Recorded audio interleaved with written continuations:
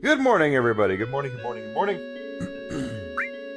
So sorry. Jeez. Gotta always have to clear my throat first thing. My name is Enigma. I'm a variety streamer. Twitch, Twitter, Kick, Rumble, and YouTube. We're playing Final Fantasy VII, the original, after getting done with everything. Hey, Grizzled. Yeah, I'm still a little tired from last night, Grizzled. I am. We were playing Final Fantasy VII last night. We were in the middle of a little bit of a grind. As we're getting started today, though, do me a favor and hit that follow button, Twitch, Twitter, Kick, Rumble, YouTube, subscription on YouTube, I mean. That would be really nice of you to do that. Of course, if you're on Rumble, if you're on YouTube, smash the like button, comment, share my stuff, help me get a little bigger and better so I can continue to grow and hopefully do nice to move forward with things. I'm doing my best, guys. So this is the O, as the kids would say, the OG Final Fantasy VII.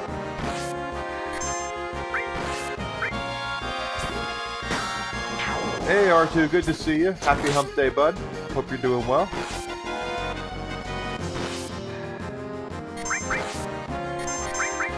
Oh. Got that.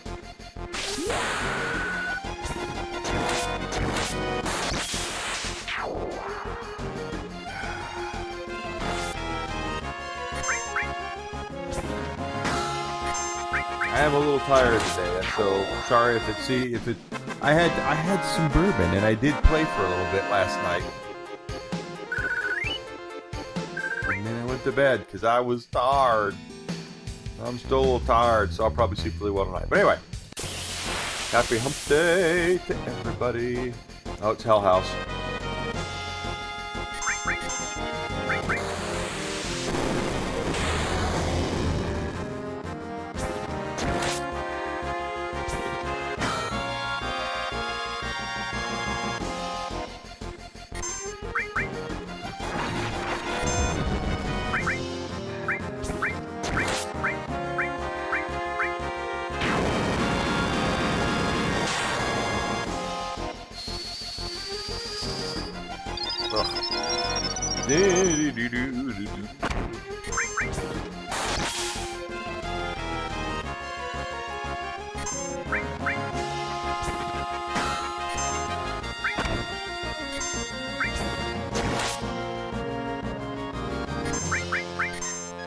Again?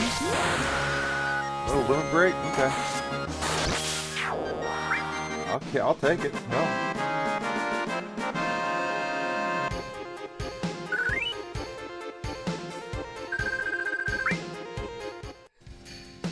Why not? A little bit of a grind here, guys, because it's a good spot to get Cloud some levels up. We are going to hit some patchy spots in Final Fantasy VII.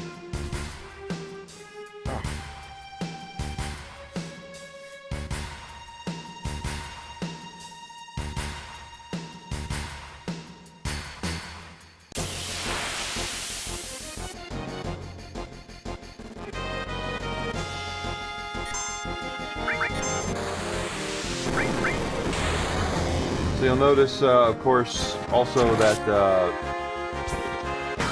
magic points are a little more free in this game. Everything's a little more free in this game compared to the remakes.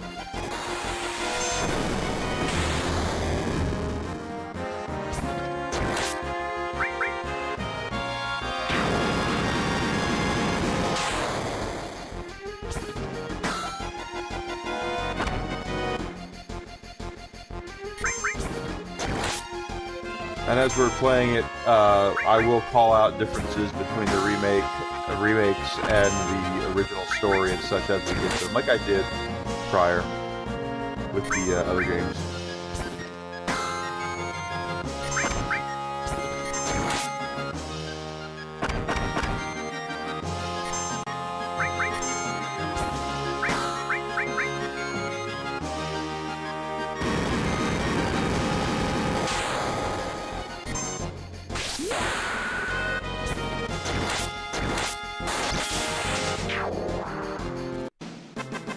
Go.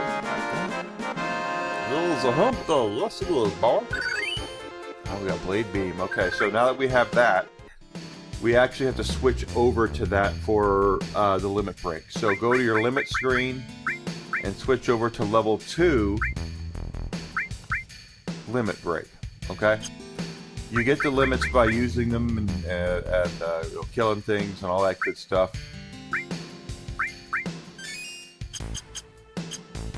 But you do have to set your limit breaks in this game.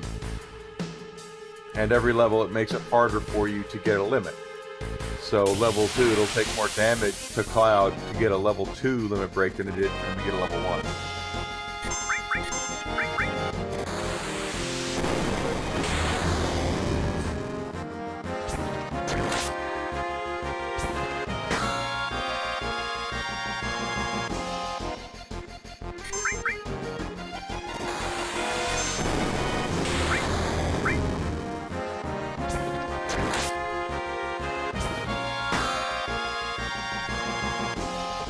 Oh my gosh.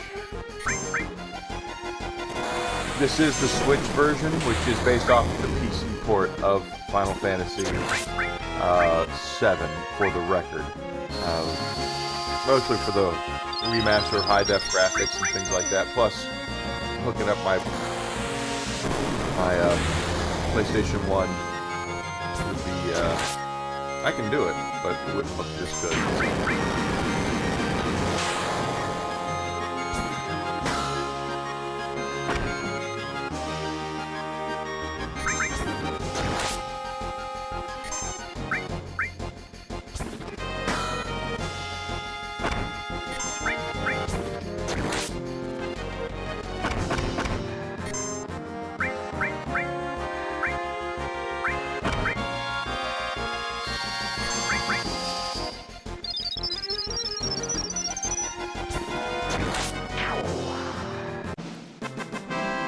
Level up. I don't think I'll be a level up there, but you get that. Okay.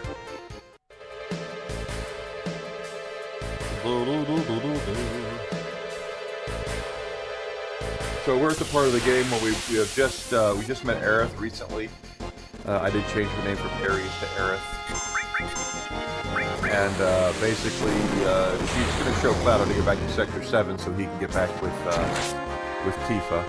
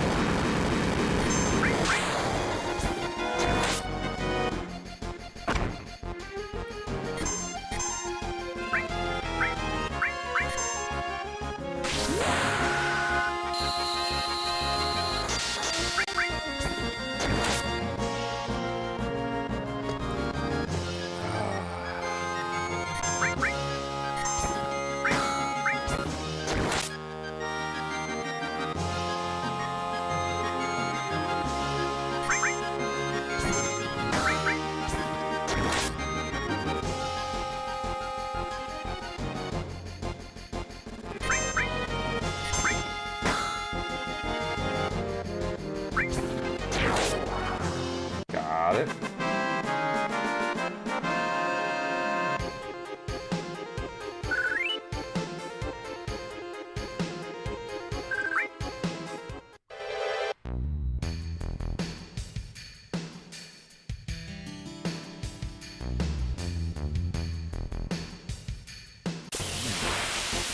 And we're going to end up going to the Don Corneo part of Final Fantasy VII, the first Don Corneo part. Now remember, of course, this is the full game, so we will see it from beginning to end, while the remakes, the third one is not coming out until next year, so we don't know how they're going to end the remakes.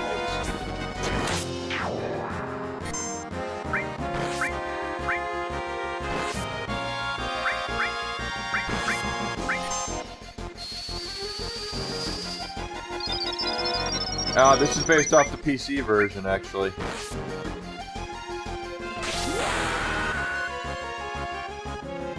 But it's bad. I appreciate you posting it. I really do. Thank you, Grizzled. You're a good dude.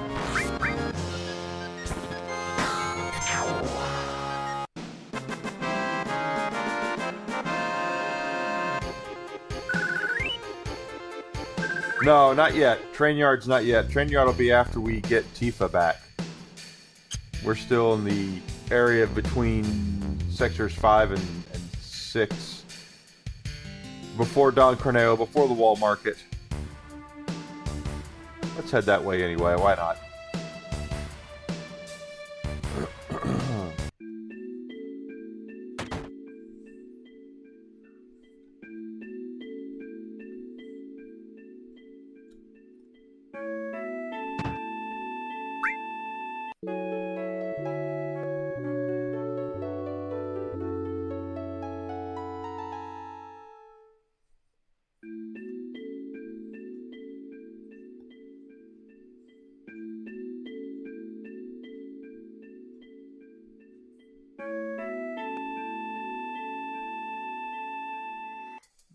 Let's save it before we go any further there.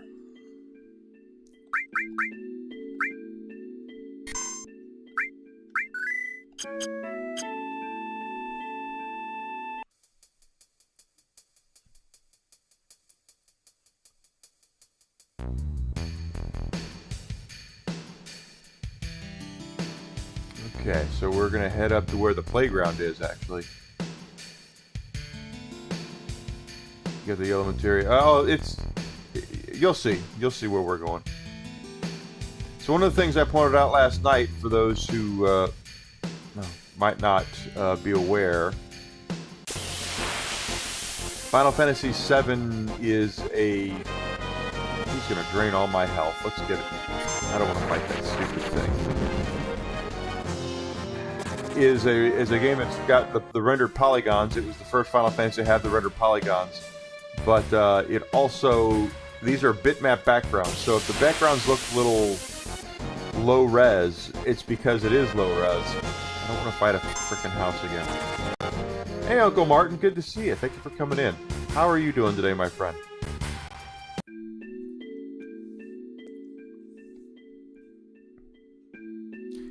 So she's going to say goodbye.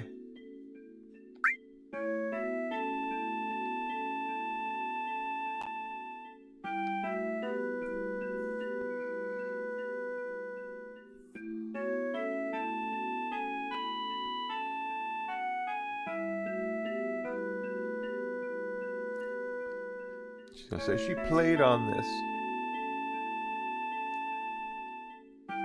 Cloud, over here. Come up here. And what if we kissed on top of the bear slide thing?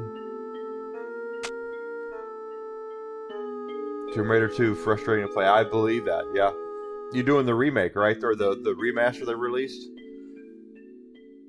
I always thought the Tomb Raider games were... The control scheme was a little difficult. With the originals, anyway.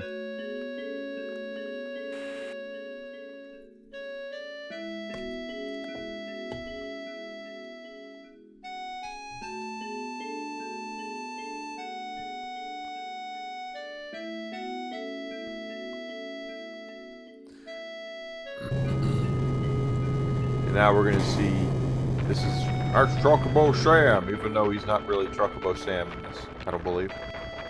And Cloud sees Tifa.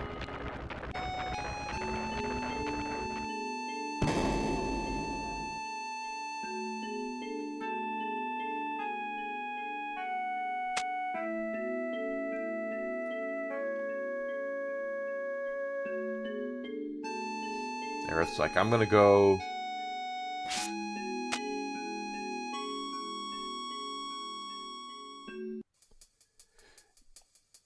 Yeah, I've got those remasters. I haven't played them yet myself, but I do have them.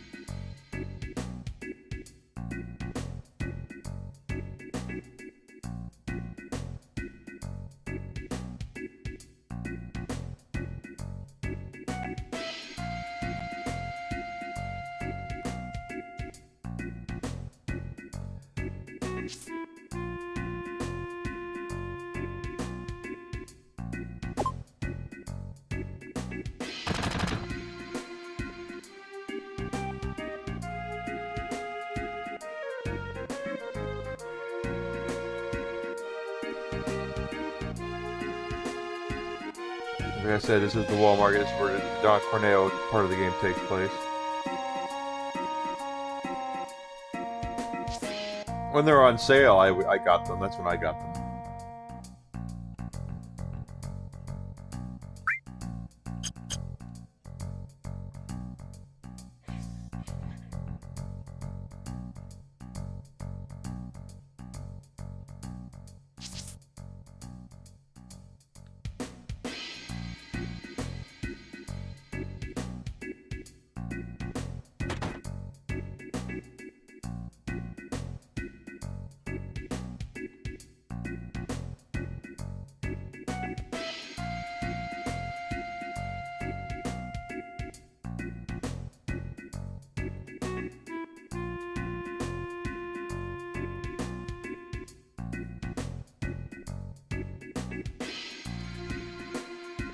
This is the gym, I think, right? Yep. Let's deal with that later.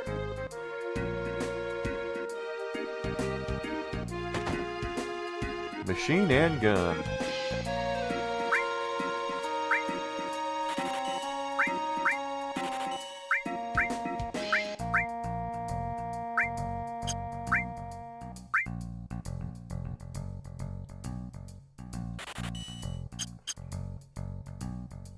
Alright, so let's equip our new weapons.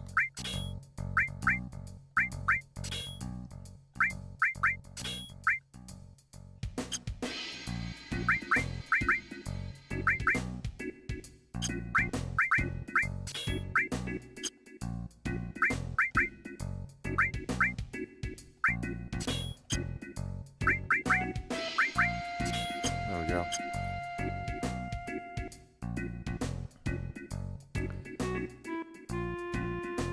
I did that so we can, we're going to need Aerith. Aerith is primarily the closest thing you're going to have to a mage, a magic user really in this game. Even though magic is universal, she is pretty much the one that's the default magic user. Everybody else has more physical prowess for the most part.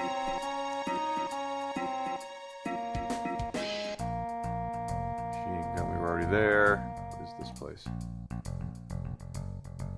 Restaurant.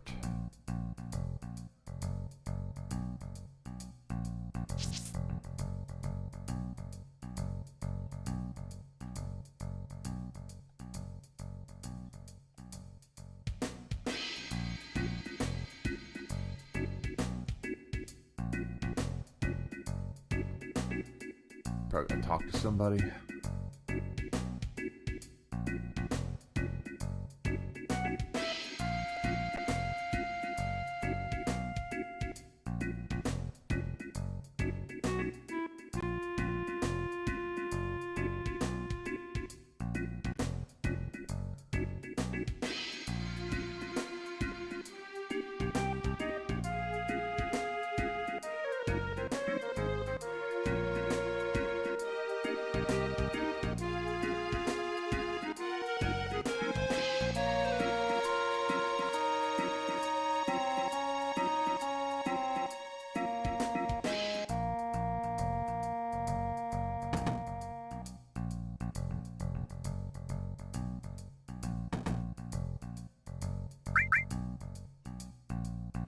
There's Johnny.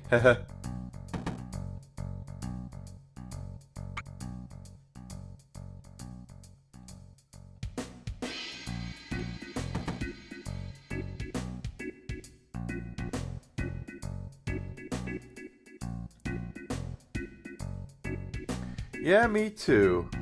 I have to say, I do love this game. Not my favorite of the series. That would still be 6, but it's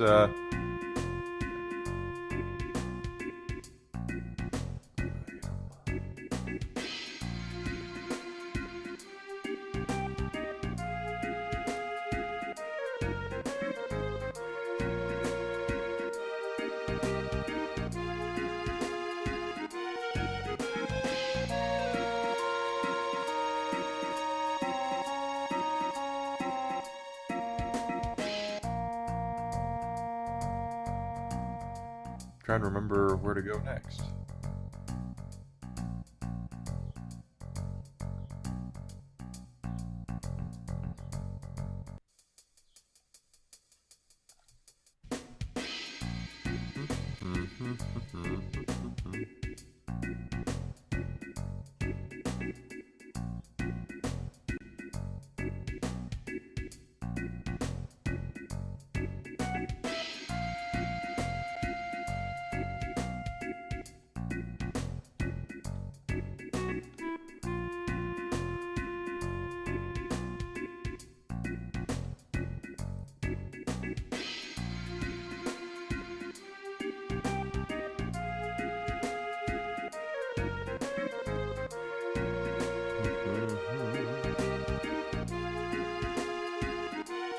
Yes, he is.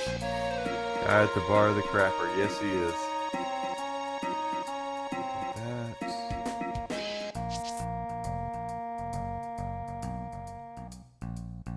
Out of the kitchen.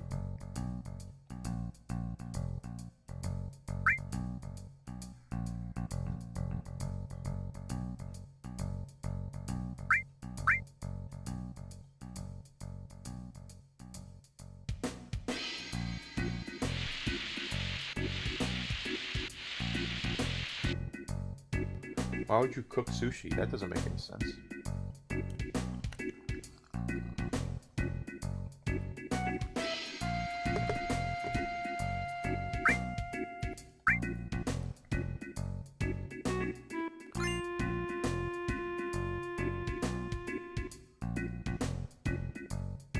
All right. Pharmacy coupon is what they mean for down here.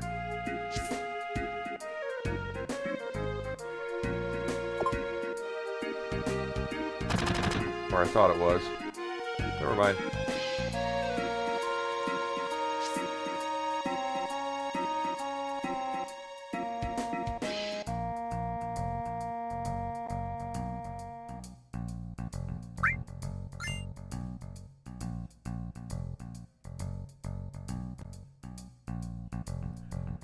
Trying to remember.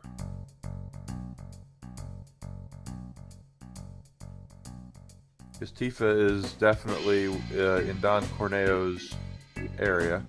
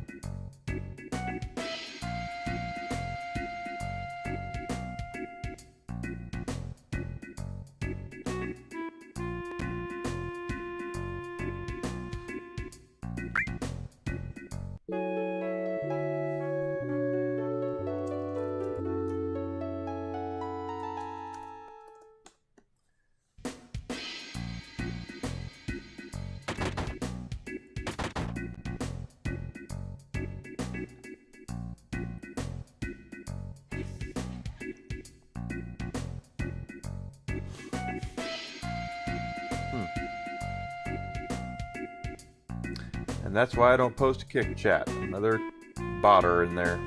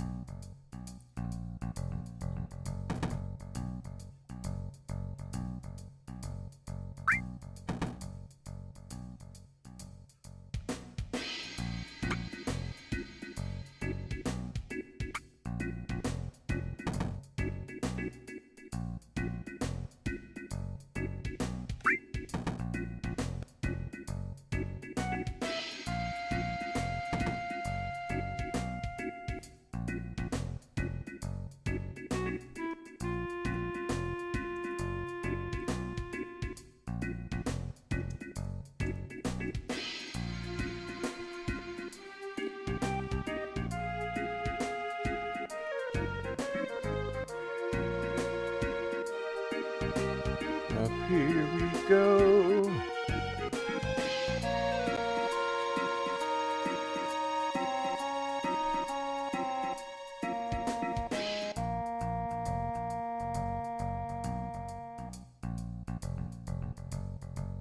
Now we can go to Don Corneo's mansion.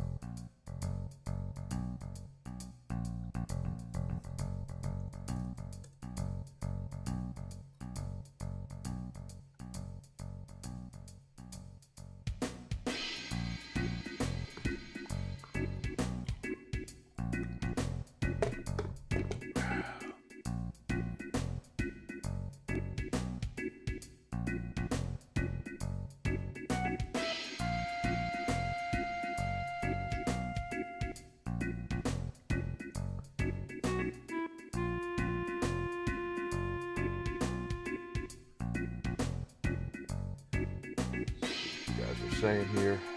Oh gosh. 6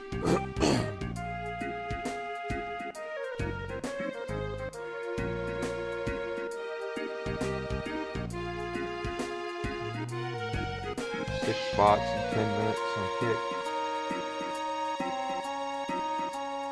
Yeah, I used to get that all the time on Kick, quite honestly. They would come in and they would they always would have different pitches and stuff. It was a pain in the ass. I've banned so many people off of Kick. That's why I'm on there, but I don't post Kick chat because no one there is real.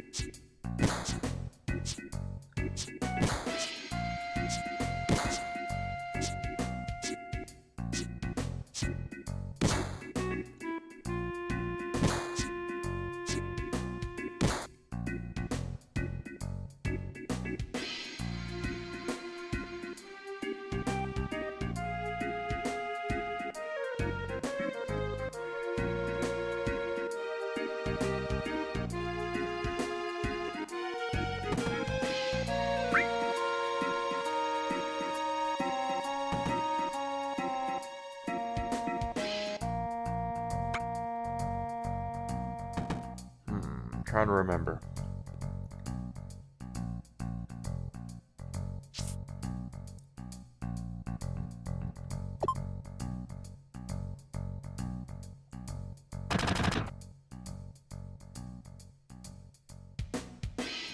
It's probably open up the trench coat. Want to see my watches?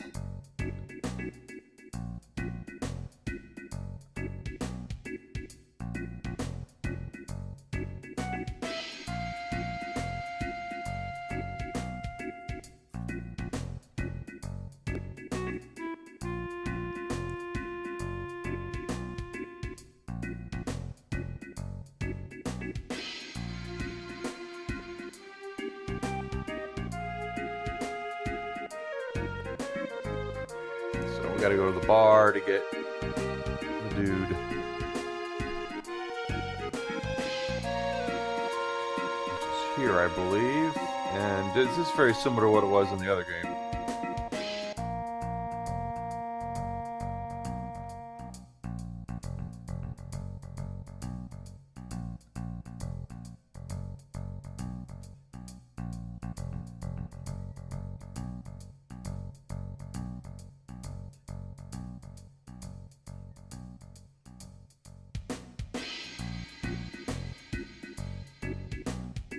So yes, Cloud.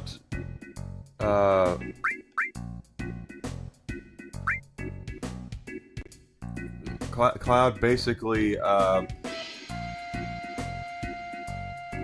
he does cross-dress in this game. So anyone who screams that the original Final Fantasy VII was Wokey McWokeface because of the cross-dressing part, he actually did cross-dress in this game.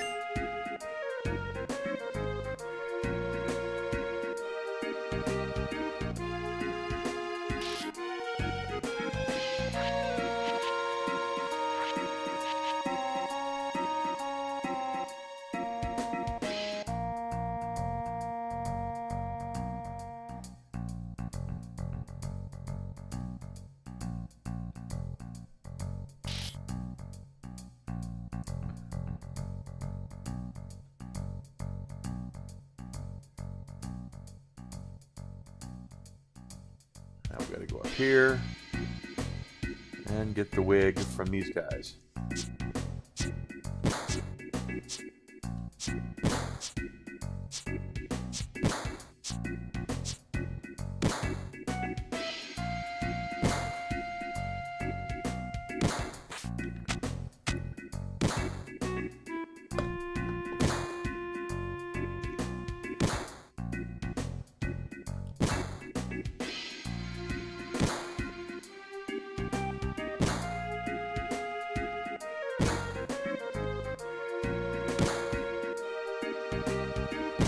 YBA.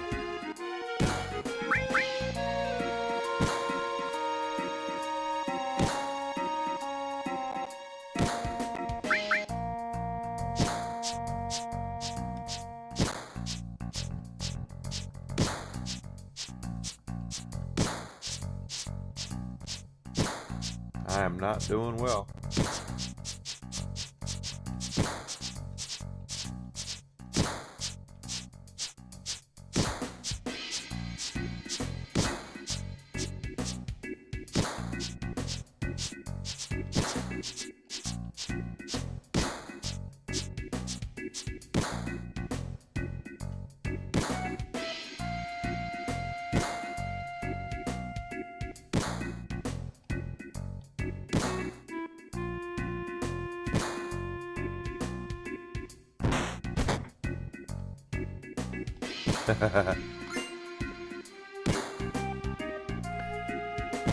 You can get better items, you know, better dress and a better wig and all that, and then there is scenario if you get the best of everything, Don Corneo will choose you.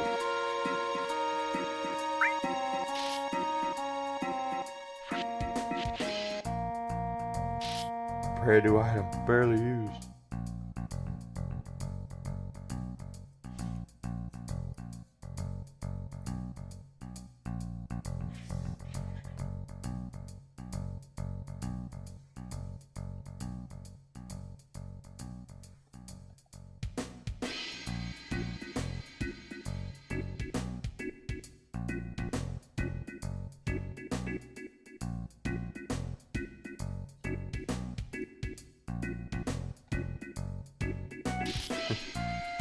She peeked on us, but we can't peek on her.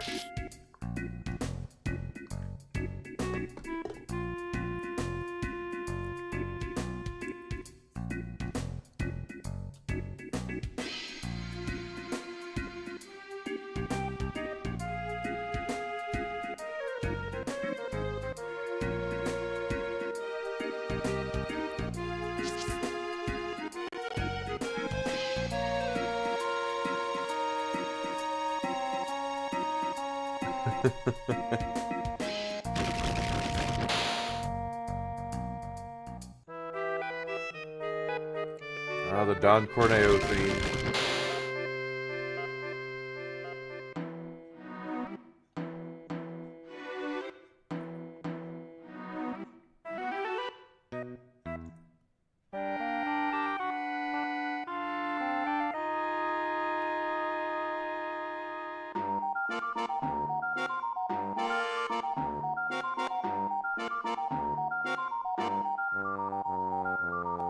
Cloud's like, I can't let her see me like this.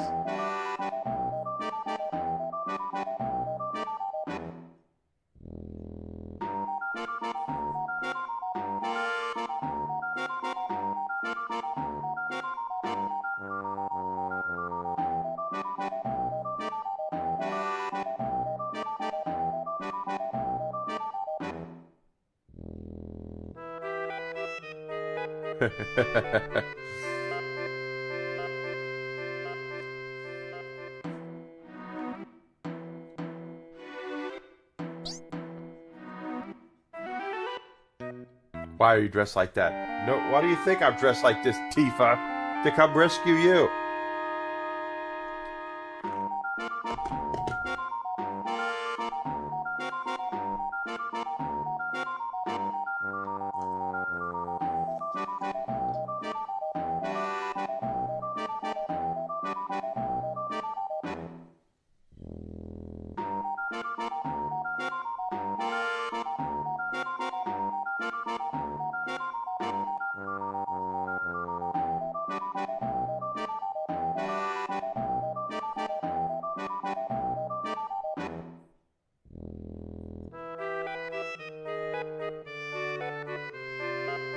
Yeah, this actually, see, this did happen in the actual game. Is Cloud cross-dressing and Don Corneo choosing a bride between Cloud, Tifa, and Aerith.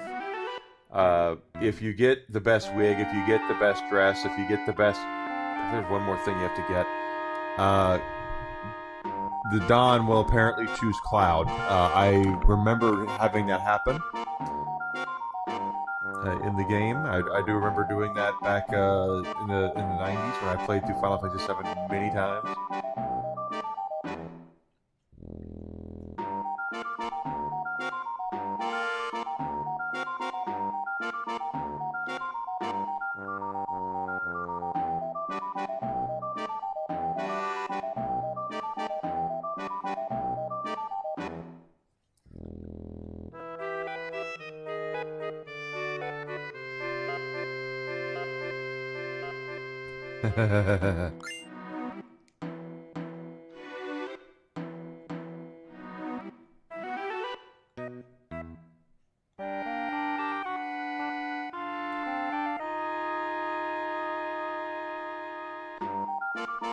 Now we have Tifa back in the party. Let's go ahead and get her equipped because there will be a boss battle.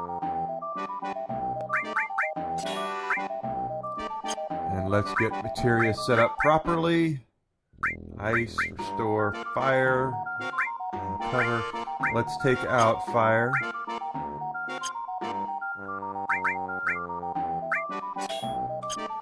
And give that to Tifa so she has it. Always smart to keep your materia leveled up. Now the materia system here works very similar to how it does in Final Fantasy VII, the remakes. But if we take a look here, if we take a look like at this ice, we get AP after every battle along with experience points. The more AP we get to level up the ice materia, see how it's 4 stars. So we have 469 to go to get to the next ice or blizzard spell, basically. And we need 1,531 points more to, pardon me, to get that up to the next level up. So that's how that works. And there's Don Corneo and Scotch and Koch.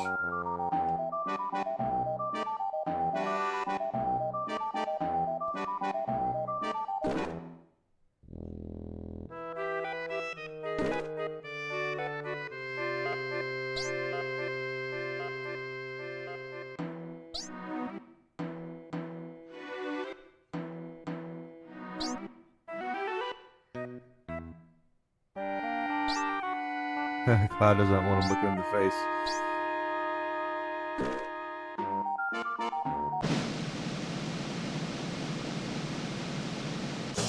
And he chose Tifa, because of course he did.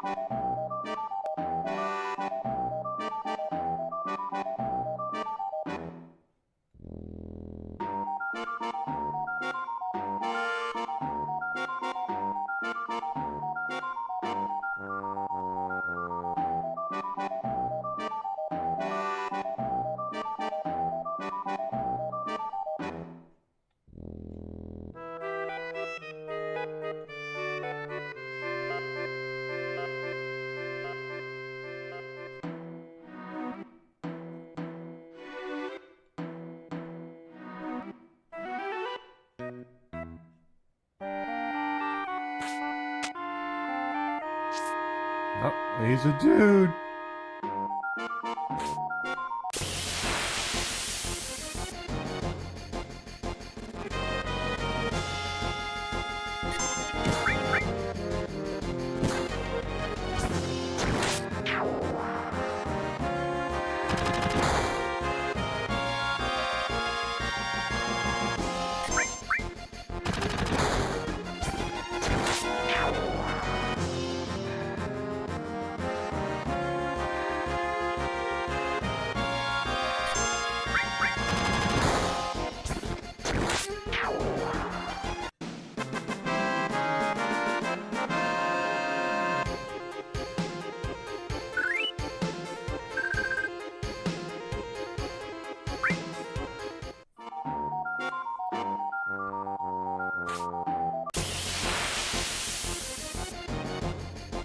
Yes, we all choose Tifa. That is true. We all choose Tifa.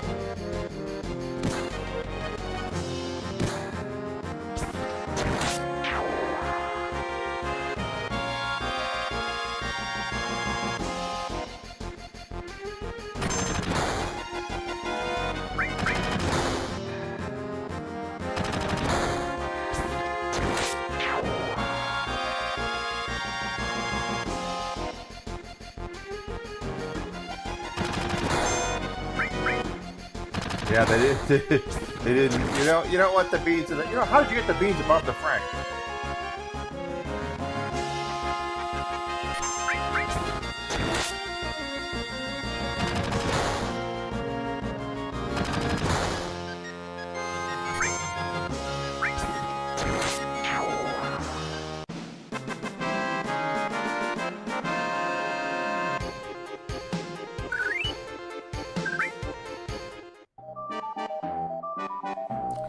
Now we beat them all up.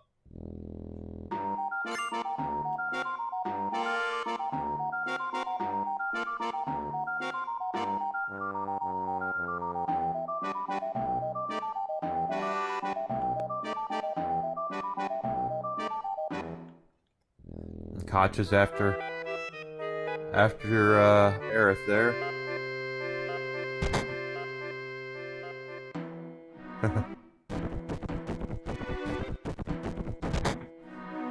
Oops.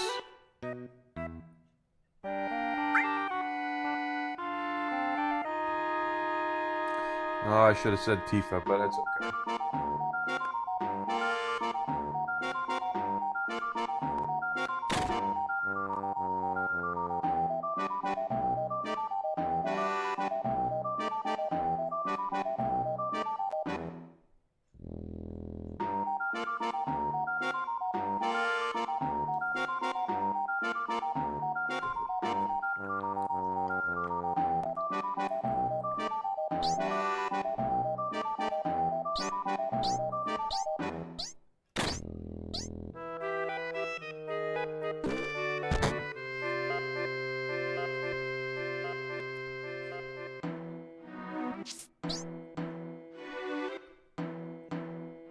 Yeah, we're asking the questions now.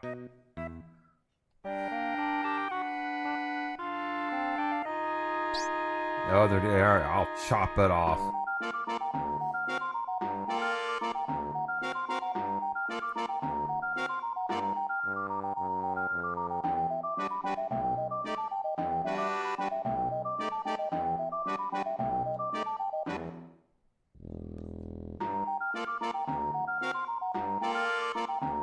The peace preservation.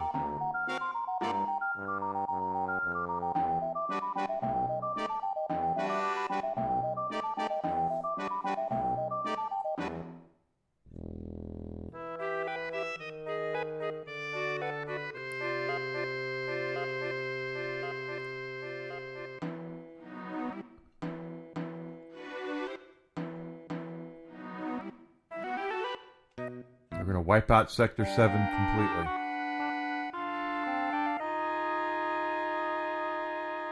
And of course we have the ultimate answer here.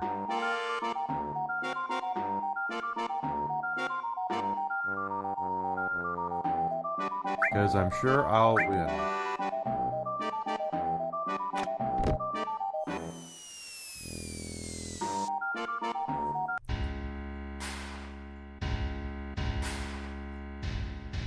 Now we get our first real Shinra. Look here, there's Heidegger right there.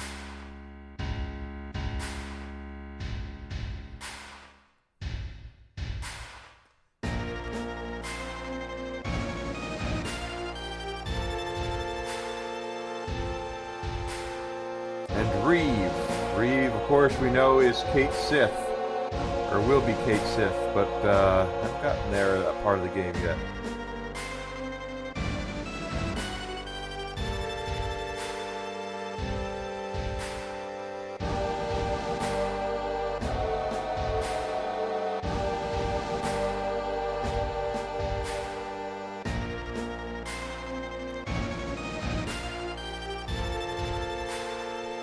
Boom, doo-doo.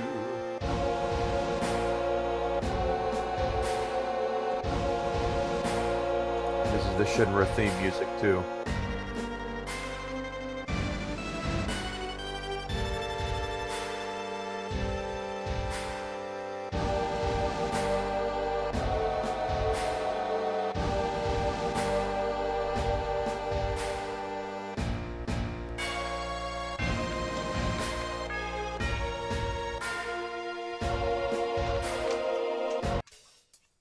Very much a wag the dog situation where the Shinra company is willing to destroy an entire section of their city and kill people just so they can wipe out this terrorist group. Oh, it's boss fight time.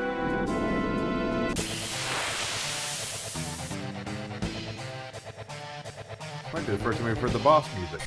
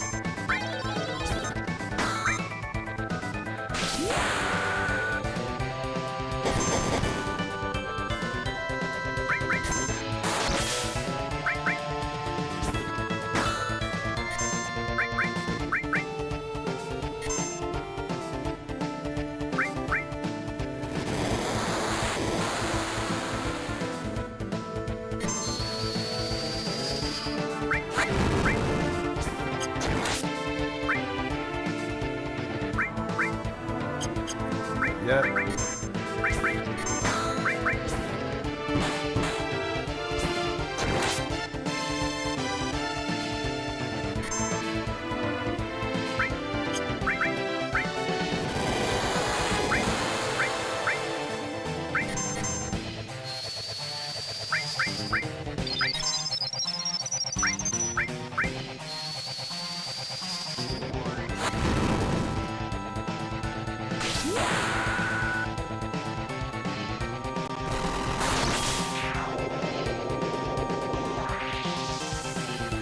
Go.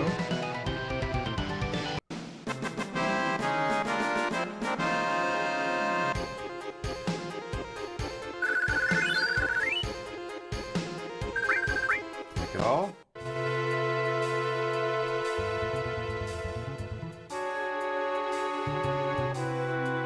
So we have one to get out of the sewers, which we did have to do in Final Fantasy VII, the remakes. So we did have to do that.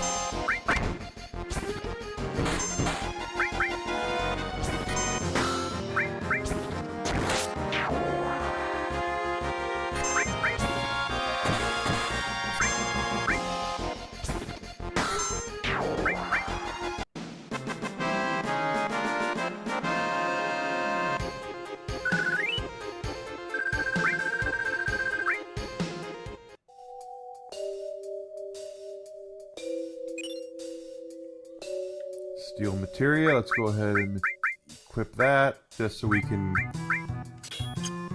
get the levels up that it needs. Oh, I see that. I completely missed the stairs over there to get that other item. So let's go grab that item right there. It can be a little confusing to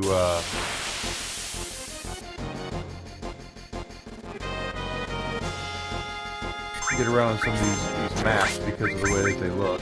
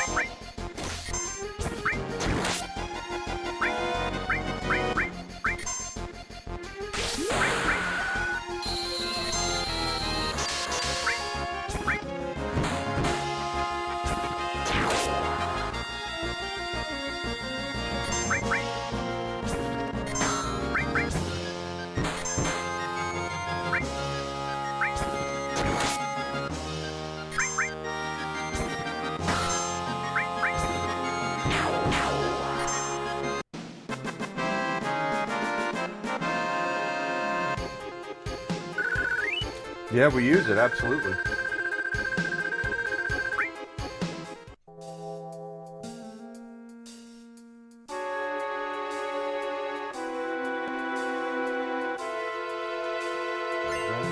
I always forget to use it. It's a good material for Yuffie to have when we get to that part of the game. See, we haven't even... There's been hide nor hair mention of her or anything, just simply because, once again, she's not a... She's an optional character.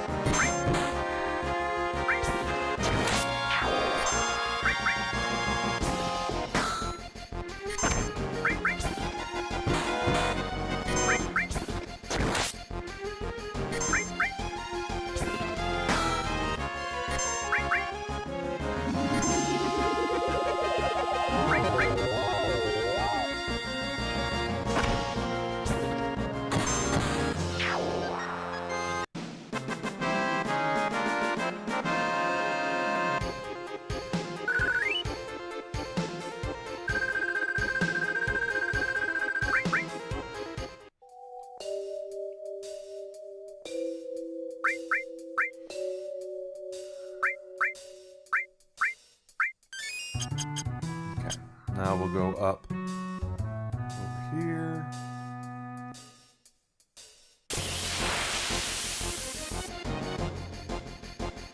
But this game wouldn't have fit on N64 cartridge. When they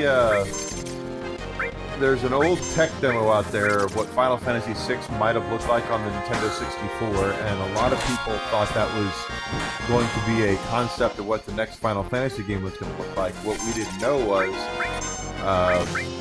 Square was just about to announce they were leaving for Sony,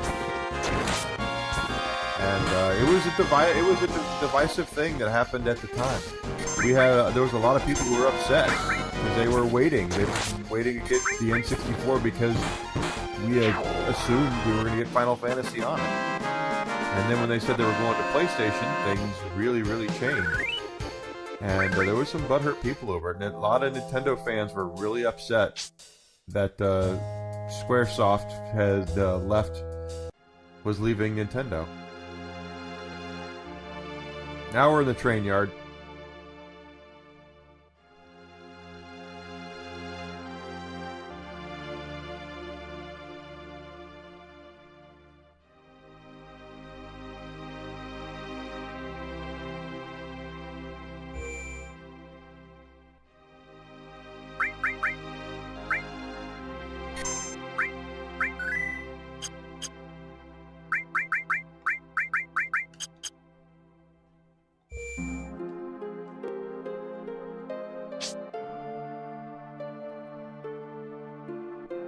Hey there, R2. Welcome back.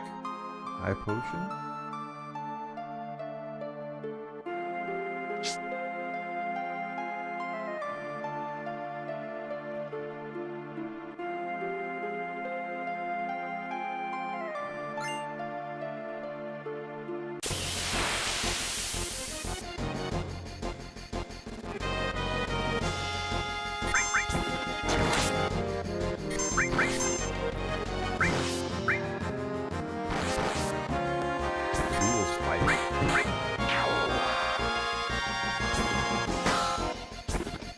Yeah, Alucard, I saw that.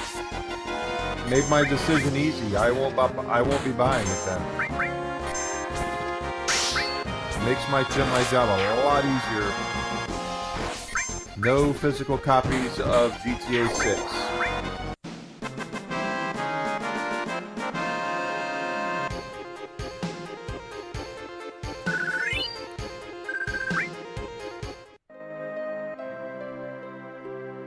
For those who aren't aware, it's they announced that today is that it'll be $80, no physical copies. It'll be, if you go to the store and pick it up, there will be a empty box with a code in it. That's what you'll be getting.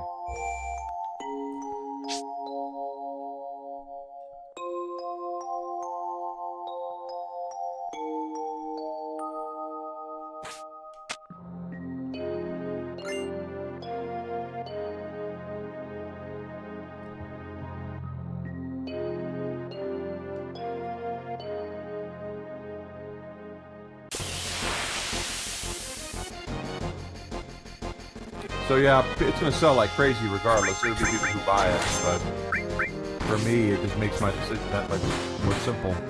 I have little interest in playing it to begin with, and I have less interest in playing it now.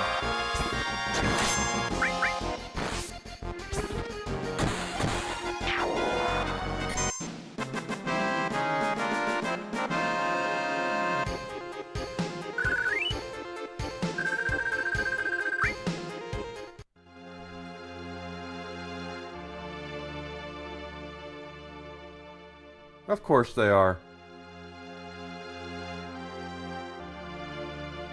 That's not surprising. That's the thing, Alucard.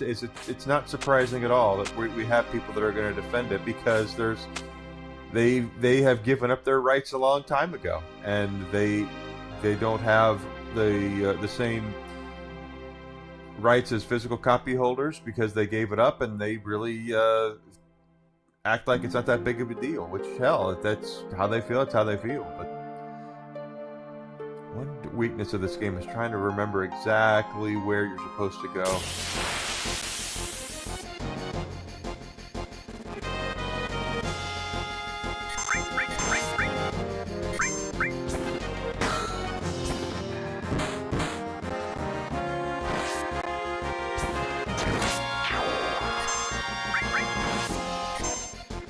But these are the same people who will go online and get ticked off because they think they bought a digital movie. I saw that the other day. Someone was online. They said they bought a digital movie from Amazon, and Amazon locked them out of being able to play it. It's like, told you.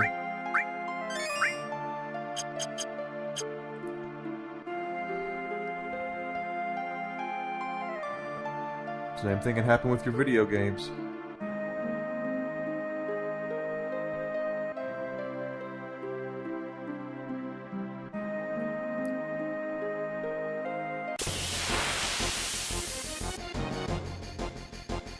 Yeah, well, I'm not buying it.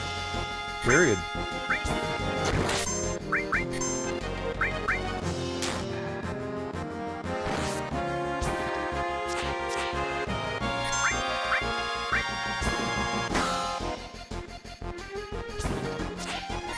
That's right. Ghosts are like that.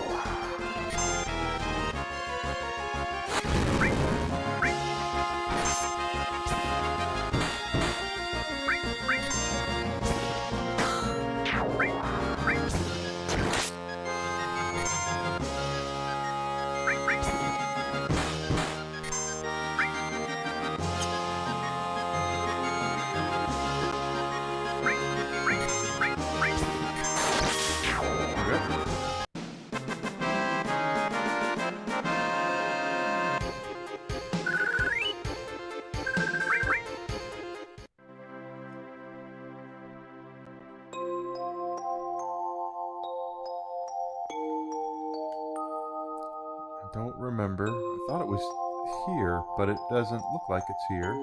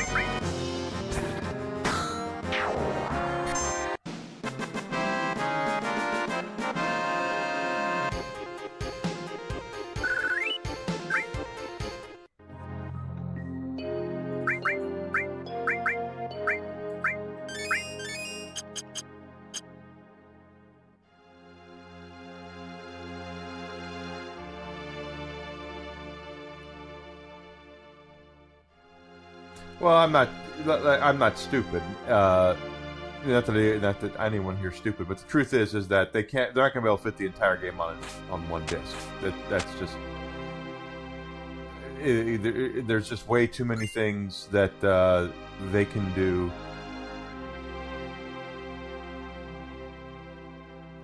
There's just too many. It's just be too big of a game, and we all know that. That being said, if there's not going to be an offline mode to the game, then again, I have no reason to really get involved with it.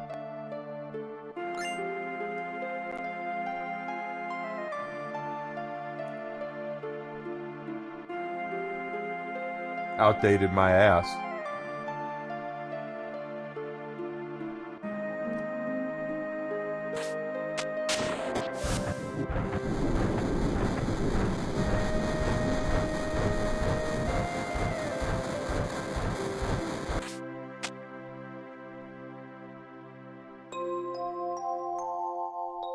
It's a myth that physical media saves storage space. No, it's not. That's 100% true. It's called math.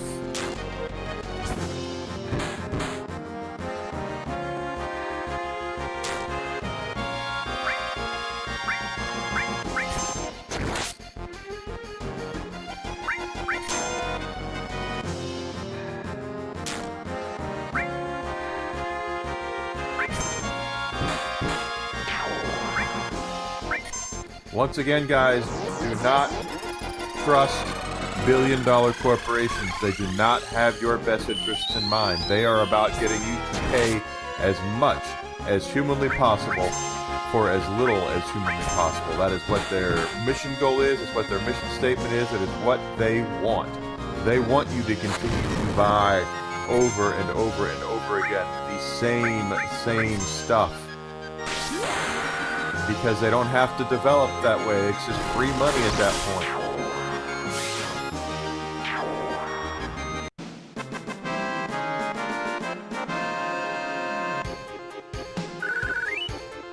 Physical media is not outdated. They're going to make it. They're going to make it obsolete.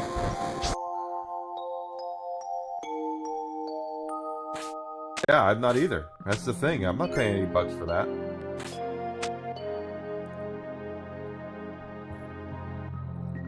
They can take it away anytime they want to. And for again, those people who are anti physical media need to read and learn to read their terms of service.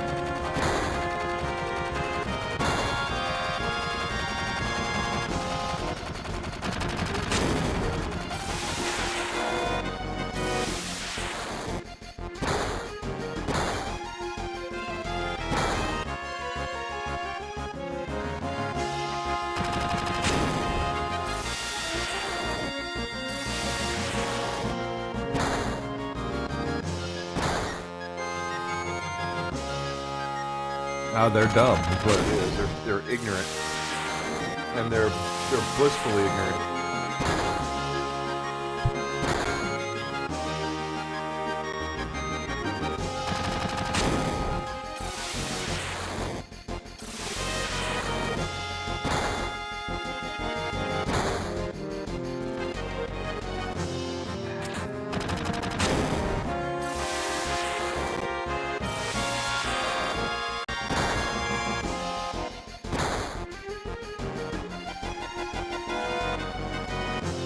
Might as well. I'm not. It's Rockstar's product. They can do whatever they want. But the point of the fact is that if I have no way of making that mine and keeping it where to be able to play wherever I want. I have no interest in supporting it. None.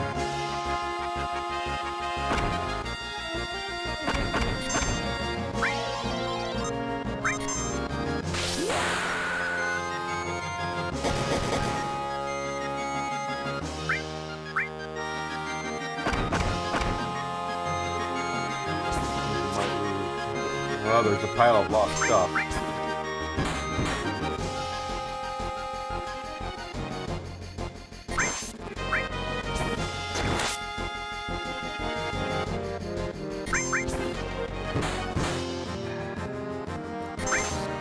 And for those of you guys out there who are not aware of the value of what physical media has to offer, anything that 90%, 99%, or I'd say 95% of all games produced before the PlayStation 4 and Xbox One were on the disc. They were on the cartridge. The games are on there. So you don't have to have an online connection. You don't have to download patches. You don't have to. It's not a games as a service thing. You can play it right now, and you don't have to worry about them locking you out of it. With some exceptions, the MMOs, things like that. Yes, but I like my Xbox 360 library. I see over there right now. I have Guitar Hero games and Rock Band, and guess what? Because I own those, and I own what I own, they will not be able to lock me out of having those games.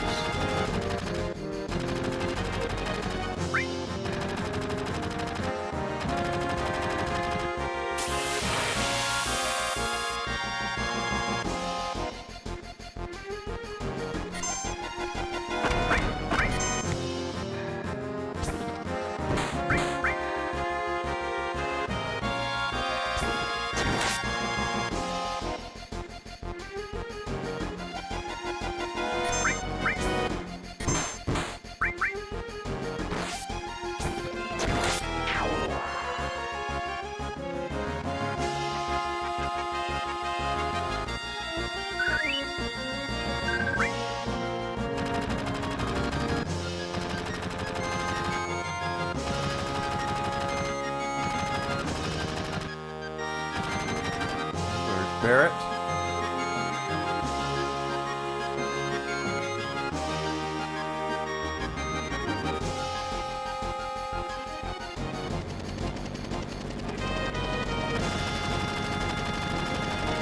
Here come the Turks.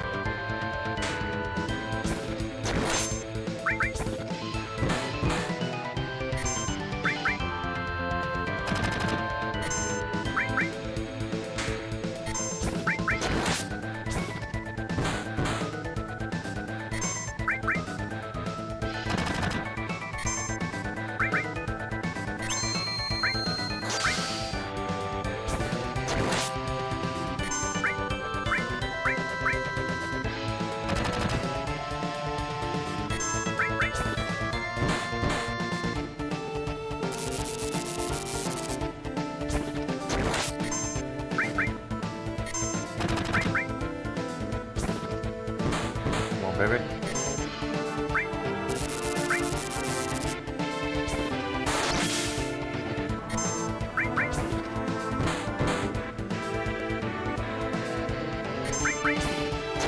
did say Earth was going to be part of the party for the rest of the game, and I'm wrong, actually.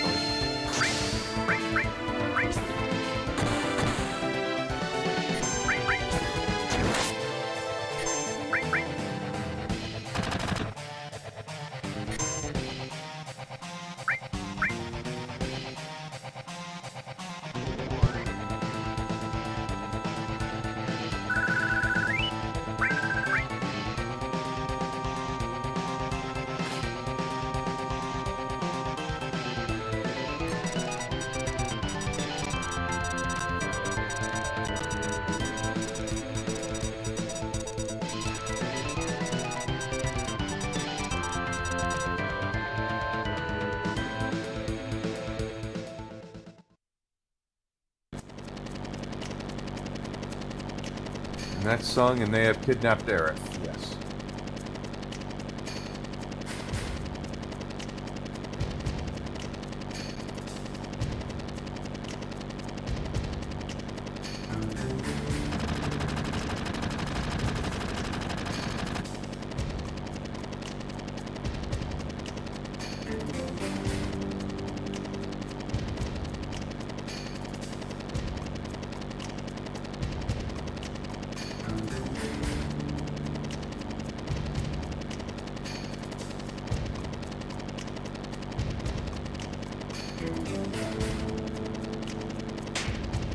This is kind of out of character for Sung in the future games, is that he's evil, he's very evil in this game, but in future iterations we find out that the Turks really aren't bad, they're just talented people who get paid to do bad things, basically, what we were talking about last night. But here comes the plate.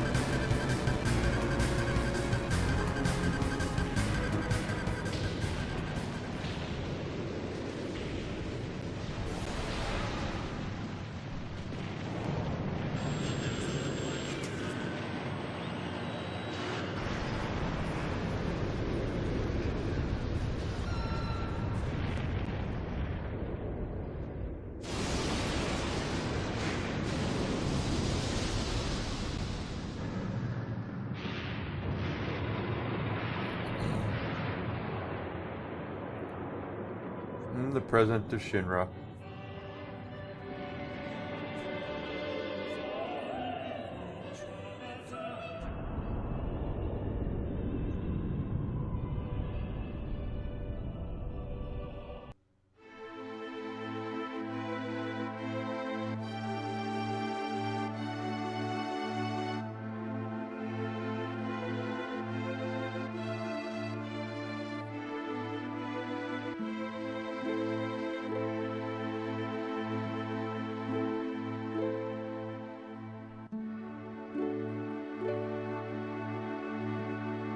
Boom, boom.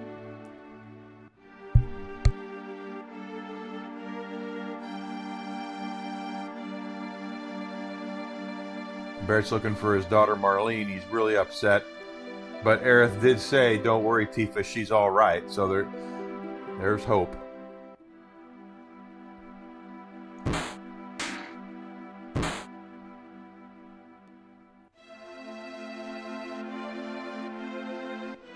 Barrett's upset. He should be.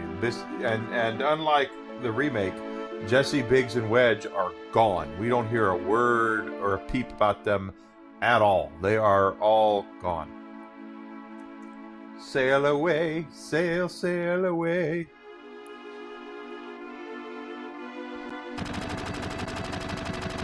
I was not on the minnow either. That would be bad. They have good 3-hour tours, though. They have pretty good 3-hour tours.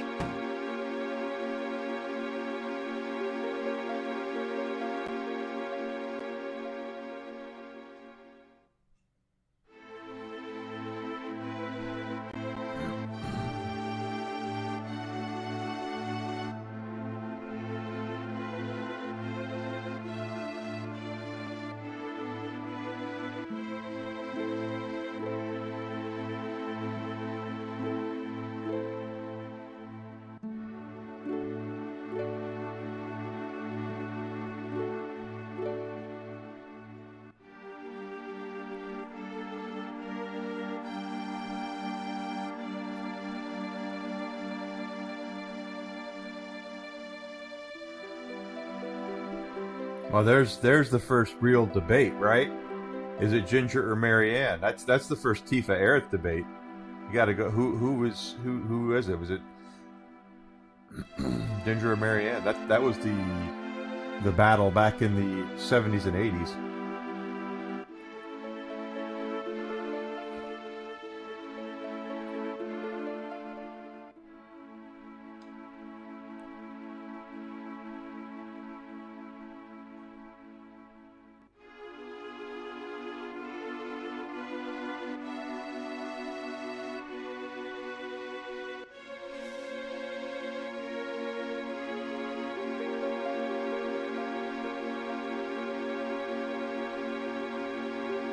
Hi, Sydney. How you doing? I'm doing all right. Hope you're doing well. We'll play Final Fantasy VII tomorrow afternoon, though, guys. I do plan on doing. There's a piece of materia back there.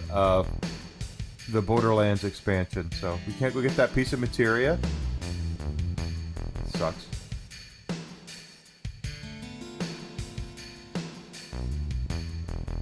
Or maybe we can now.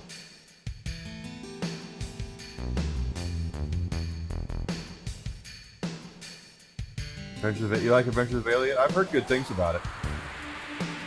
Grizzle's a Marianne guy.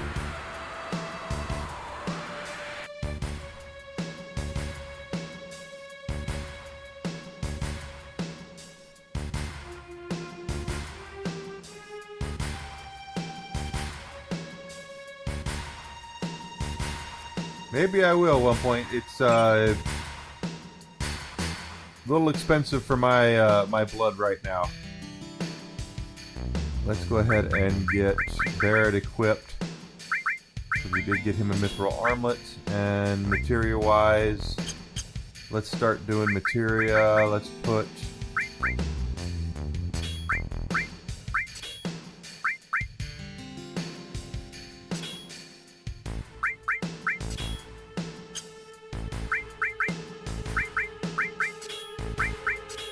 There we go. Nope, I don't have it. No, 1 point. I own Final Fantasy VII on the PlayStation 1 that I bought the day it came out. I still have it right over there. I played Final Fantasy a lot. And 7 was very influential. It is the Babe Ruth of JRPGs.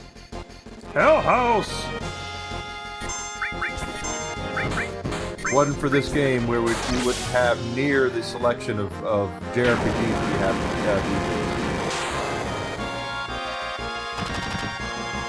these days. When I saw it, it was still $60, so that's a little rich for my blood right now.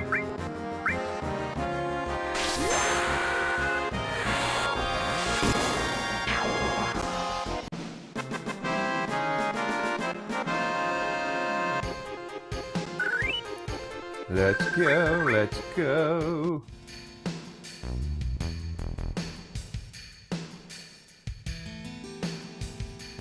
I have played this many times.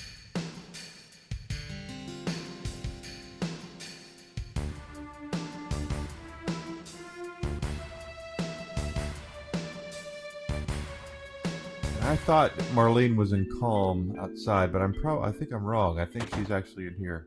So that's where their mom, yeah. I think. Well, I could be wrong.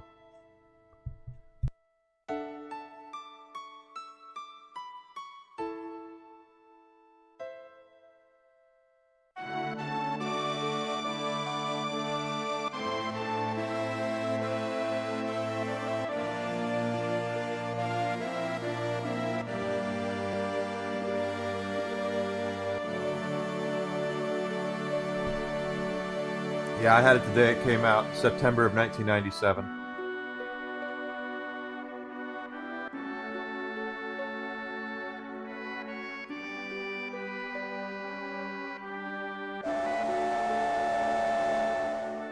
And I do stream on Twitch, Sydney. I don't make hardly any money there, though.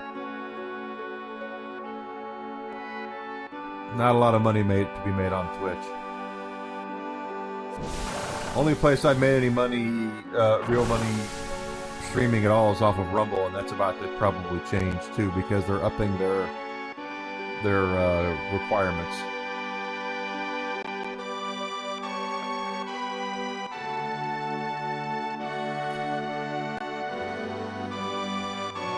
Now this is a digital copy of Final Fantasy VII I have on the Switch, but like I said, I do own them physically on the PlayStation.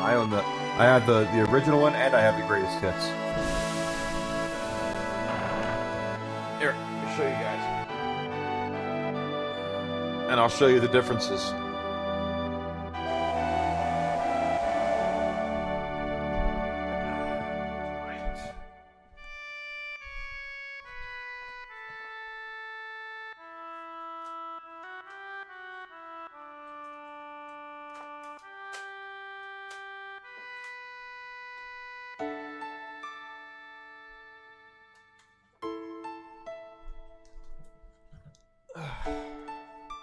Okay, so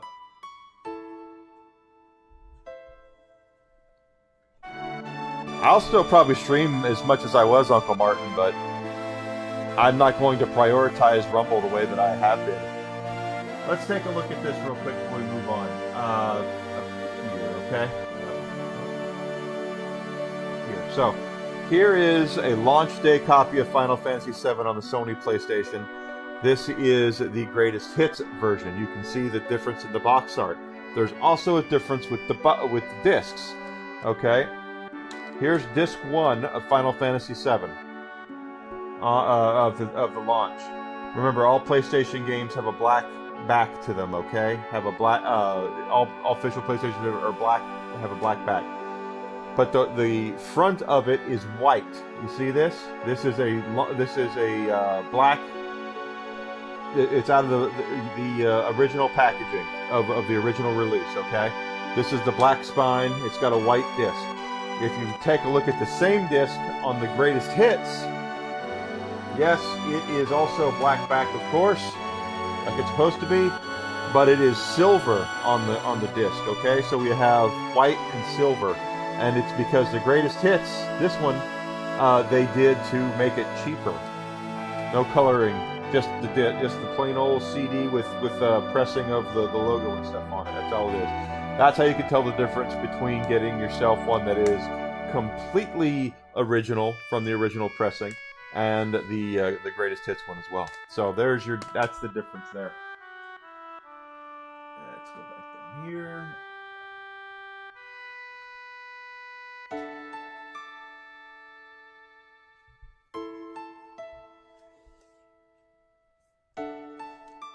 It's like that with at one point. It's like that with all greatest hits games.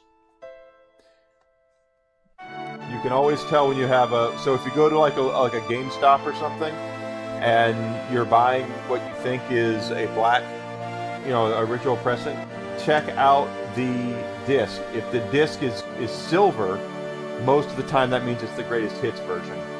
They changed the box out with the disc.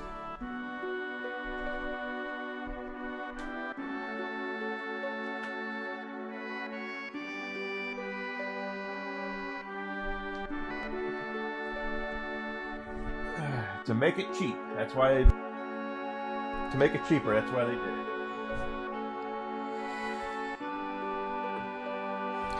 Enigma knows a lot about gaming. What can I say? Uncle Martin put his personal projects aside. I'm frustrated with the Rumble stuff. I am, because I felt like I was, and I still feel like that I'm slowly growing, but now they're outpacing it to where, first of all, I'm a streamer. I don't know how to edit, and forcing me to make shorts is going to be a pain in the ass. A very big pain in the ass. Because I don't know how to edit, I don't know how to make shorts, and then so I'm going to teach myself that, and then getting 75 unique chatters is going to be an absolute and utter bitch. I am looking right now. I've had 51 unique chatters this month. That's about what I average, about 50 since I've started doing this. That's a lot, and now they're making it to where I have to have 24 more than what I usually get, 25 more than what I usually get. Yeah, I don't watch shorts. I don't like shorts at all. Why do I want to see a stupid? If I wanted to do shorts, I'd go to frickin' TikTok. I do not like shorts at all.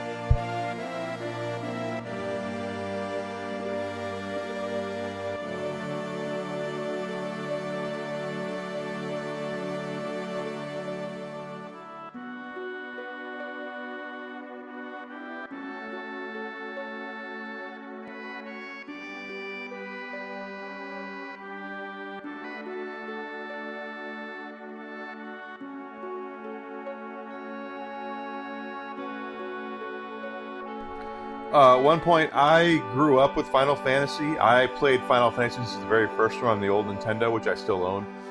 Final Fantasy 6/3 US is my favorite game ever made. Secret of Mana I still own. Super Mario RPG I played a lot. Absolutely. I knew about Square before. Hell, I knew about Square when they did King's Knight and 3D World Runner on the old Nintendo. That was before Final Fantasy.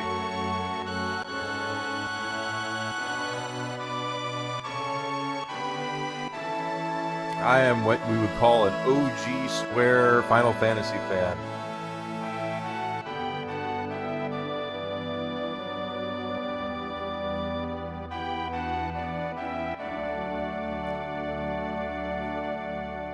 So Marlene's not here. Okay, so Marlene isn't called.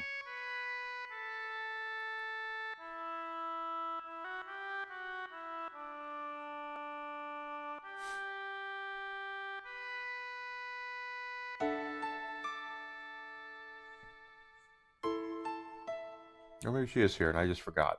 Wouldn't surprise me if I forgot. Okay, she is there. Okay. She's there.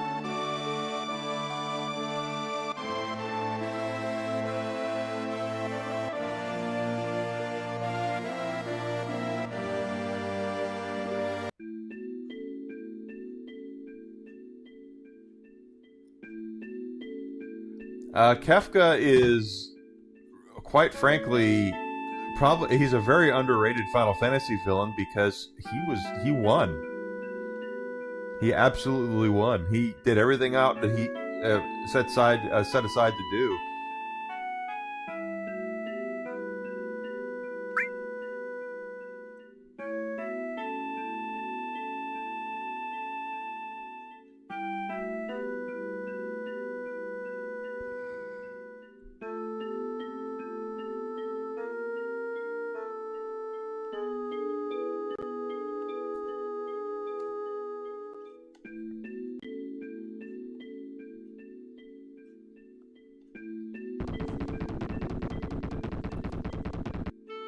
Barrett's like, sucker, we're going to save Aerith.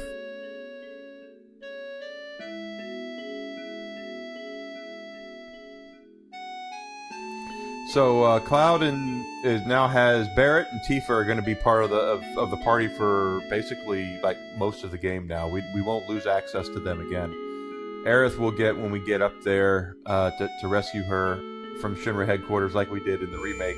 She will join for good then until the end of Disc 2 anyway. Party selection will become something now where leveling is smart to do, because there's going to be you can grind and get your guys moving here and get stronger than the monsters you're going to fight. Pardon me. Good Lord. Ugh.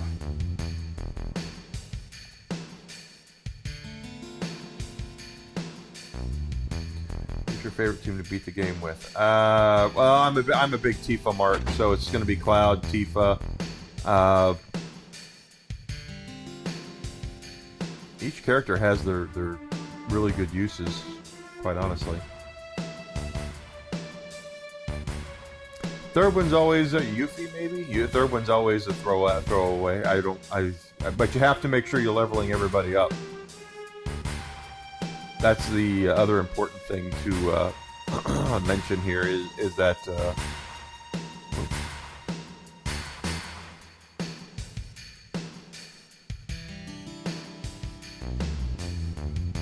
unlike the remakes where everybody levels up when you're that's in the party.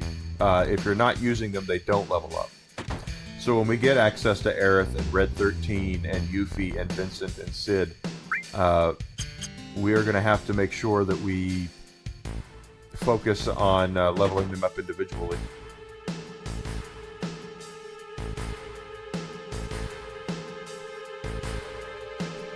Sure as to draw attention to my channel. Well, I'm not. I'm not stupid. I know that I need to learn how to edit. I've been meaning to do it all years, and sit down and teach myself how to do it. But here's the point is that it's right now I spend between 30 and 40 hours a week streaming on all the platforms that I do, and then I spend 5.5 hours a month or 5 hours a month doing Rumble Premium, the premium thing.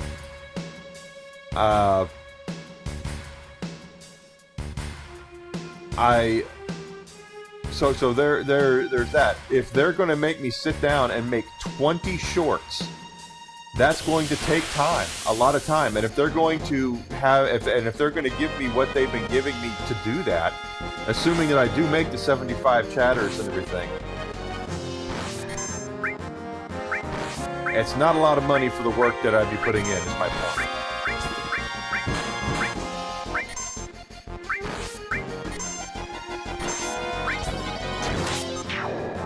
Crap.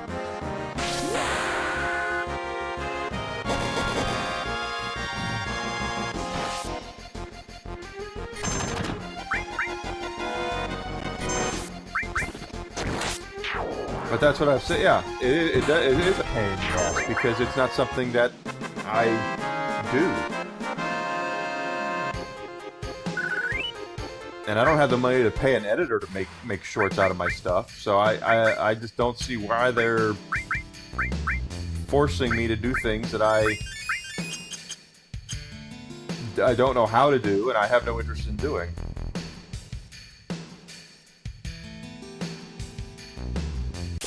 Yeah. They're all trying to get to... It's all TikTok shit. They're trying to compete with TikTok. They're trying to take away from TikTok, and they're not going to. The only way they're going to is if TikTok gets banned, like the way old Orange Man was talking about. But I don't like TikTok.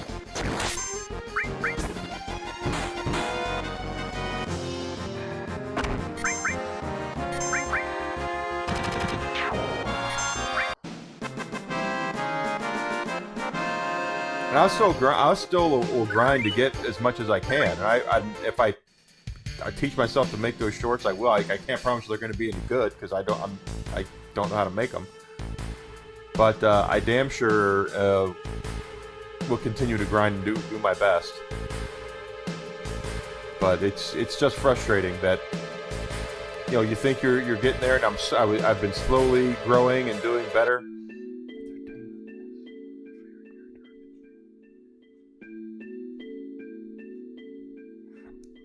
To get the Yuffie date, there's 4 characters you can do the date on one point. It's Aerith, Tifa, and Yuffie. Yeah, Yuffie's hard to get, and the hardest one to get, I think, is actually Barret. If you piss everybody off, Barret ends up being the date you go on. I have a TikTok, but I've never uploaded anything to it. When I realized what it was.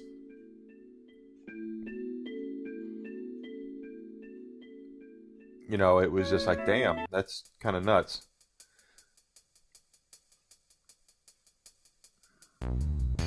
But I'm not a big fan of short content either. I want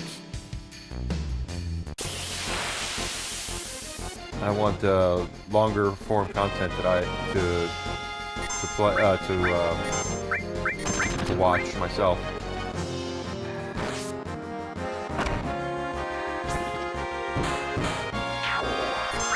And like I said, I'm a Tifa mark, so we're shooting for the date with Tifa.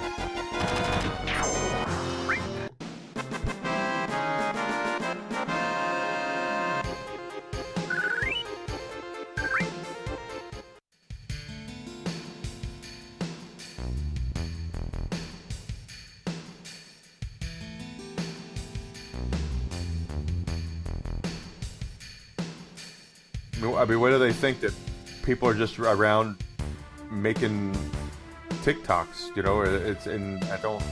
don't do that.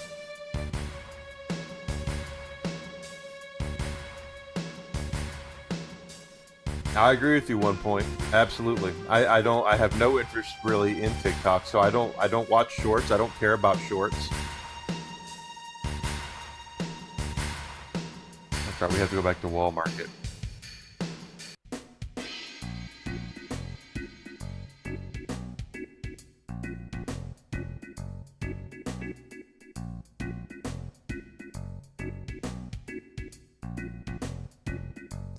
Better save. Always forget to save, and then I make mistakes. So let's save. Save your game often if you can, guys. And this is not a game where you have auto saves.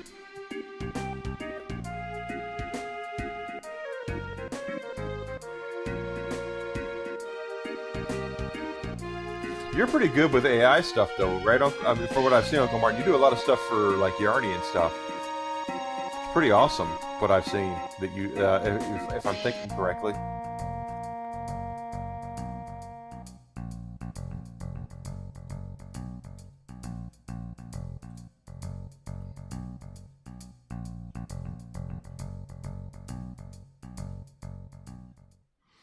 Also, here's some prime English for you guys right here. Look at that graffiti right there. That's supposed to say avalanche, and it says avalanche. You know, so it's that's prime English right there.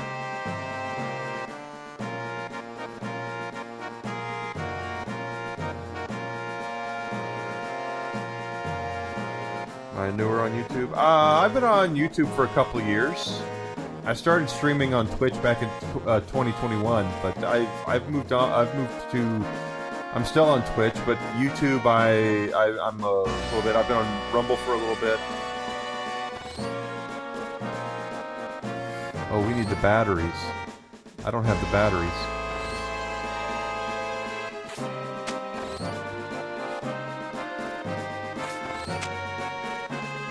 That's right, I gotta get the batteries. Forgot about the batteries.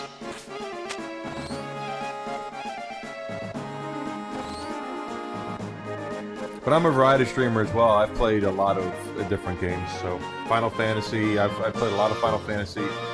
Kingdom Hearts I did recently. I do a lot of Borderlands content. I've done a lot of Borderlands content. Hell, on Rumble Premium, I was doing Saturn streams, Sega Saturn streams.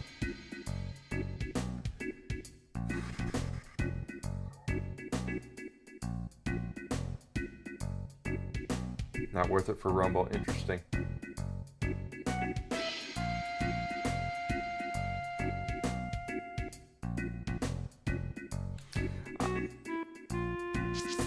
Trying to remember where the batteries are.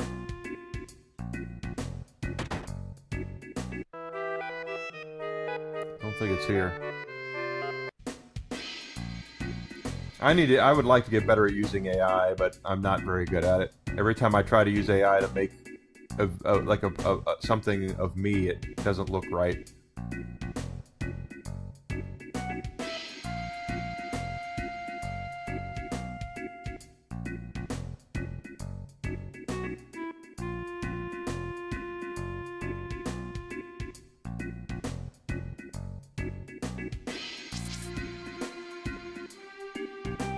Trying to remember where the batteries are.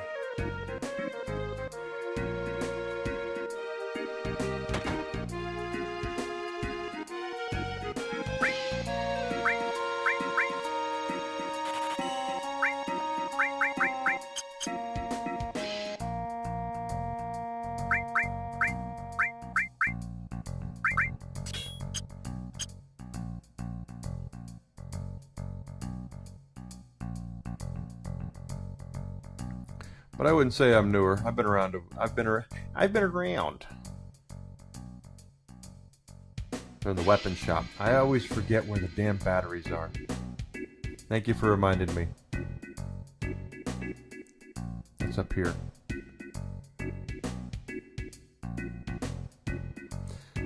We'll see what happens with Rumble though when a lot of premium subscribers stop subscribing. Like you said, you're gonna stop. There's gonna be a lot of people who stop probably.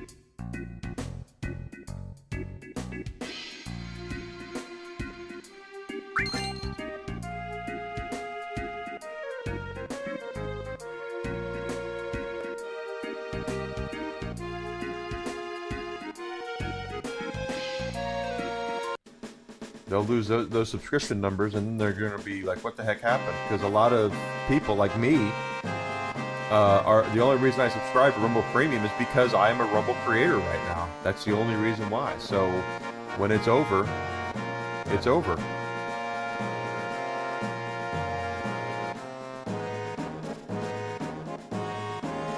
If I'm not making any money off of it, I'm not going to pay any money.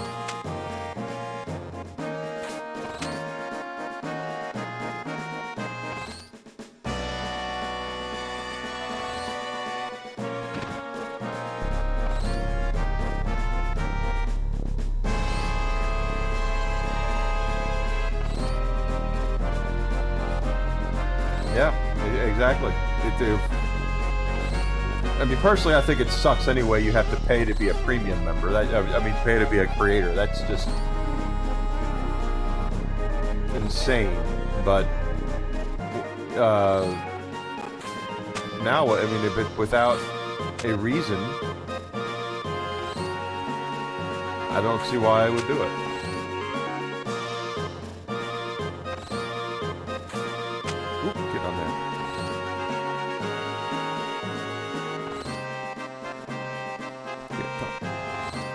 Battery in cloud.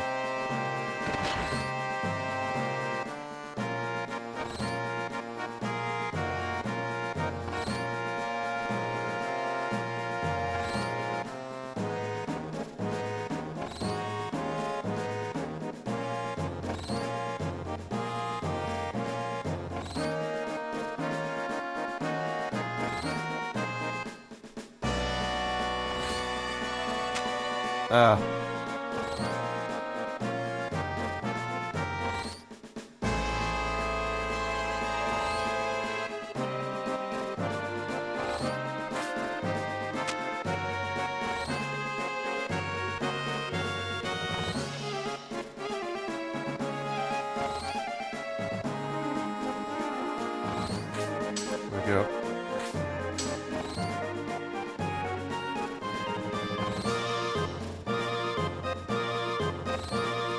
Doesn't that suck though? I mean, and they're not going to guarantee that you're going to get any sort of reviews anyway out of it. But continue to pay us.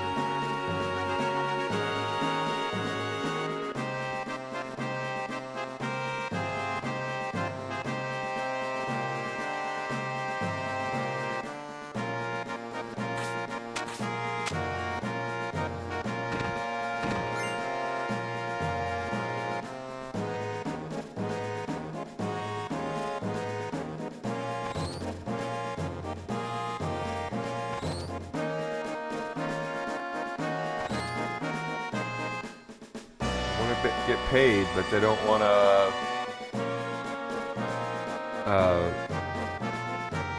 make sure that we are going to be okay, you know.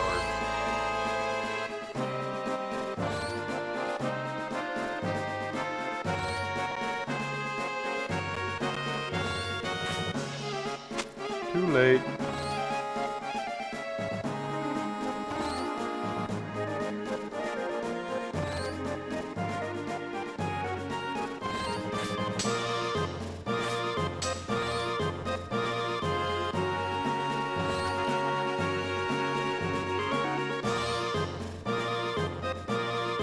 But maybe it's what I need as well to think about, is that maybe I am spending too much time.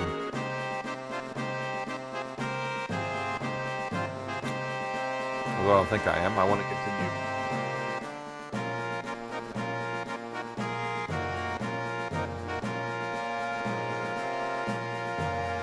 There we go. Shinra HQ.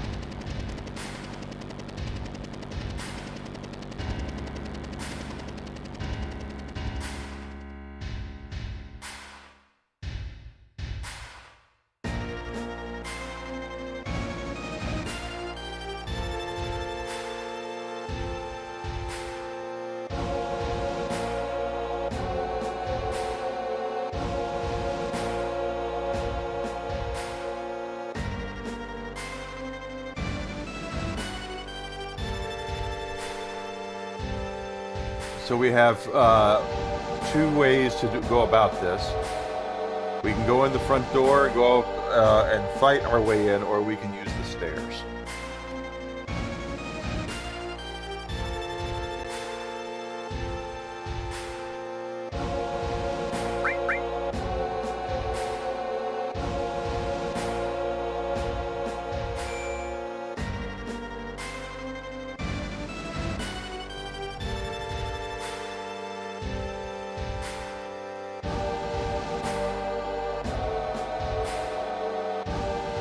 Thank you, iPoint. I might do that. I know I can teach myself to edit. I know I can do it. I'm just looking at juice being worth the squeeze kind of thing. You know, if I spend time editing and posting 20 shorts, are they still going to give us, you know, $150 a month? I mean, that's a lot of work for, on top of streaming, and the Rumble Premium stream. That's a lot of work for $150. Granted, I'm happy that I have been getting the money that I've been getting. I'm not complaining about that, but you know, juice being worth the squeeze is what it comes down to.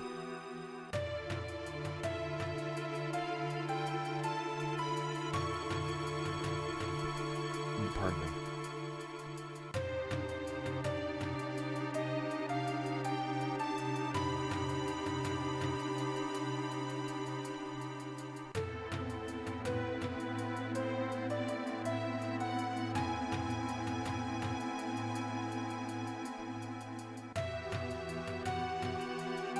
And of course, probably my shorts will probably just be me just going, "Hi guys, look at this." So like, I don't see the point of shorts. There's really not a really good point to them for what I've seen.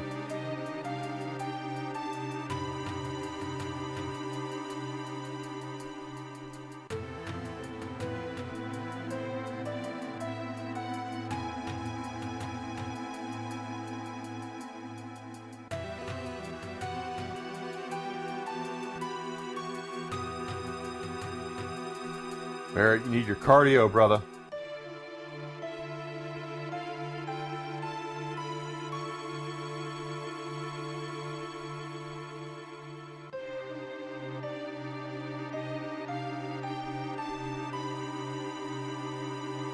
Are we there yet? Are we there yet? Are we there yet?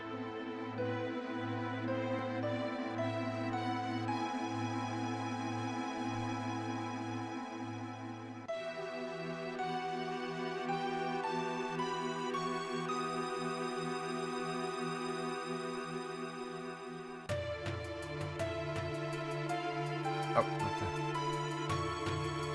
10x, so you get. See the bit off the elites. Yeah, I think you can. And $10. So you get $10 extra to make 30 shorts. That's crazy. That's a lot of work for $10.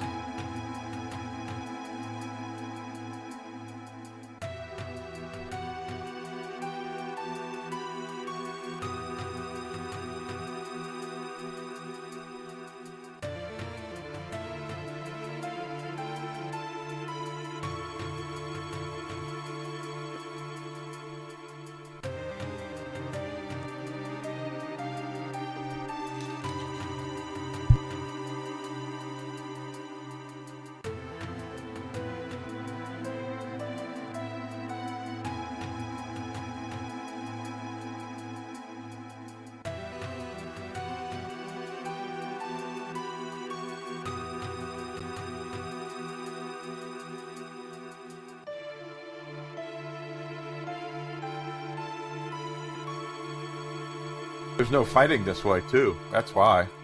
That's why it's actually shorter. It feels longer, but it's not.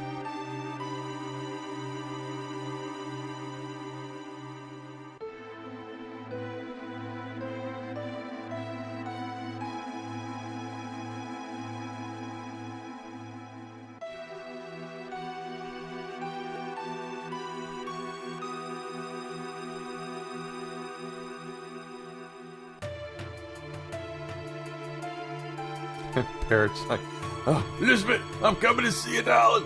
Elizabeth, this is the big one. I'm coming for you, darling."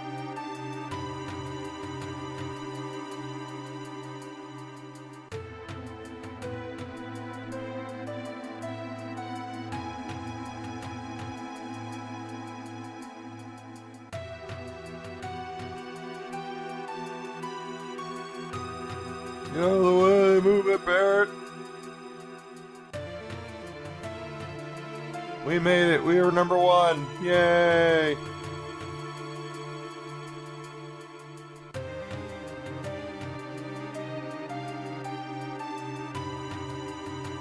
Tifa's supposed to be a world-class MMA fighter.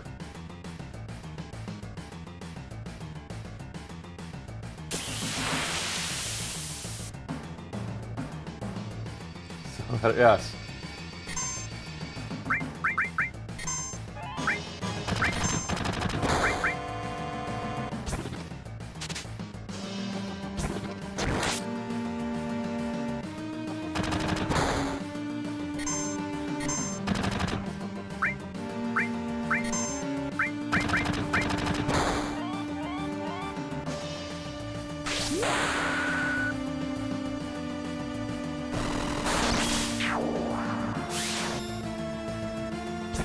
Huh, really? I didn't know that. Oh, a tranquilizer.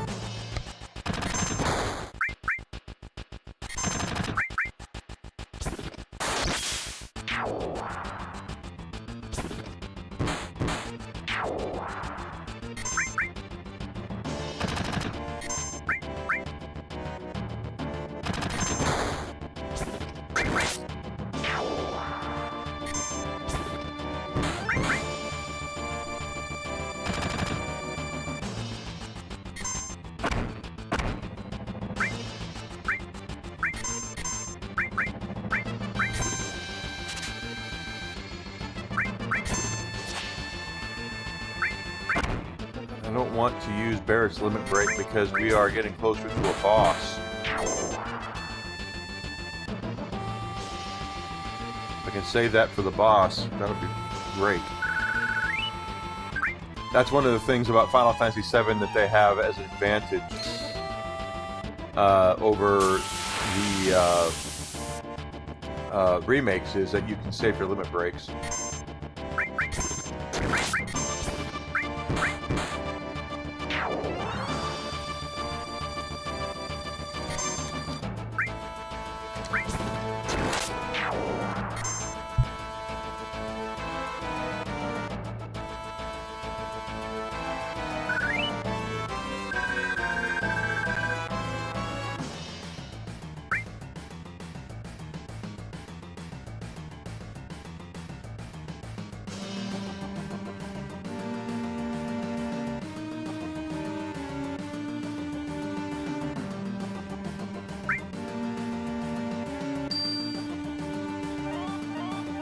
Did I go the wrong way? I did. That was dumb of me.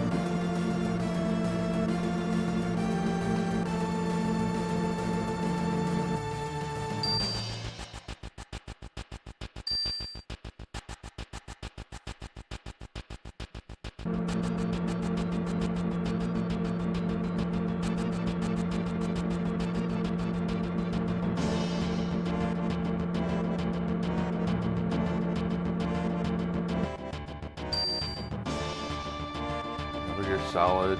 The latter part, yeah.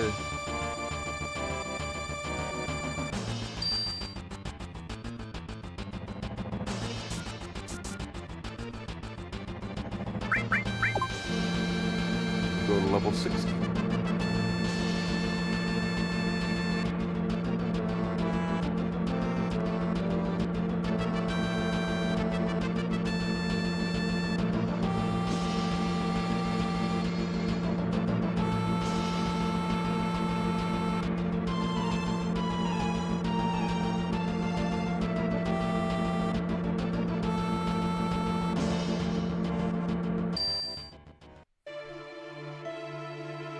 And the god's gonna go to sleep because we're coming out and it's gonna be fine day.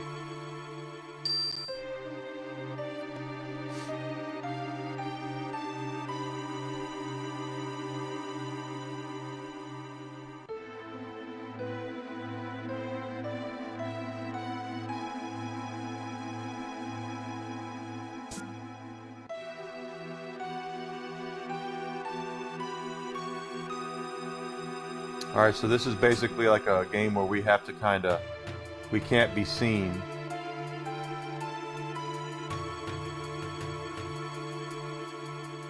And now we have to motion for Barrett and Tifa to run across as well.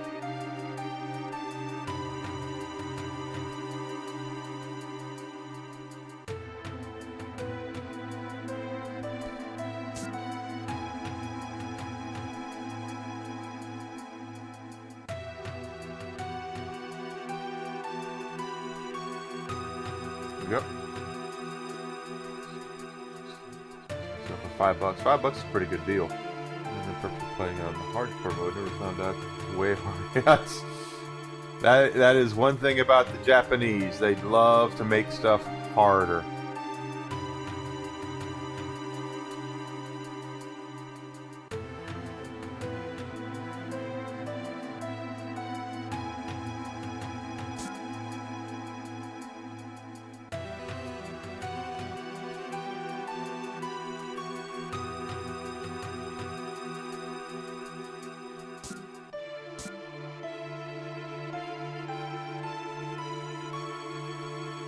Yep, up here.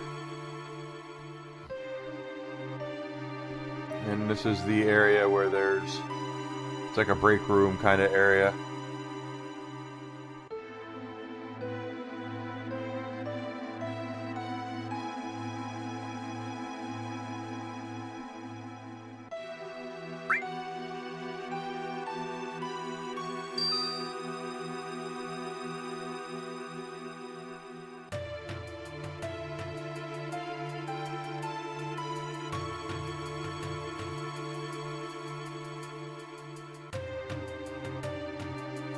Get the right card.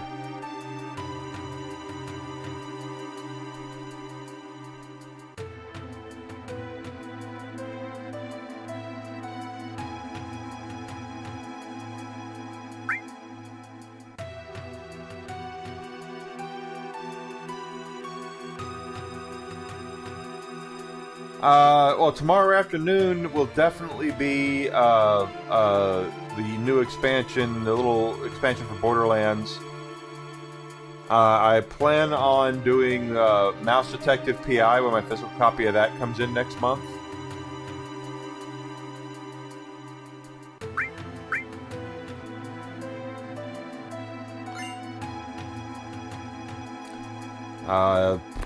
Star Fox 60, the Star Fox might want to do that. We'll have to wait and see about that.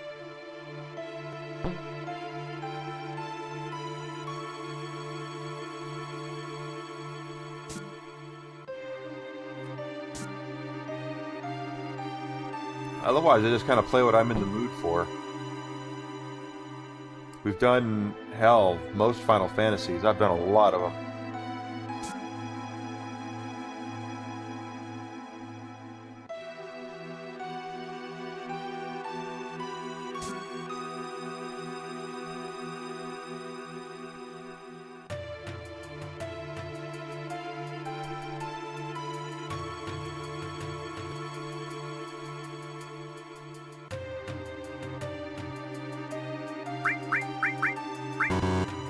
Oh wait, his name is supposed to be the best.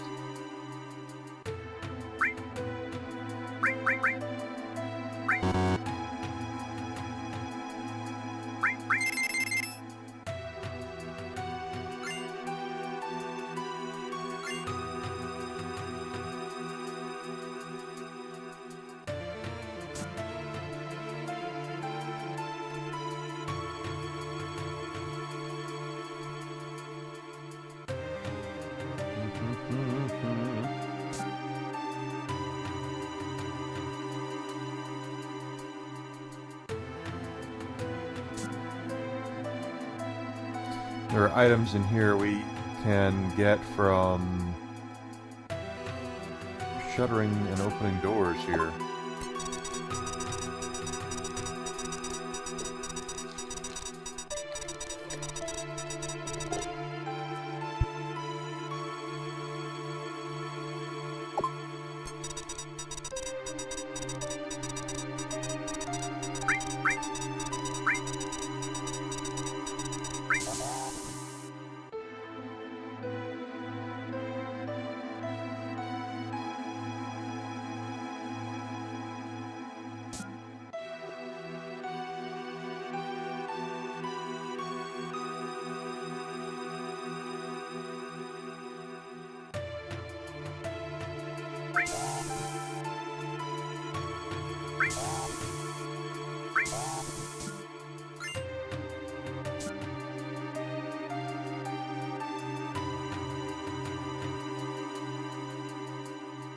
I have a lot of respect for speedrunning. I'm not a speedrunner myself. I like to enjoy games, but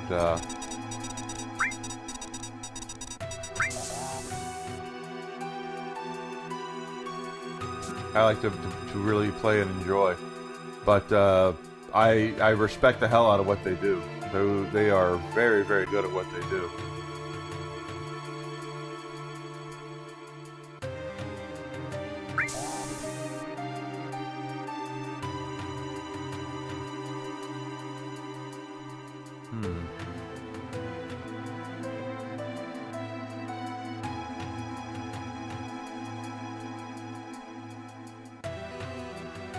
Yeah, they're very, very, very dedicated.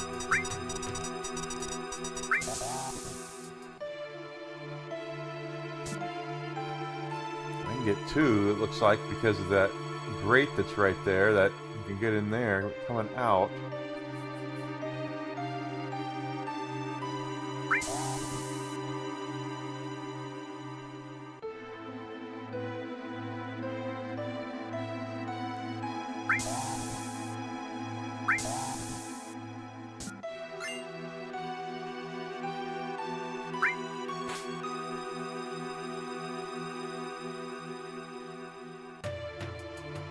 Ah, yeah. Okay, I see. I think I see. I'll remember. Pepperidge Farm remembers.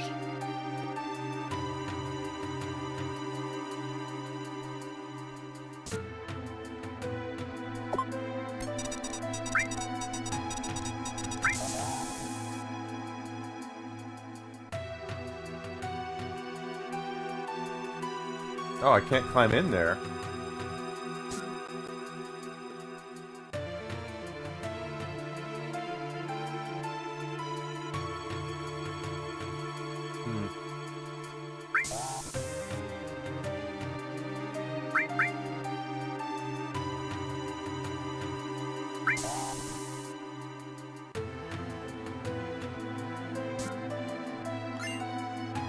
I think maybe I have an idea here as to what to do.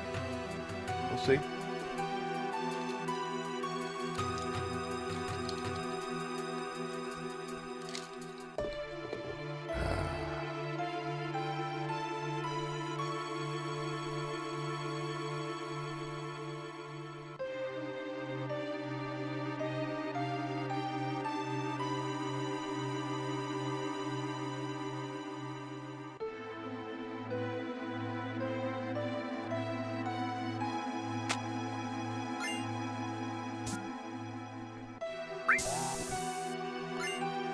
There we go. I had to think about that for a second.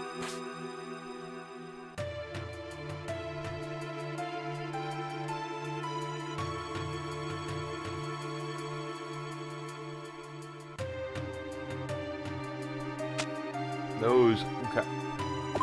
We did get all three items. No.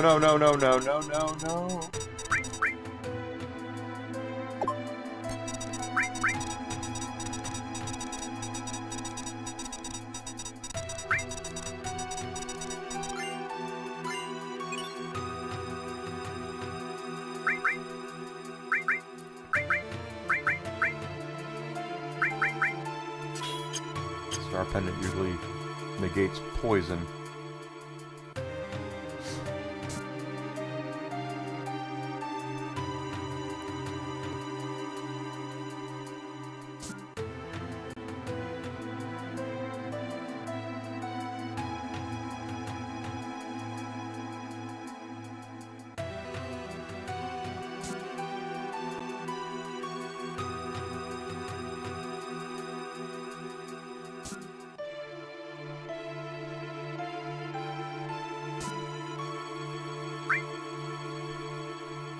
It's Google. They have a resting room. That's they have a place where you can take a nap for Shinra.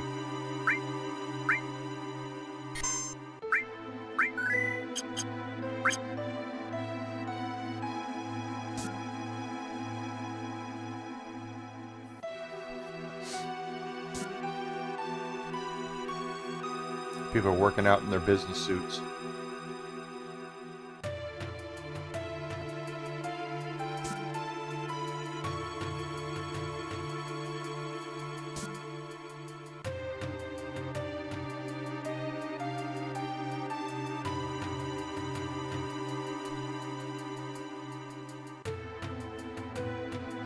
Alright, so the idea here, we have to unlock, get the right pieces to put Midgar back together here.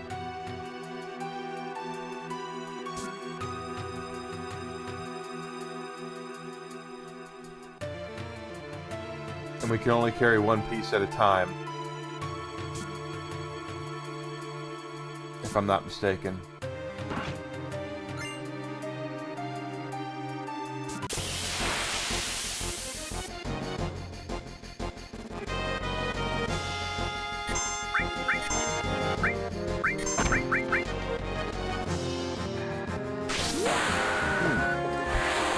I forgot about the big shot.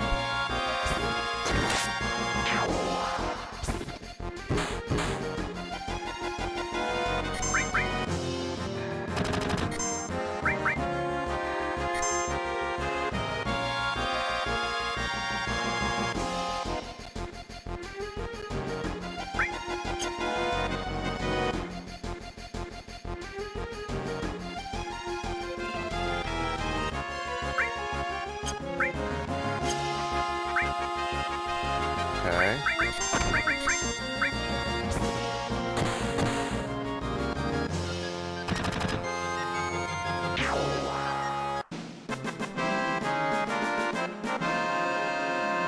It's supposed to be another rainy day here outside of Chicago. I can tell you guys that. It's pretty much sucks that we've had so much rain recently, but what can you do?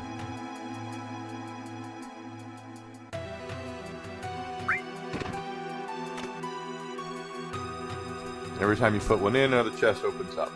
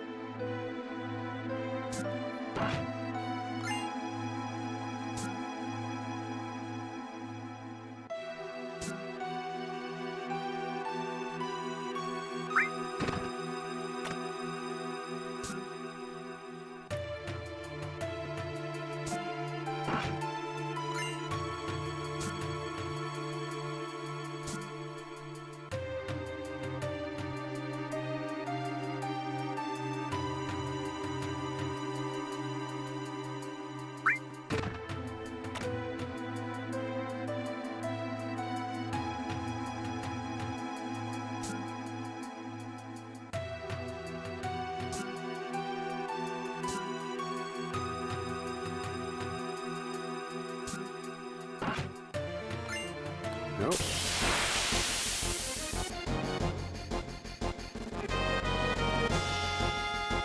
Attack from both sides. It's a pincer attack.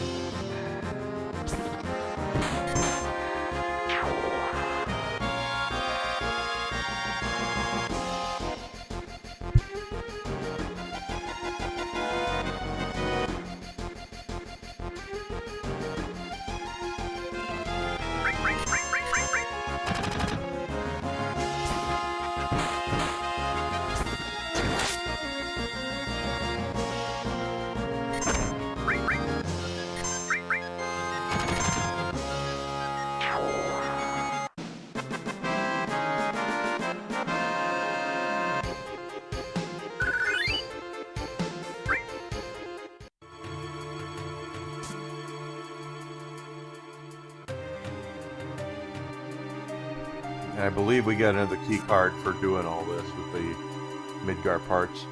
The only part of Midgar that is not going to be salvaged is that part. That's Sector 7 where they just dropped the plate. So that part never gets fixed.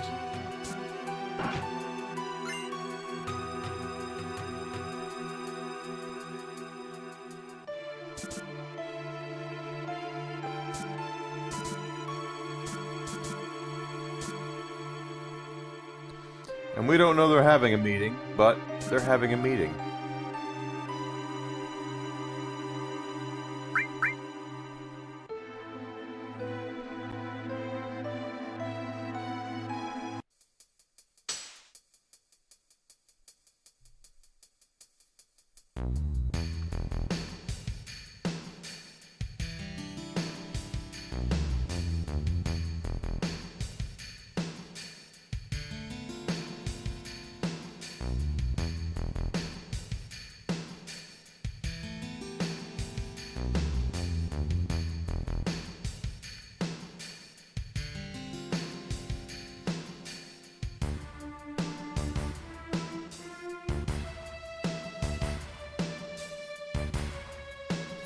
%, Mako rates.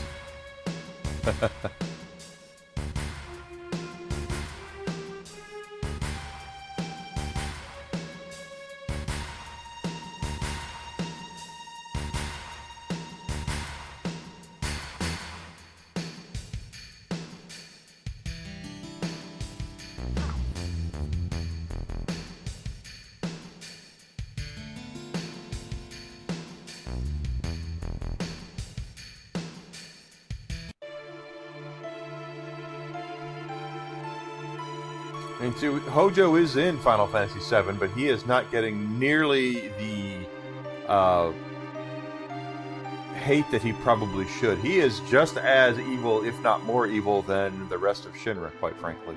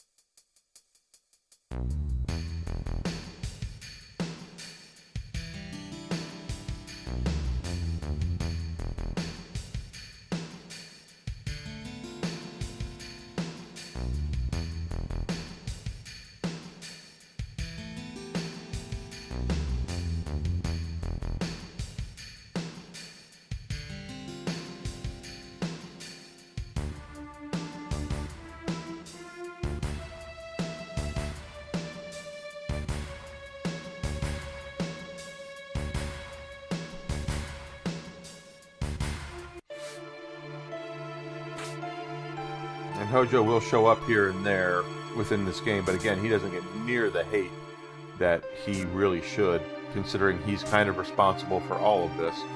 There's Hojo. We want to follow him because they're talking about the ancient.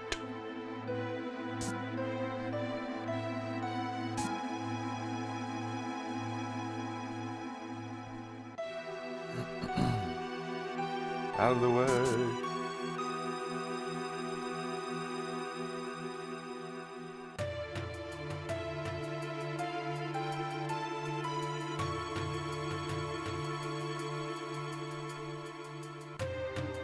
Hojo's not bothering closing doors behind him.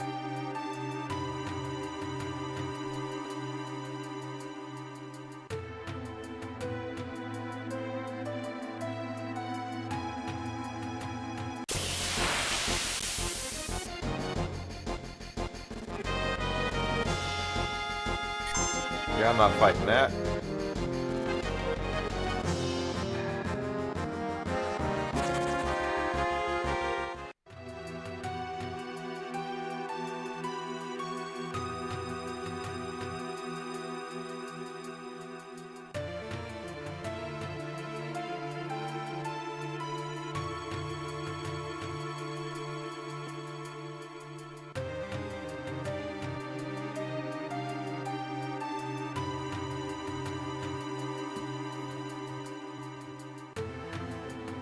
They did fix a lot of problems with the storytelling of the remake, absolutely. Agree wholeheartedly. Because we have to remember that this game did not have the best localization. They had 8 months to localize it, and they didn't do a very good job with some of it anyway.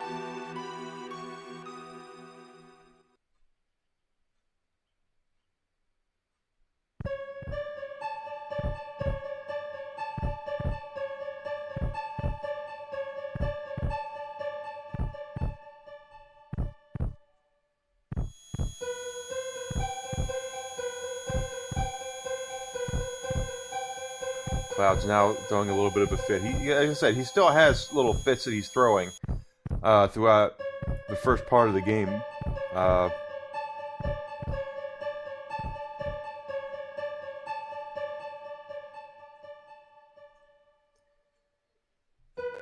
Copy of Mouse Detective now says it's coming July 13th, so about 3 weeks.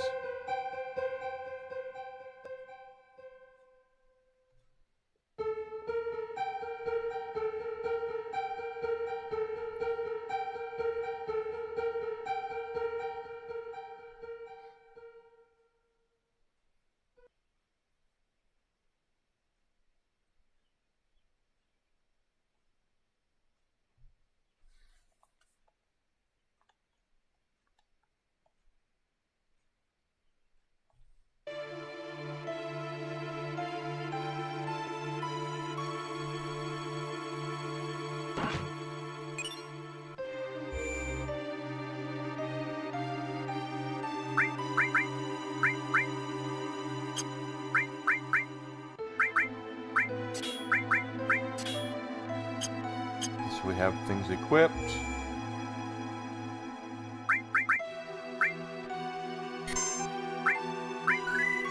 Okay.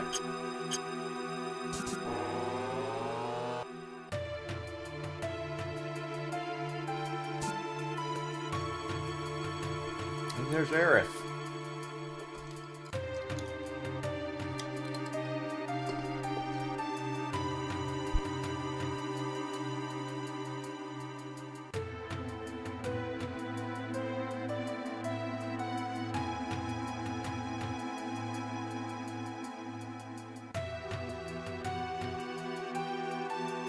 See, and that's that's stupid right there. Don't kill me. Who's going to operate the machinery if I'm not here? I called that out when we were playing the remake.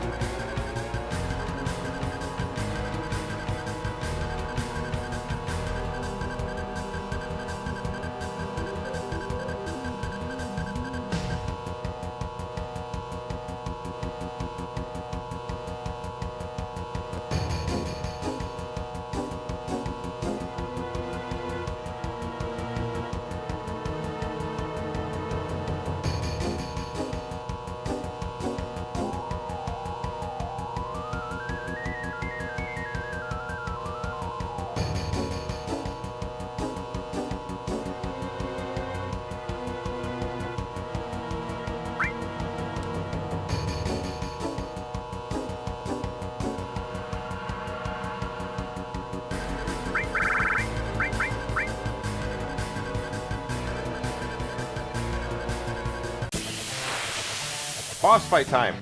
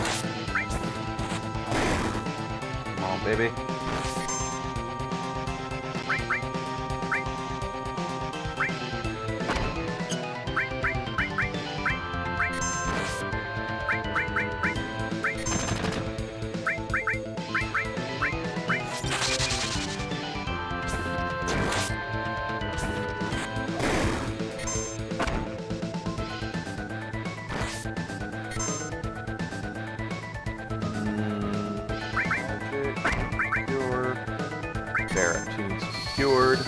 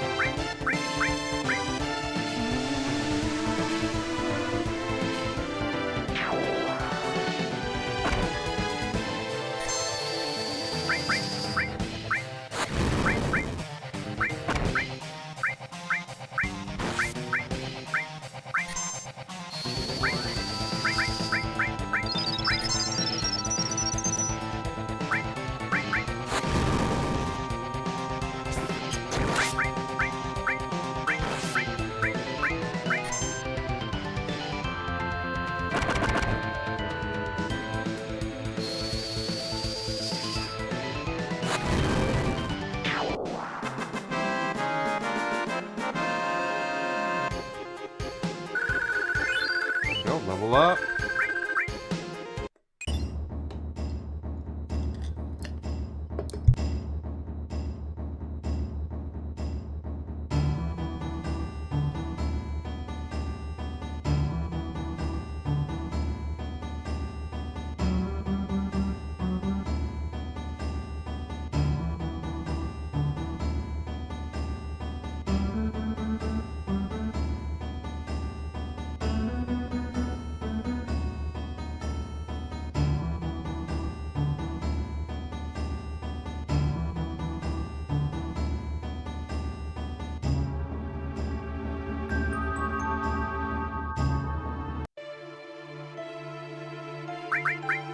It's not really the party I wanted, but that's my fault for not changing. That's okay.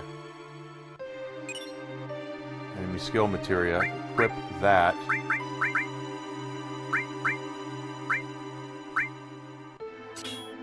So we can get energy, enemy skill. Let's also do Curing Cloud there.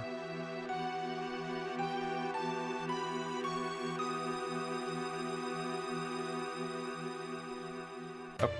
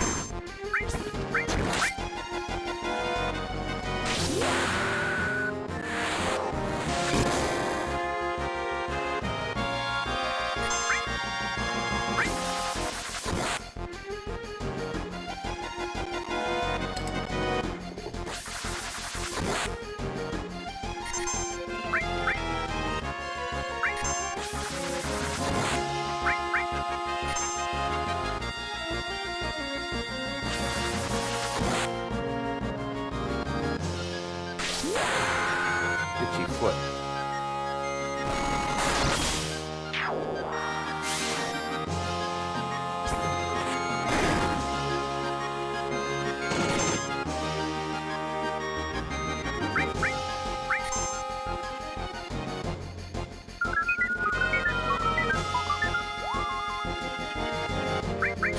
Try to put Brett to sleep so he can't do his thing. We'll save it.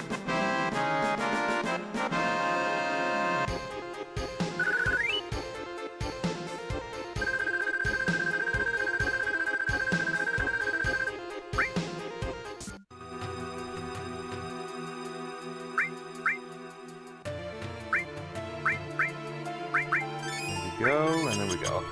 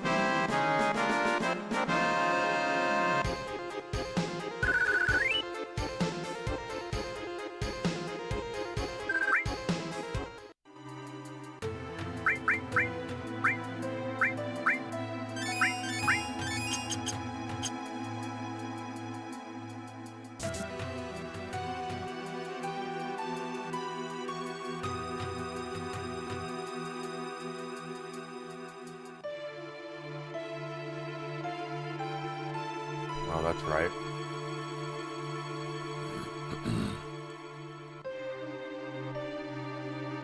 What's going to happen here is we're waiting on the 66th floor, and things are going to change.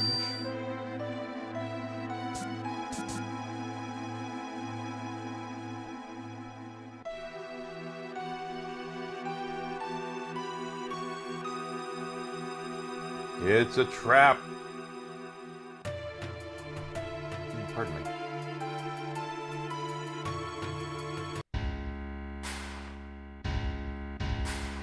We've been captured.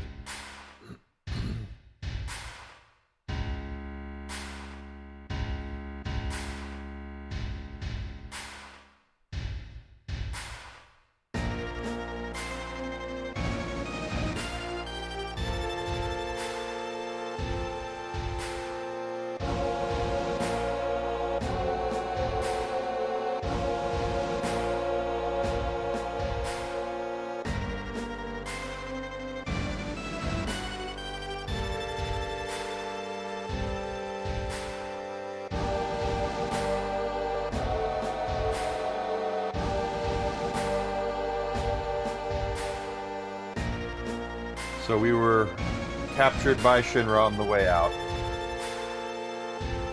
which makes sense.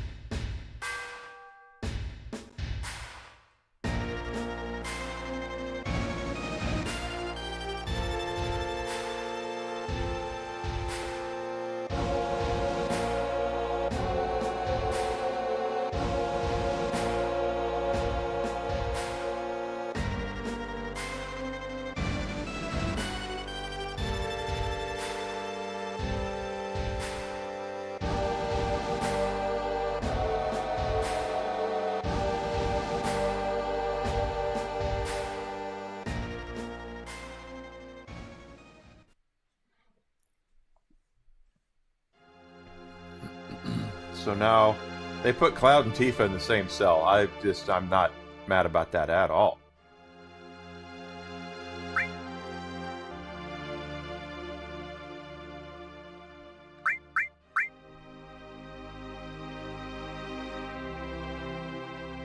Gotta go Team Tifa, man.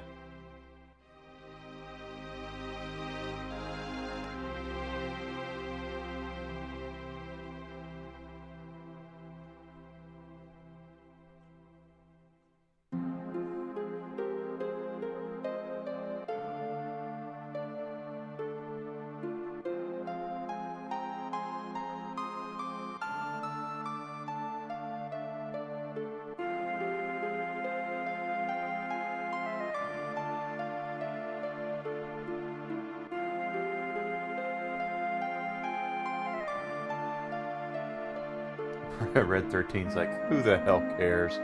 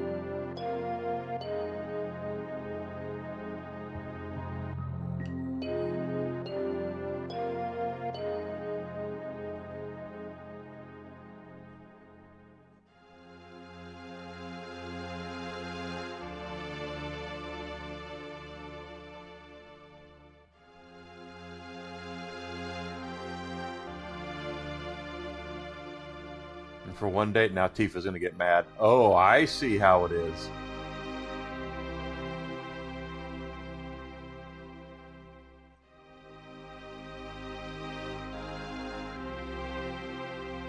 Much more of a rivalry kind of attitude that they have in this game like that. As opposed to in the original game where they're just like, tee-hee, we're best friends.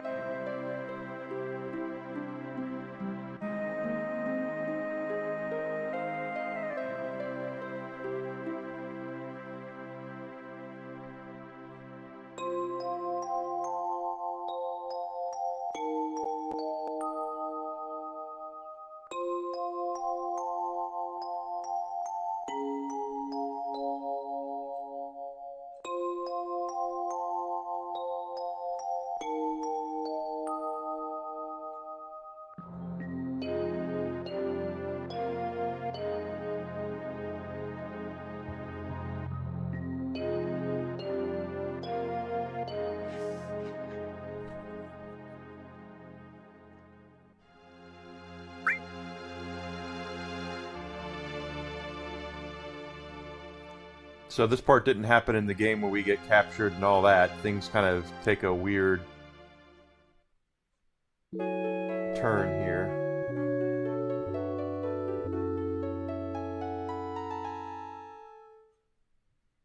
And now the door's open for no reason.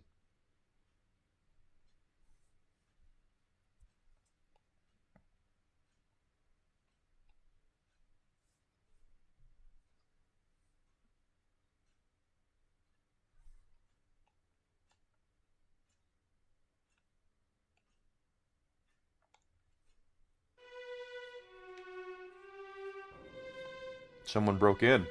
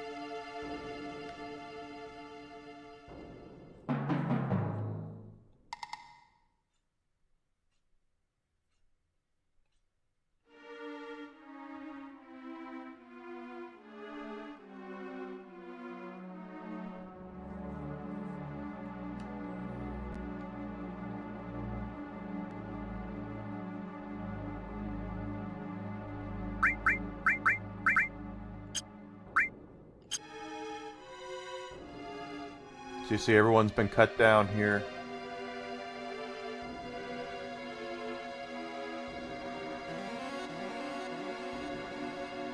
They've all been killed. No human has ever done this. We'd have no idea what's going on here. I don't want to fight that thing. We'll have plenty of time to grind when we get out of there.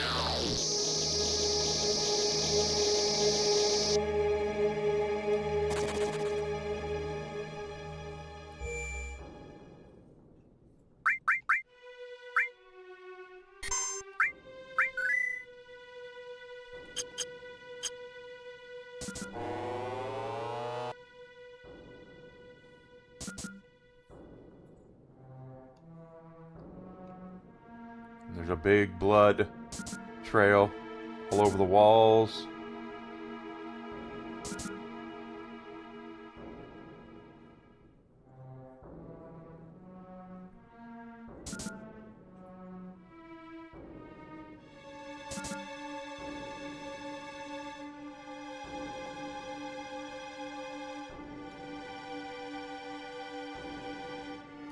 And this is the first time, like I said you guys, Sephiroth was only mentioned a couple of times. This is the first time we've seen anything to do with Sephiroth, because that is his sword sticking out of the back of President Shinra.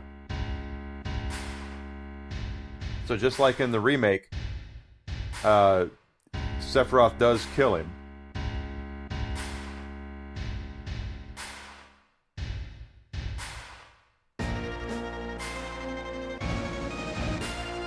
And there's Palmer.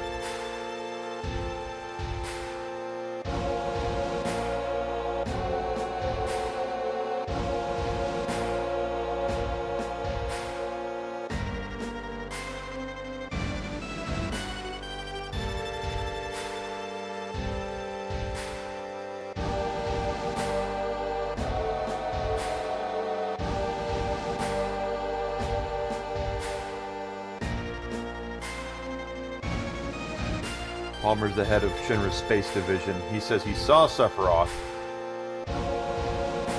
And Cloud and Tifa are convinced that Sephiroth is actually dead, just like in Final Fantasy VII. They believe he is no longer around. But someone who looked like Sephiroth using his sword killed the president of President Shinra there. So. There was also no confusion either on Aerith's part as if Sephiroth is a good guy or a bad guy. In the remakes, she's automatically aware that he's a bad guy. She's like, he's not good. She knows it from the start. Here she's like, I don't know who Sephiroth even is.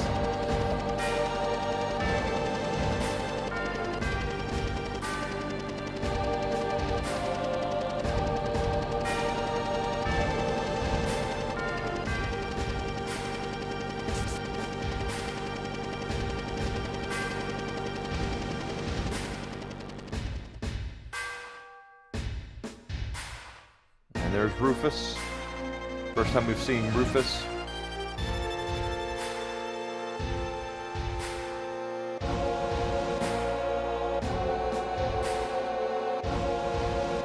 Rufus is not wrong there.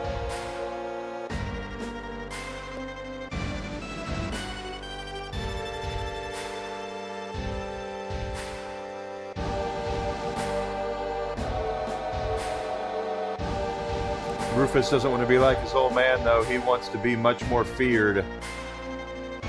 They make him out to be a lot more of a fearful president than his dad was.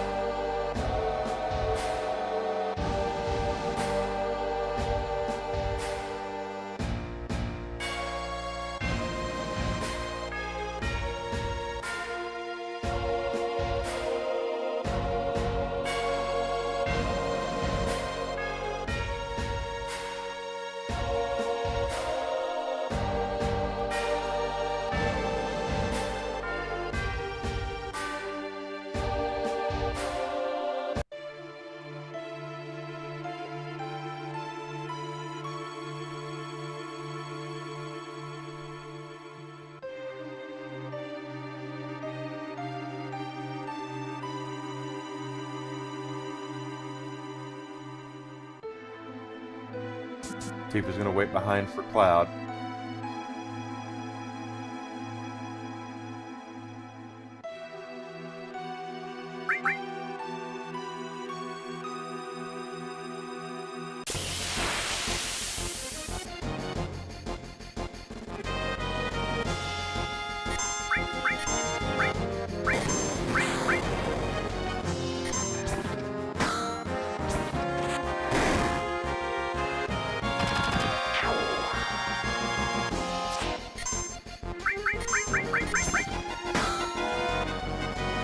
I should have held on to that. There's another boss fight coming up with Merit. Damn it.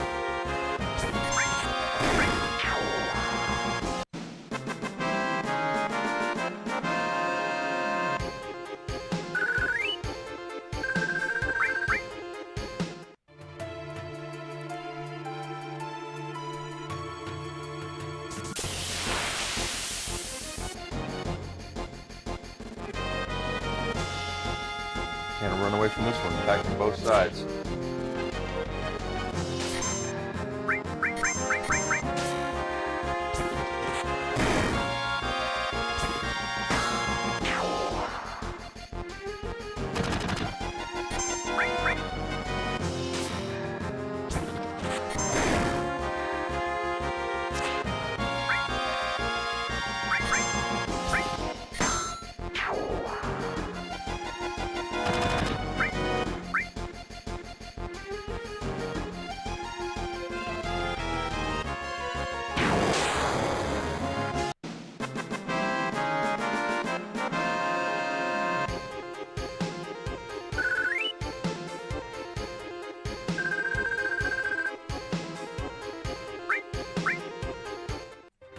Some Phoenix Downs here, so that's not a bad thing.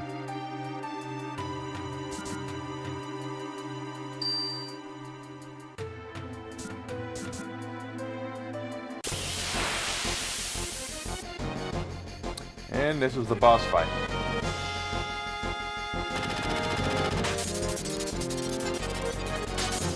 Even though it's, well, it's kind of a boss fight.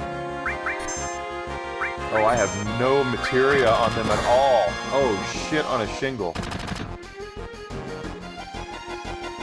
She can't reach. I completely forgot. Oh, this is not good.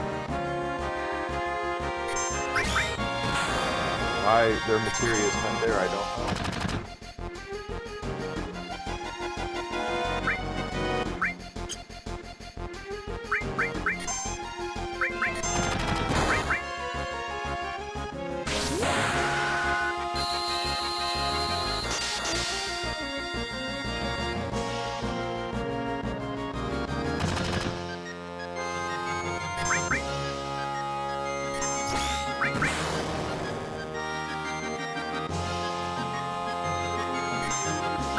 I didn't save either. If I die here, I die here. We'll have to do part of this again.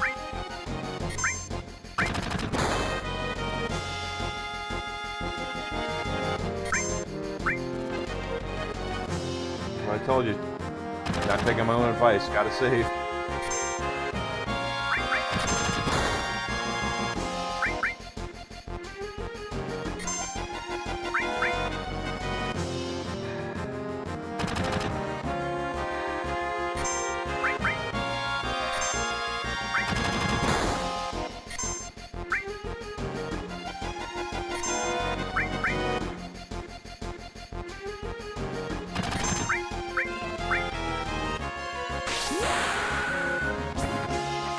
The limits still work.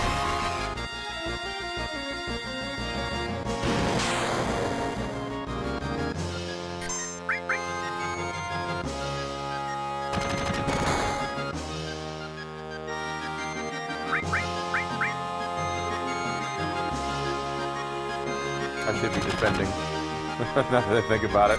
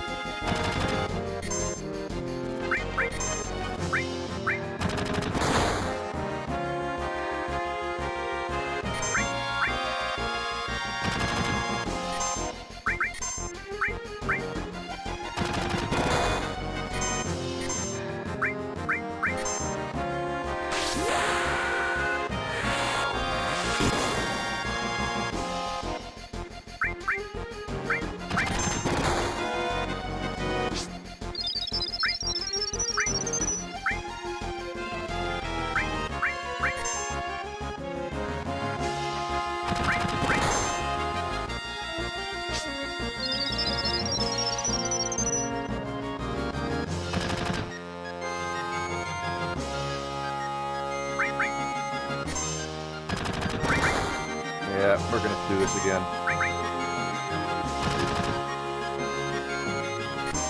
I messed up.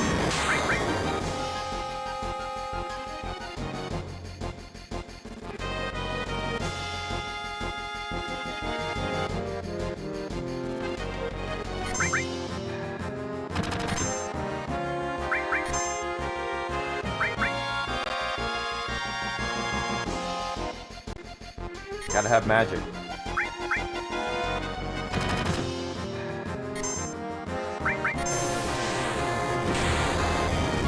Because their attacks don't reach.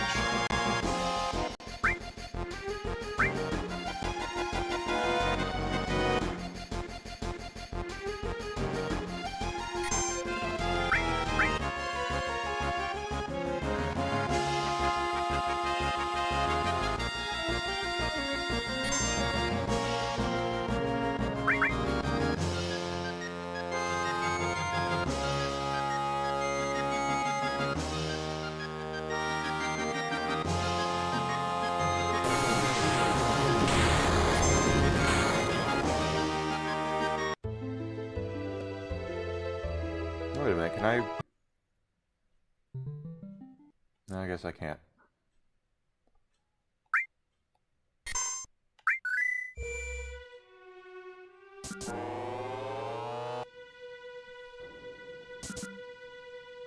Try it again. Actually... Oh no, we'll stick around.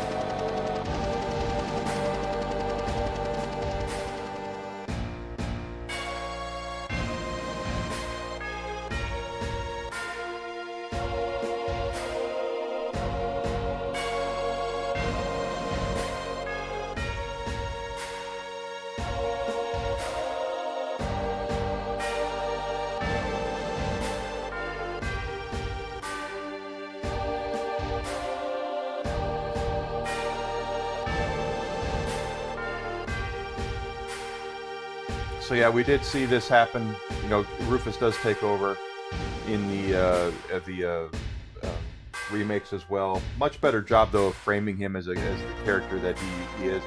We got Shinra is considered, at least in on the first disc, to be the big bad, but we find out that they're really not. We have Sephiroth coming, guys. He's the big bad of Final Fantasy VII. Oh, pardon me.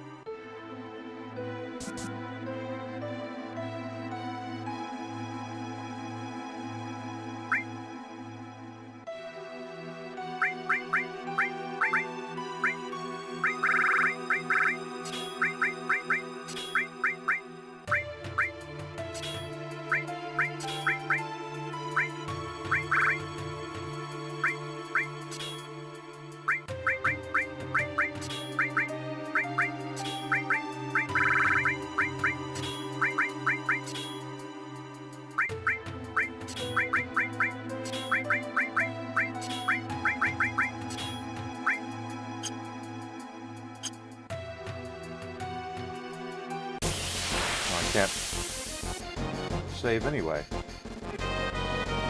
Oh, I don't want to fight those blue things. Let's just go.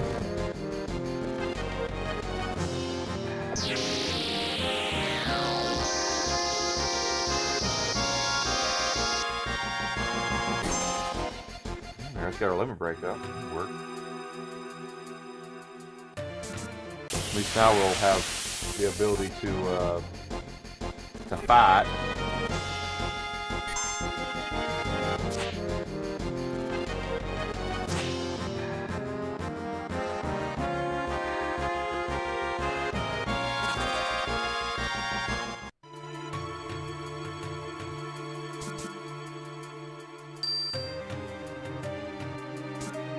There we go. Now we'll stand a better chance.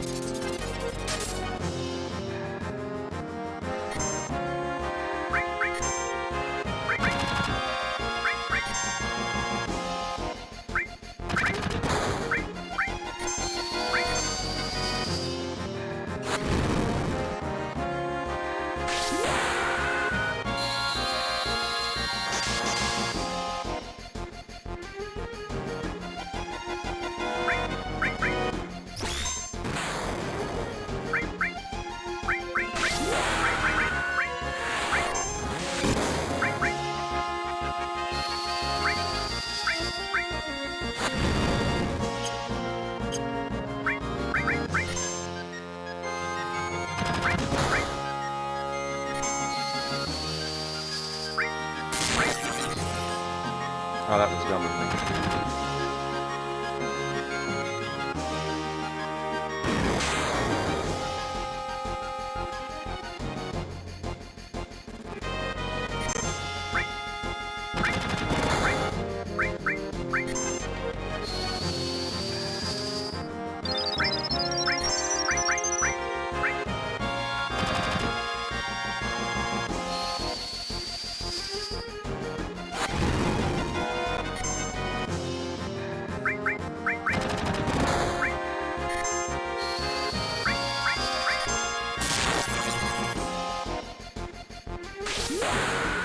Use a big shot.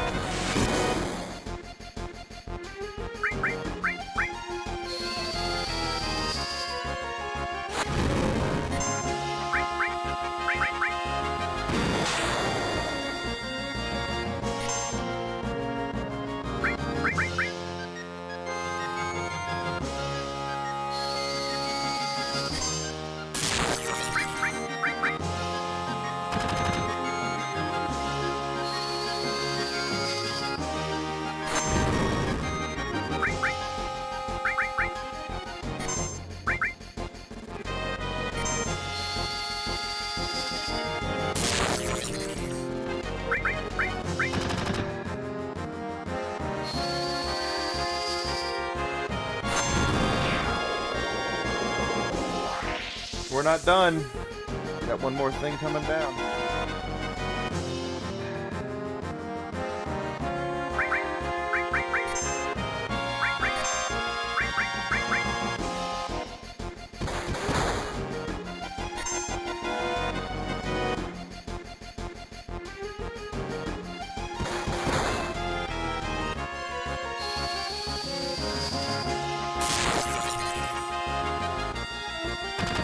We fought that thing on the way up. If you guys remember from the remake, that thing, when we were climbing up, that was the thing that was in the way. The boss there.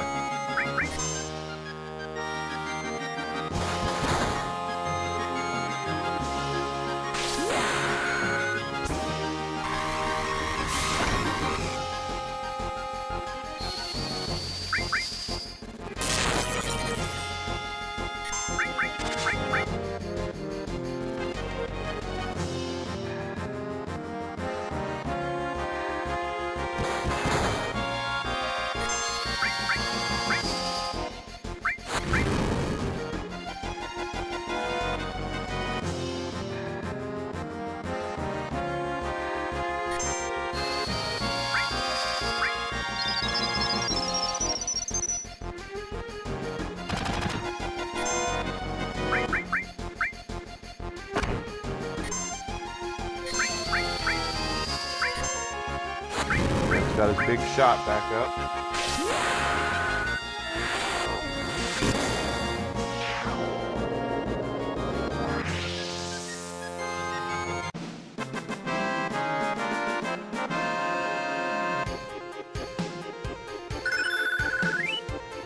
Now Barrett has his next thing there. Alright, so we can now swap out.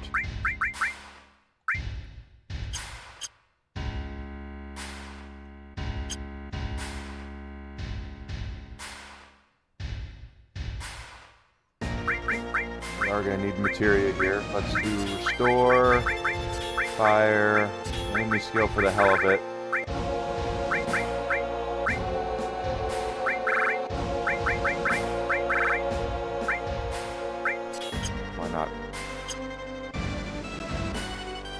Alright.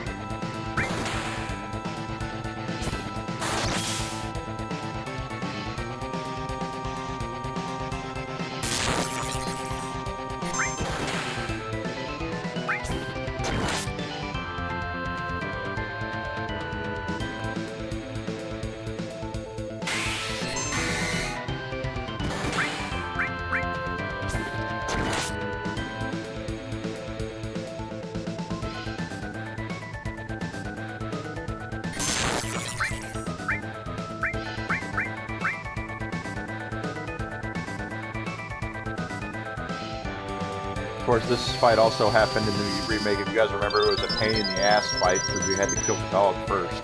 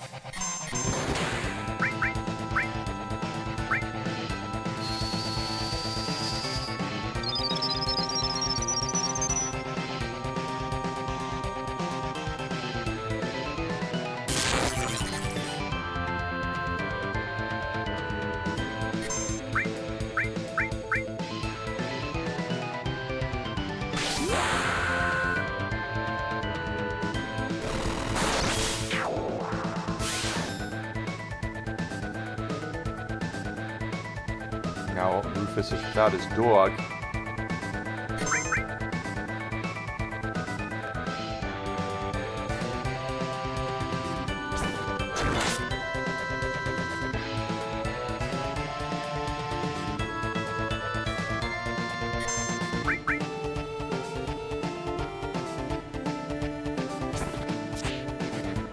Oh, missed that time, jeez.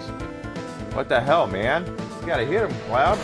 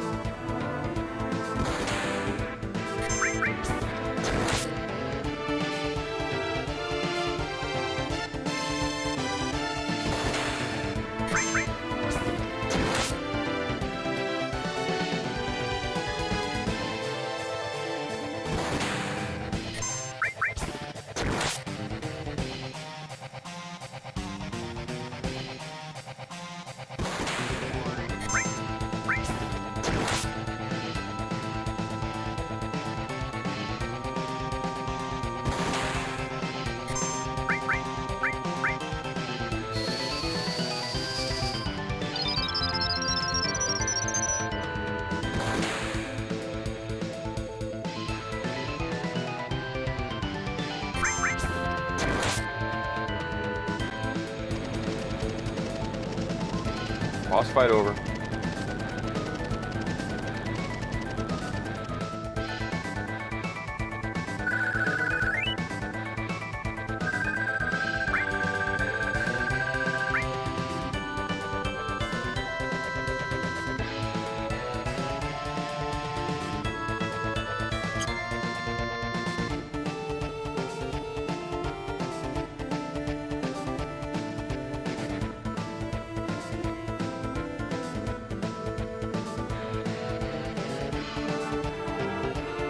Before we do that, that was 2 boss fights. Let's go ahead and save.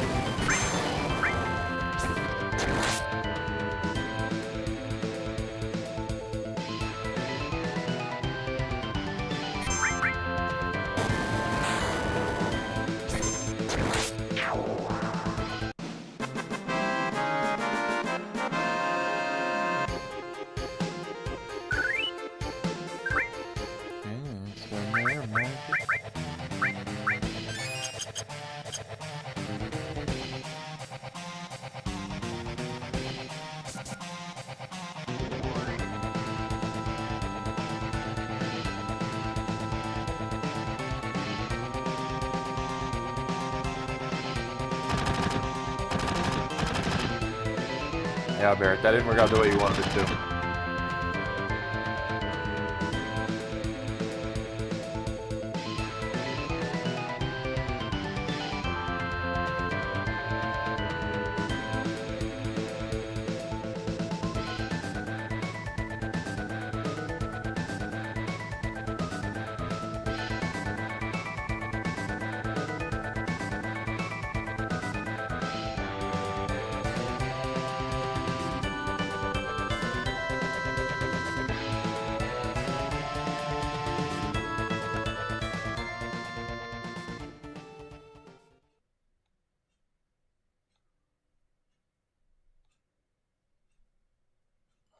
Of course, this part happens in the remake as well. This is actually the end of the first disc, for the most part.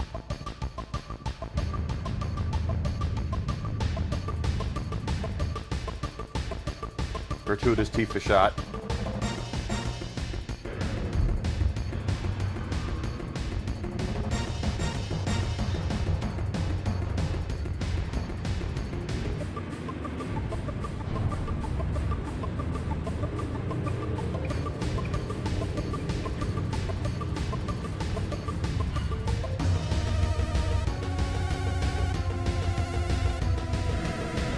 And that bike is the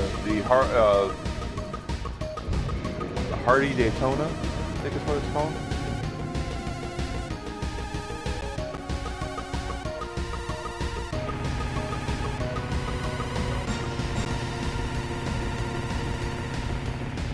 Okay.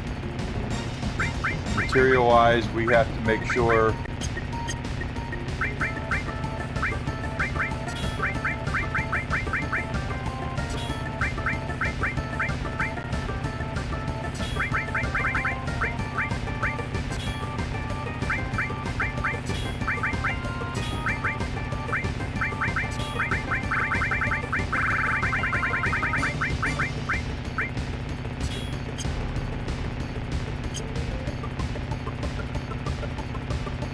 Alright, so Y and A, just like in the other game, we have to knock out the Shinra troops that are coming after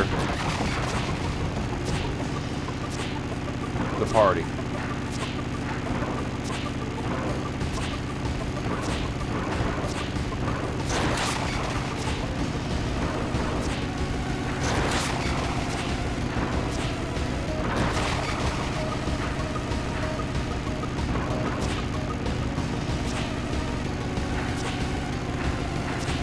Come on, guys.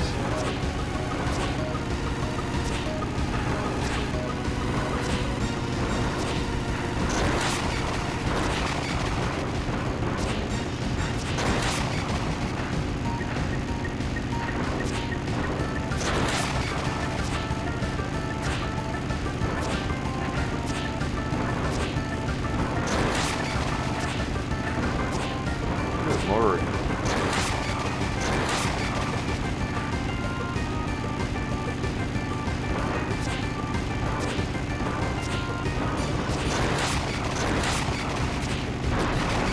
So for those who are asking as well, yes, this is a mini game. There are a lot of mini games in the original 7 as well. Not as many as there are in Rebirth. This is actually before they started the card game craze. It started with Final Fantasy VIII. That had the first real card game that we saw.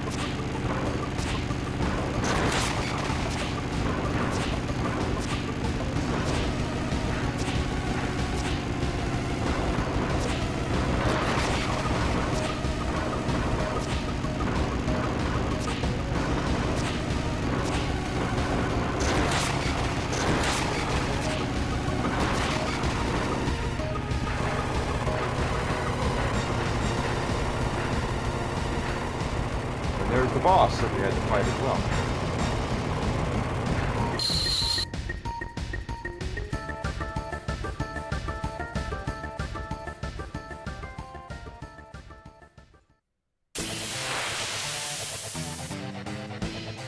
That's why I wanted to make sure we had our materia set up as well, because here it comes.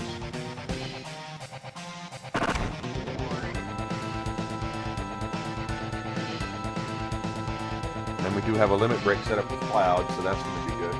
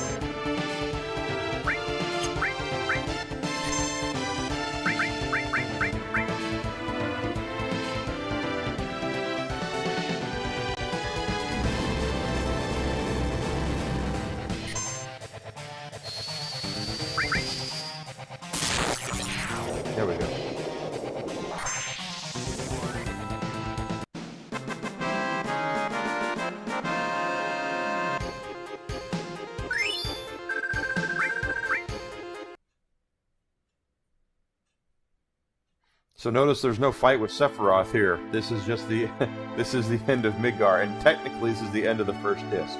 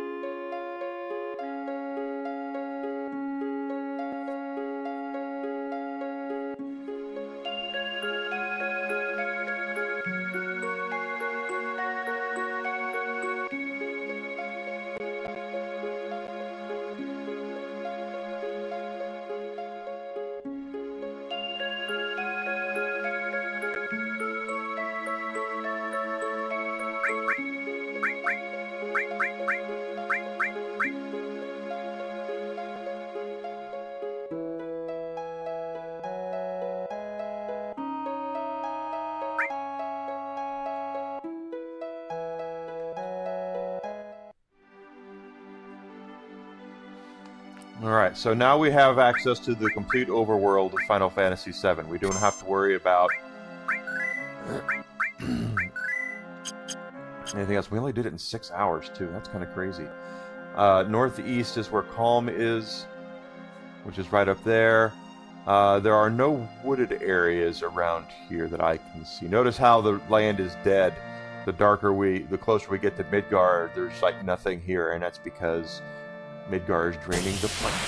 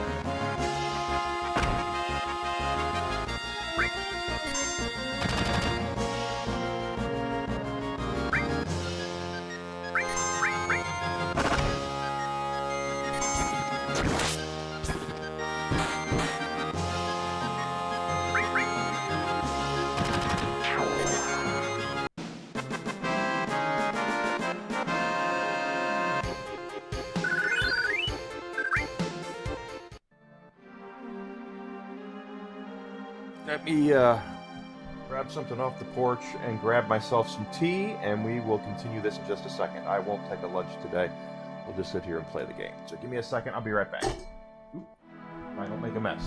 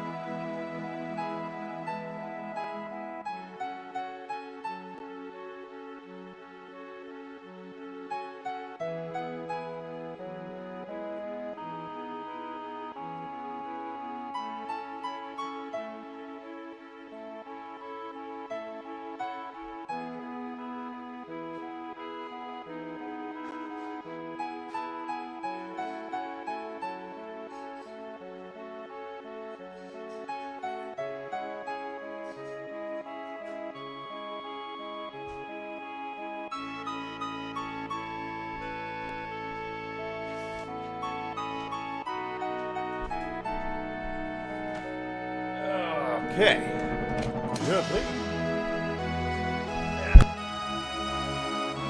Let's see what I got here.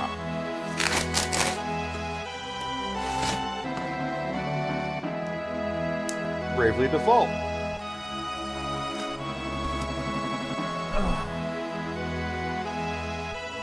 Okay. Oh, dang it, as usual.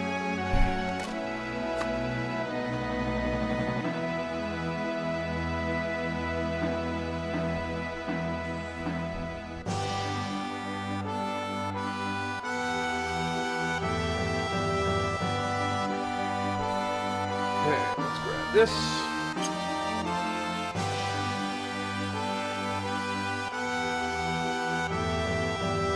This is the town of Calm, the first town.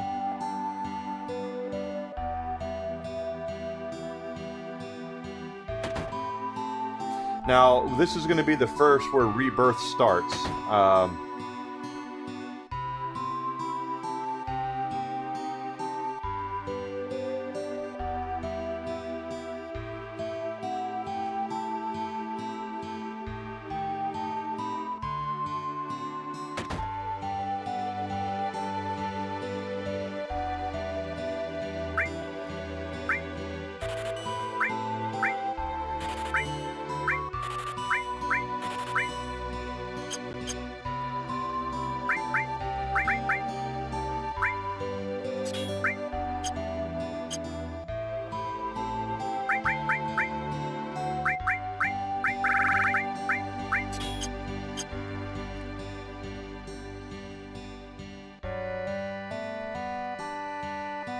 Okay, so if we remember from the first game, we get a big flashback here, and this will be a big flashback where we are introduced to Sephiroth for the first time. Notice we have not even seen what he looks like in this game yet.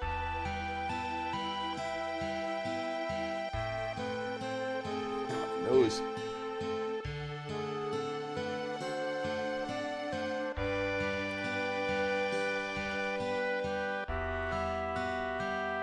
And Cloud's going to tell a story about what happened in Nibelheim.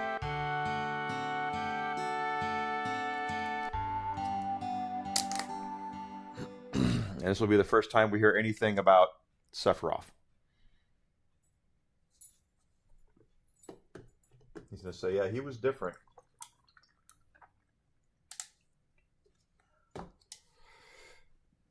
Get my light back here. There we go.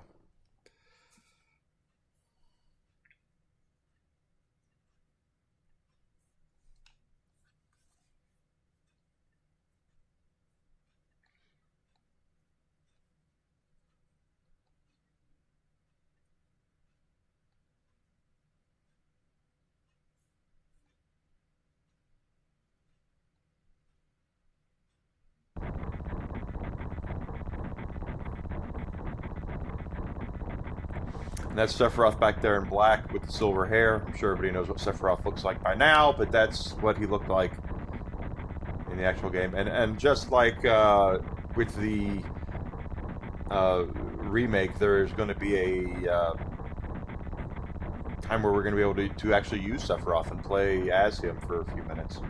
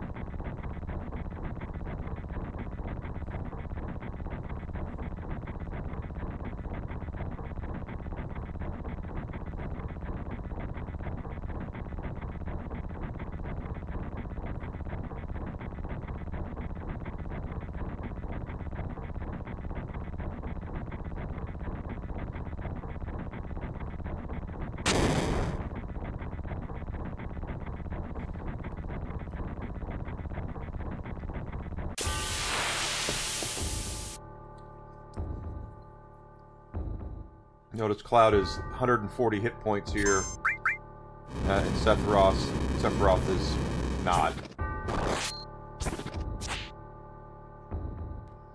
Cloud is a soldier first class. Sephiroth is in a completely different league. Yeah, well.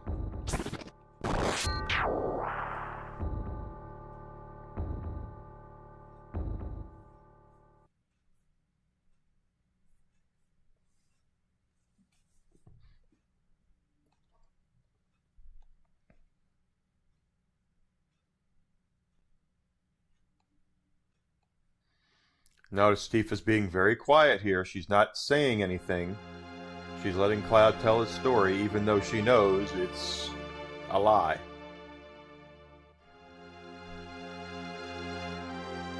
Or at least one that he is confused.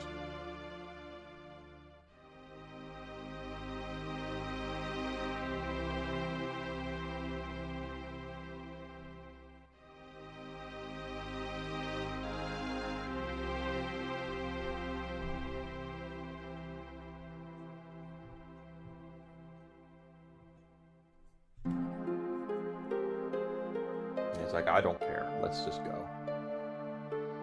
Don't talk to me about my parents.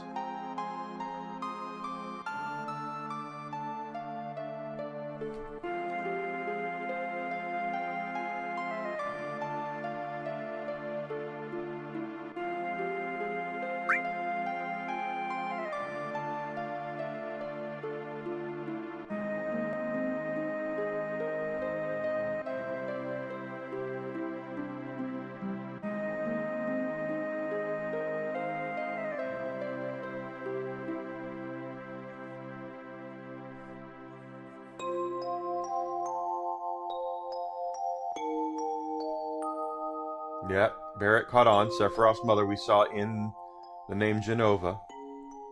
Yep. And Cloud says that's correct.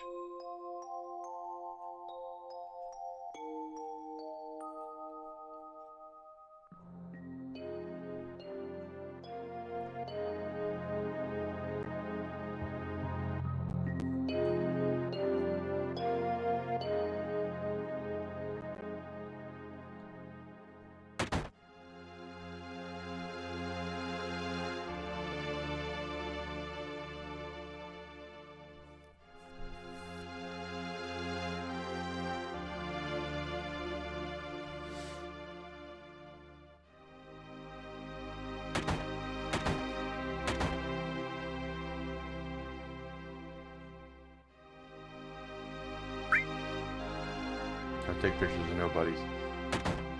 So we can go to Tifa's house, which is right here.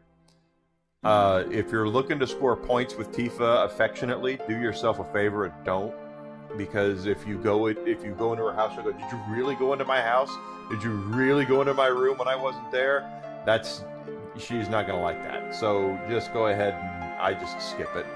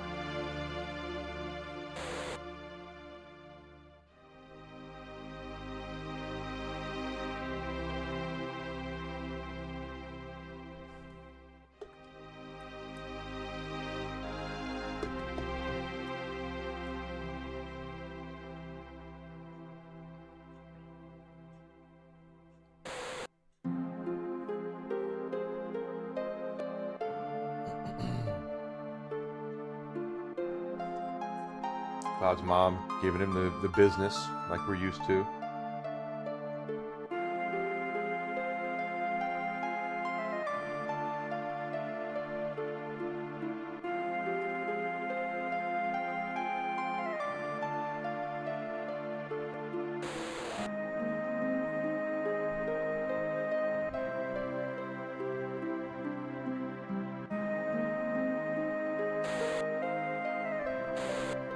Cloud. I'll be right back. I'm gonna grab some string cheese. I know I got string cheese in there.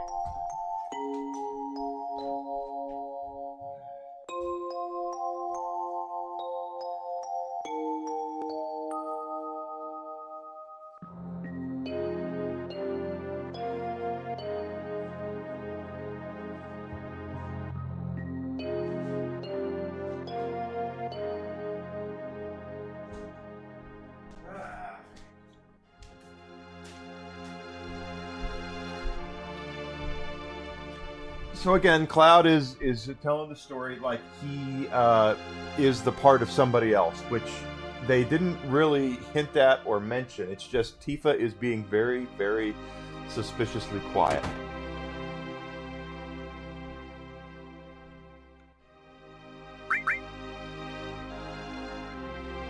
Yep, she wasn't there. So do that with Cloud. Don't make it out like you're going to go into Tifa's room and all that. She won't like that.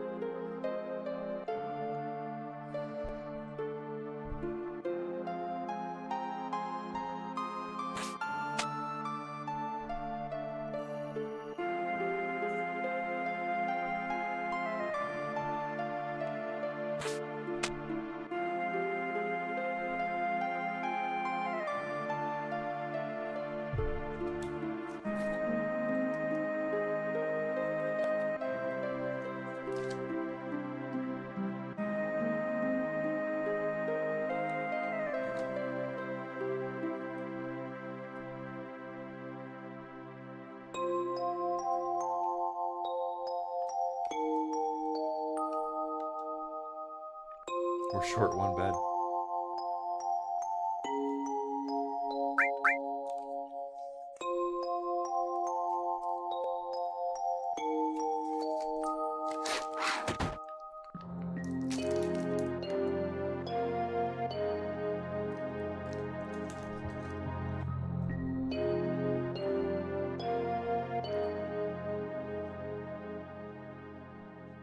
Tifa's father's there, and here comes Tifa in her cowboy outfit, her cowgirl outfit. So we saw this in a flashback earlier where she was saying that she hated everything because of her sending over her dad. That's after what we're about to see here. This is the story why this happens, and this is why everything is a little off, is because Cloud's telling this story, and Tifa, again, is being quiet. She's not saying anything, even though this was a very traumatizing time for her. And this picture is a big deal, too.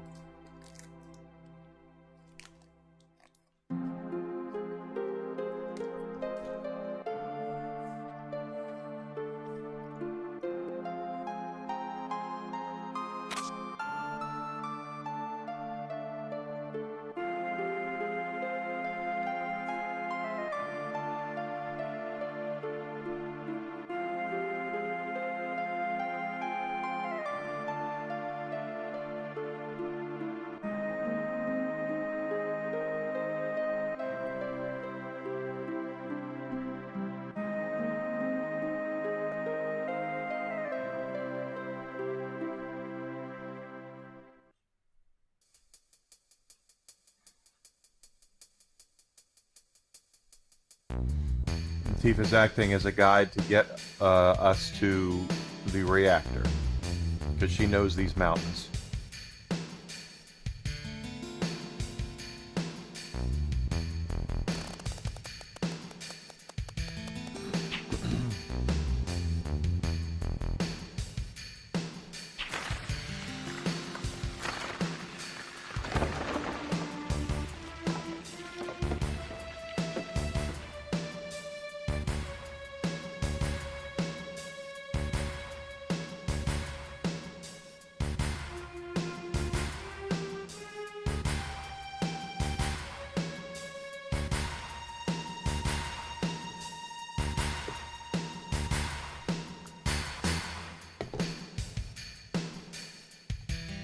And Sephiroth is fairly based right now. He's fairly like, yeah, you know, this might sound cruel, but we have a job to do. I don't want it to be this way, but hey, he sounds fairly level-headed. He is a war hero, after all. We have to remember he is indeed a war hero.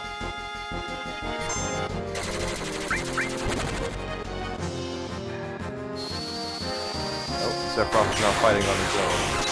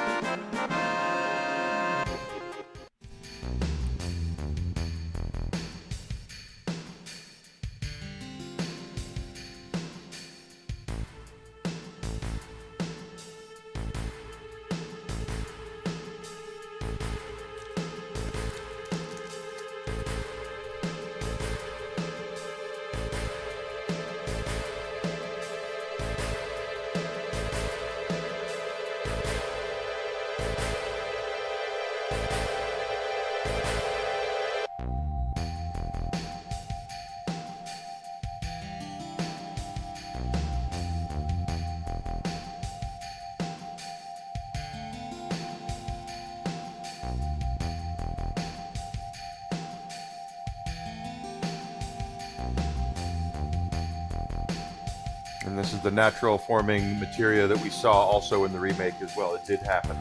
It did show up in this game. It does show up in this game as well, I should say.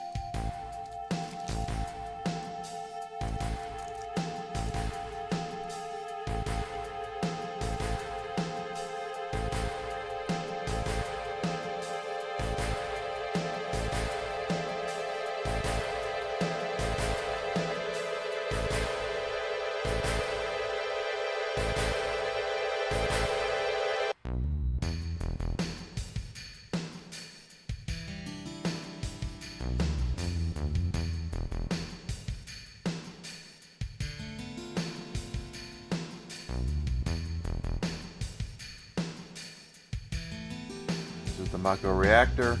I can get up there. Notice we haven't heard really a lot about Wutai either. The Wutai War is not something we see a lot about.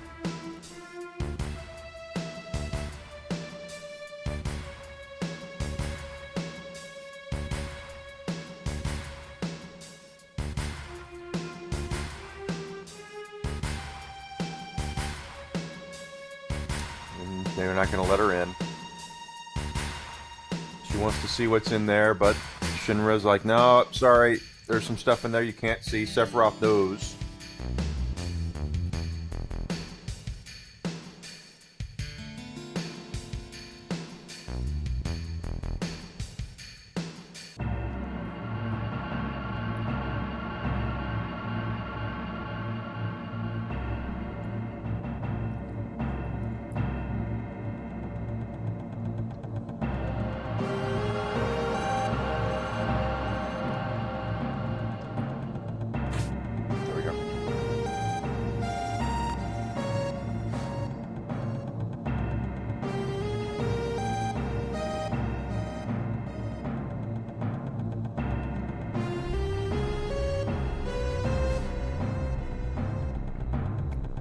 There's Genova right there.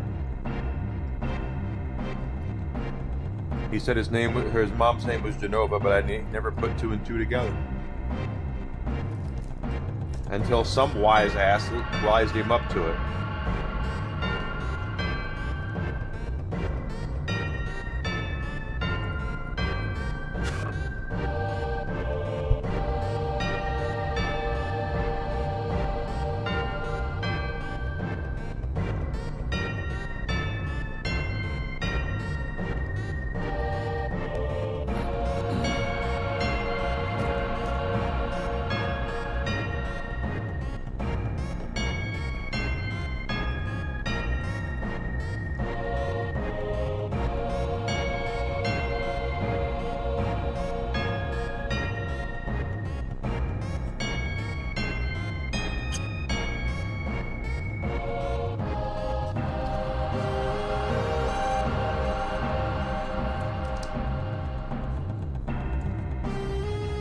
fiend, a monster.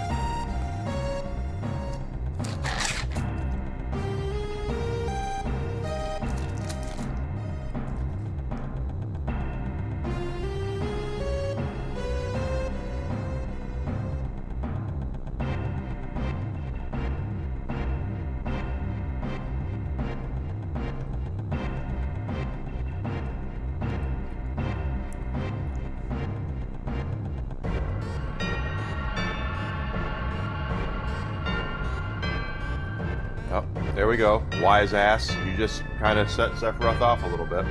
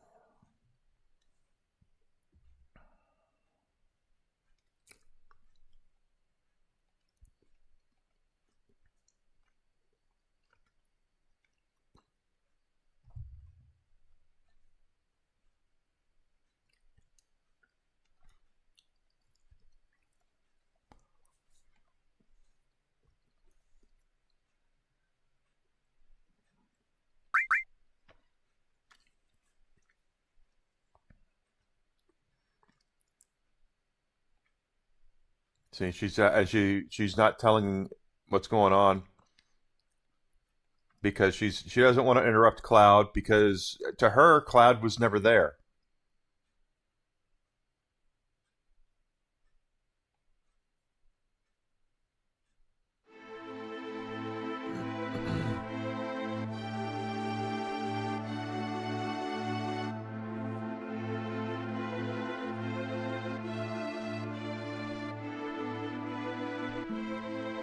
So there's the Shinra mansion right there.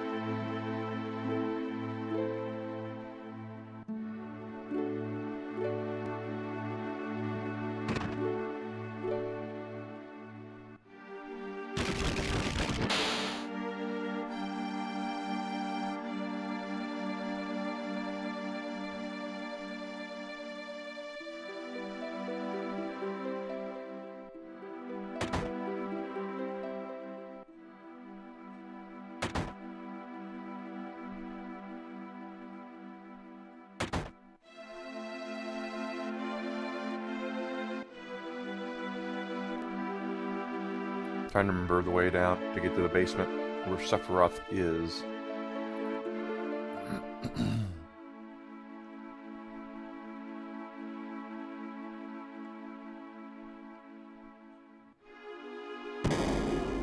Secret passage.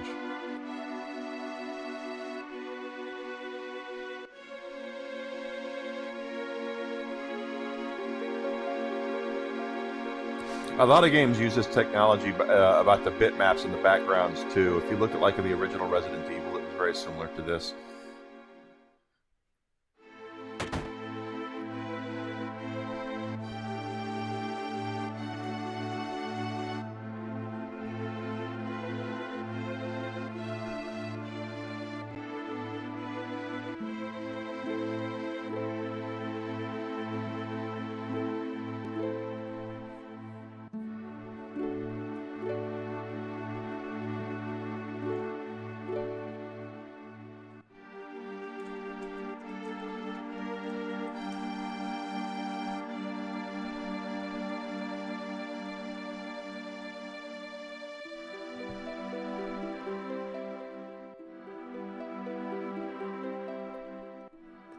We haven't seen much about Professor Gast in the remakes. He's not really that prominent of a figure. But they do focus more on Hojo.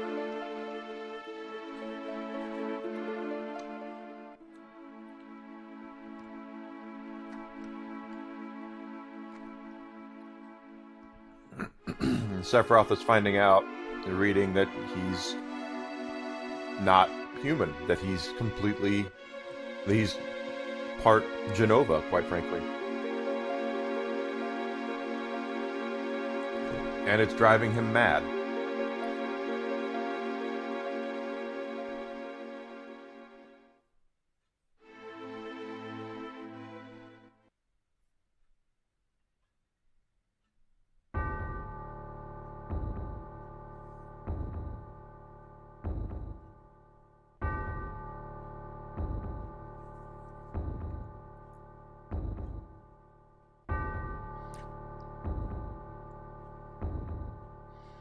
The ominous music is playing is not a good thing for the rest of the town.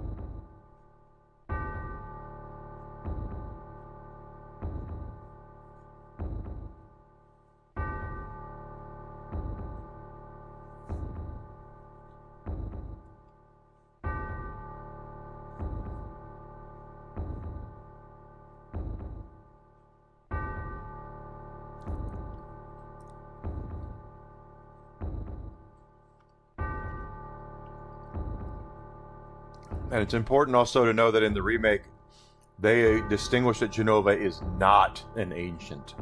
Sephiroth believes he is an ancient in this game, or partially, but he's not. Genova is an alien being.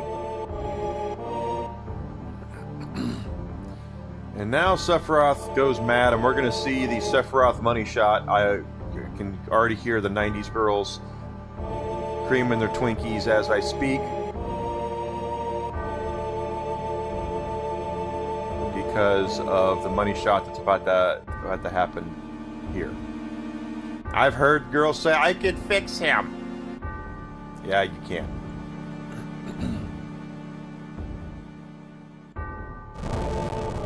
He's burning the town. They're burning the town. They're burning the dogs. They're burning the cats.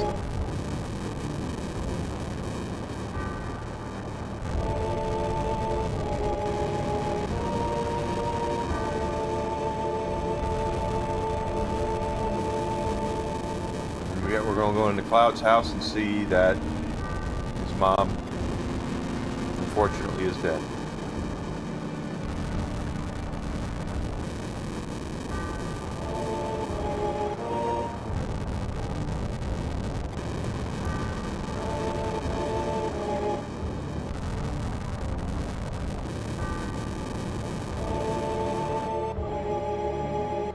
Here's the money shot.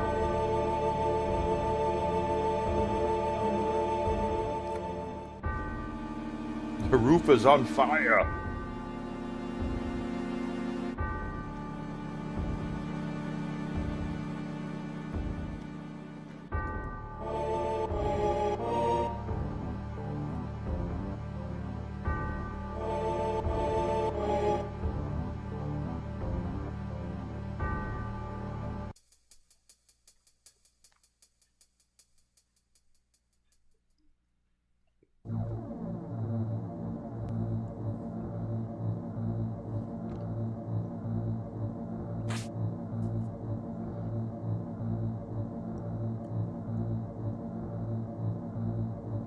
Disco Inferno. And this is the flashback we saw earlier. How much she hates Sephiroth and Shinra This is where she becomes part of Avalanche, really, basically. She takes his sword.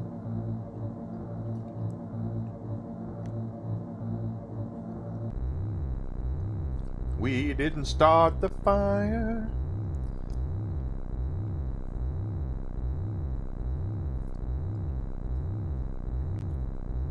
Sephiroth killed her father, and he's going to go ahead and take a bite out of crime here.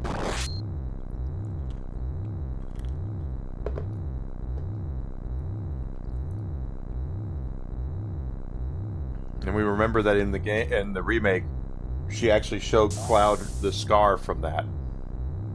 I think what confuses Tifa about this story is the fact that she does not remember Cloud being here at all, and he remembers stuff. He's telling the story like he was there, and she's like, how does he even know?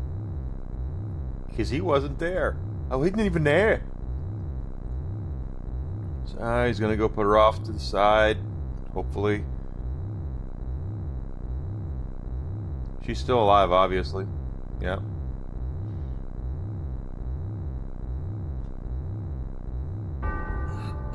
Pardon me.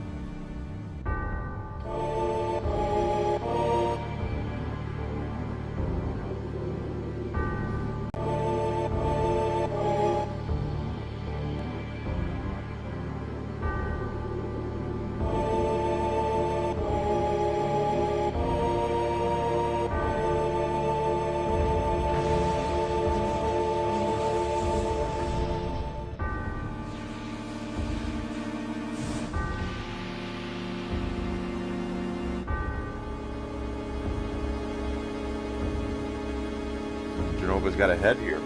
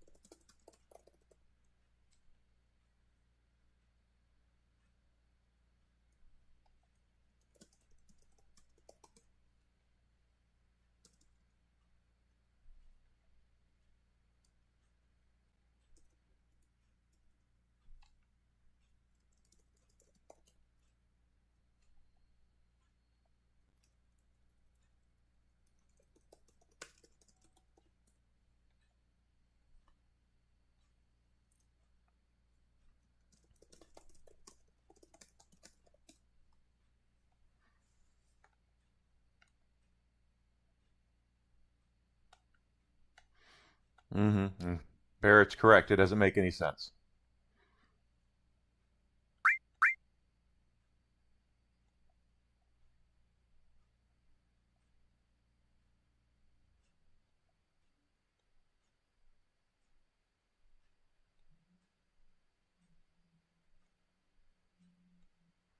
See, Tifa's not reacting at all. She's just like, okay, whatever. And again, it's because, as far as she knows, Cloud wasn't even there.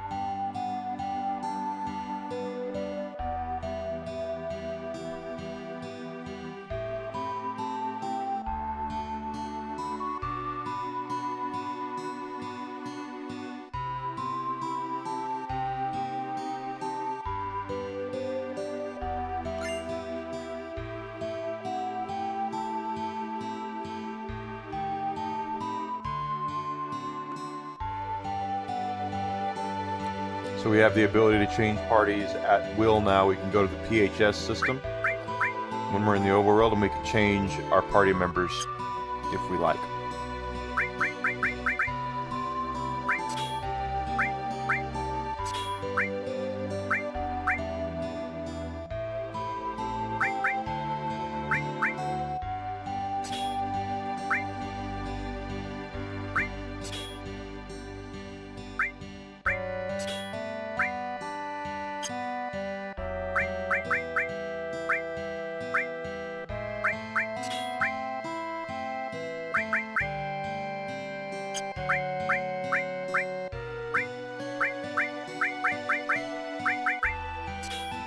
Trying to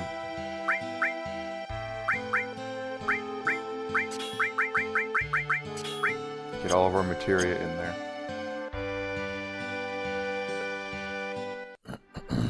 Okay.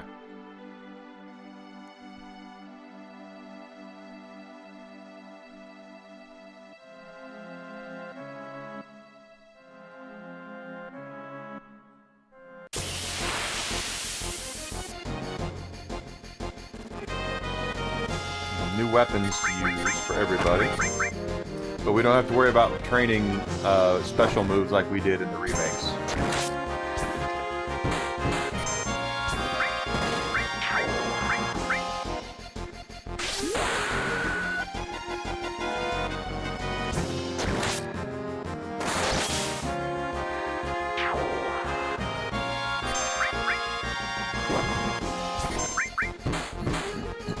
Pardon me.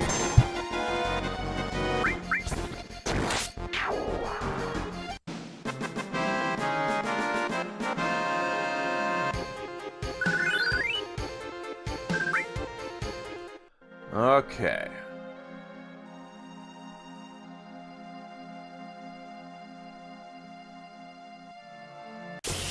No woods yet, so we can't do the thing.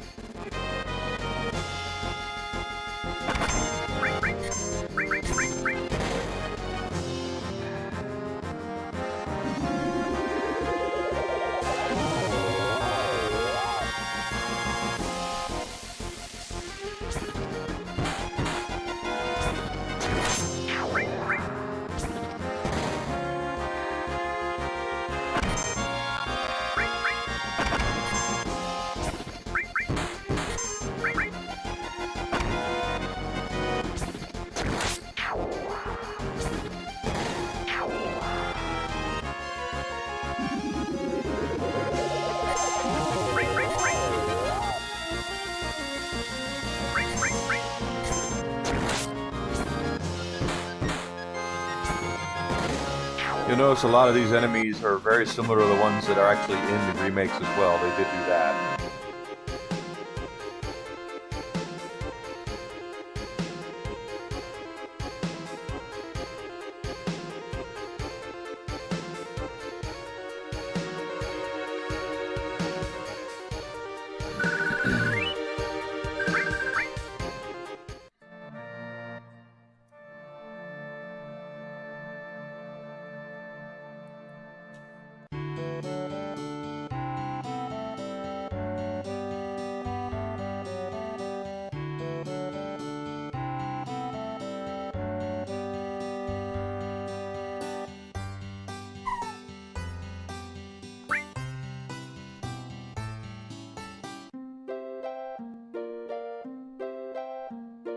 Yeah, you're probably right.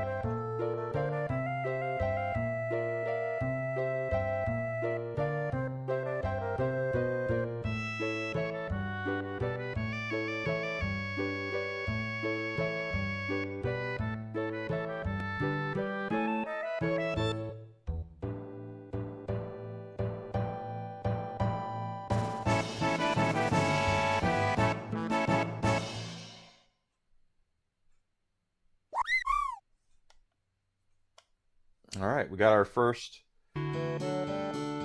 materia, our summon materia. Very first one.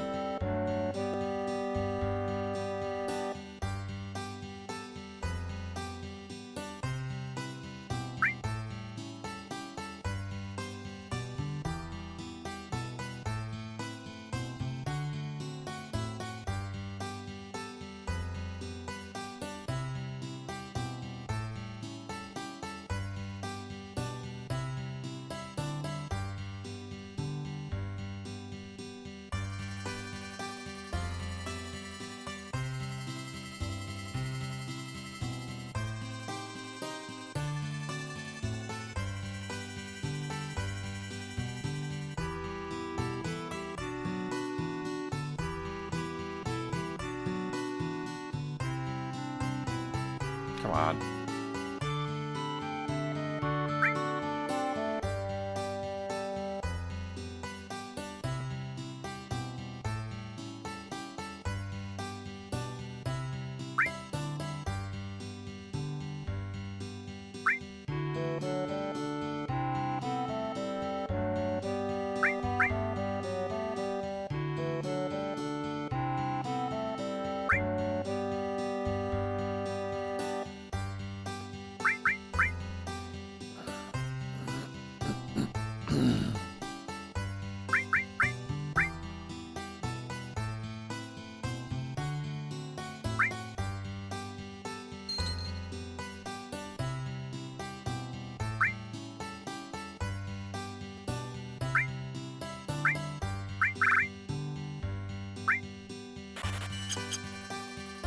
Okay, so let's equip the lure materia.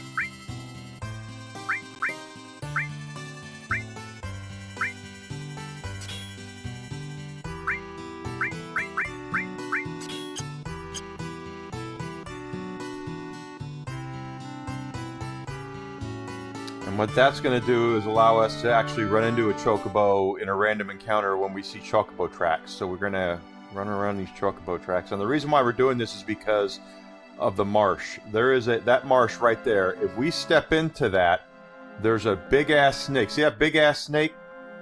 That is going to come and fight us, and we are not going to be able to win that. So we did fight it in the remake, but in this game, that is a massive, massive undertaking. Yep, we got a chocobo. Be very careful to not hurt the chocobo. You don't want to hurt him. You want to hurt the other birds.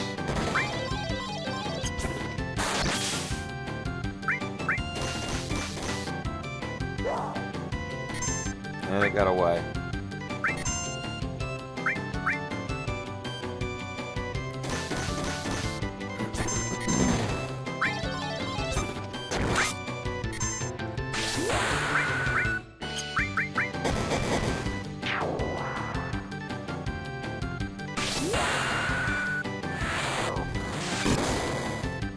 I know, I'm just trying to use that enough to where we can get the next level up.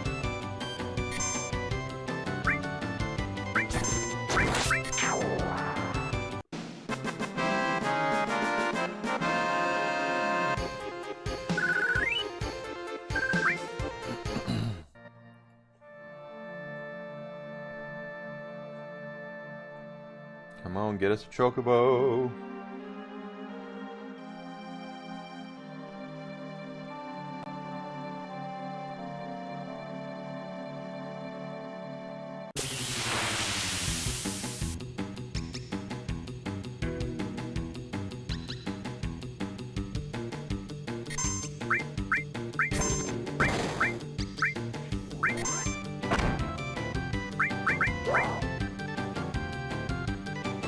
I guess I have to use the greens on them first.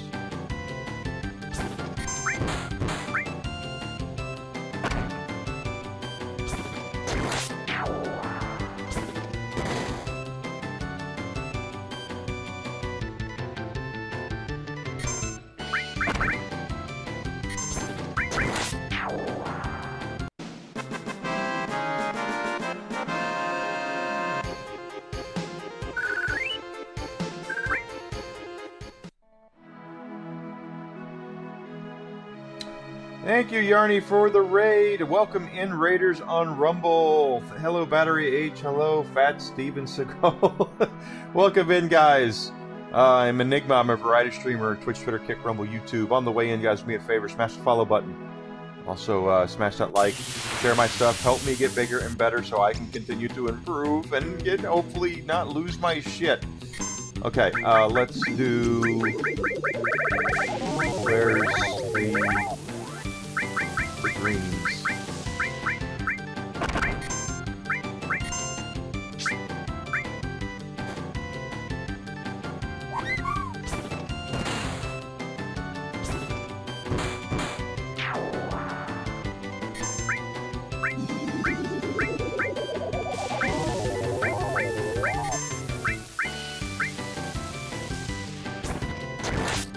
Welcome in, guys. We're playing Final Fantasy VII, the original Final Fantasy VII.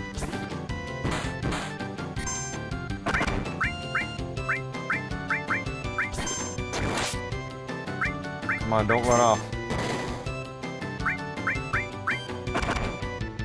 I don't want him running off.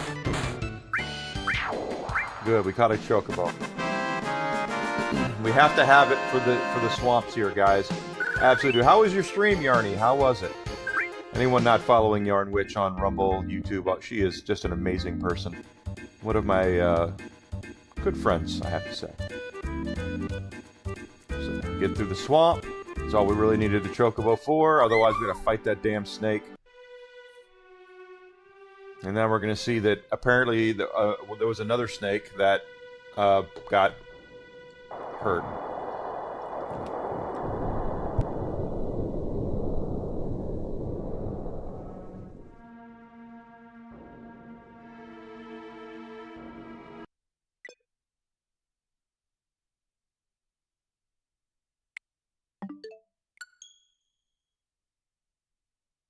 It crashed.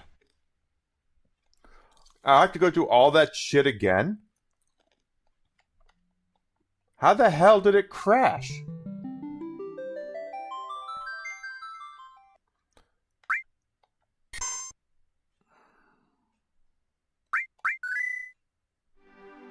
I've got to go through the... Oh, I should have saved. Damn it. See, guys? You gotta save. That sucks. We got to go through the flashback and all that shit again. It's my own fault. Damn it.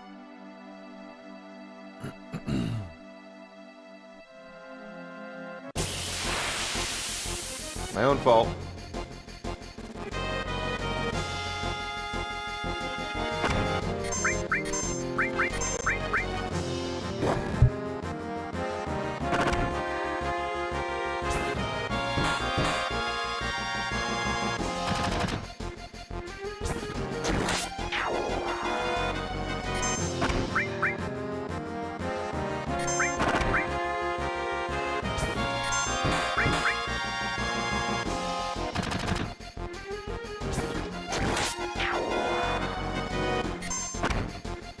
It's just aggravating that it's not because I even died, it's because the game crashed on me. It sucks.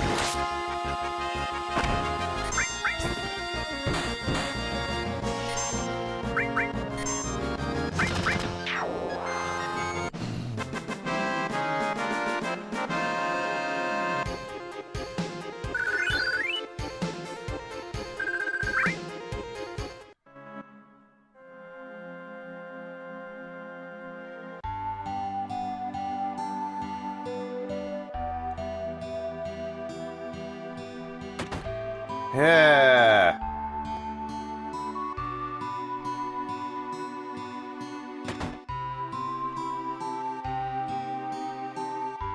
Do want to buy our new weapons.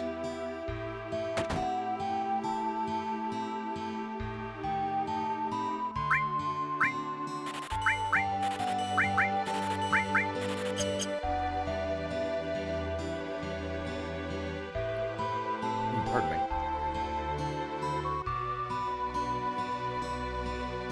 That's aggravating. But I guess the ladies will get their money's worth to see the money shot of Sephiroth twice.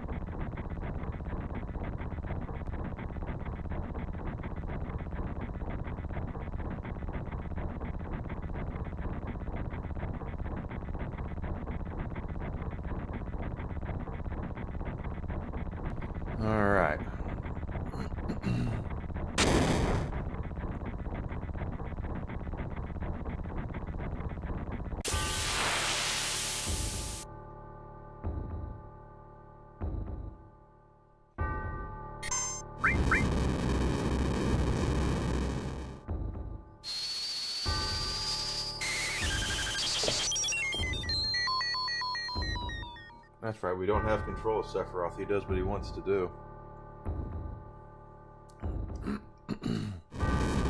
Also, you probably want to notice that I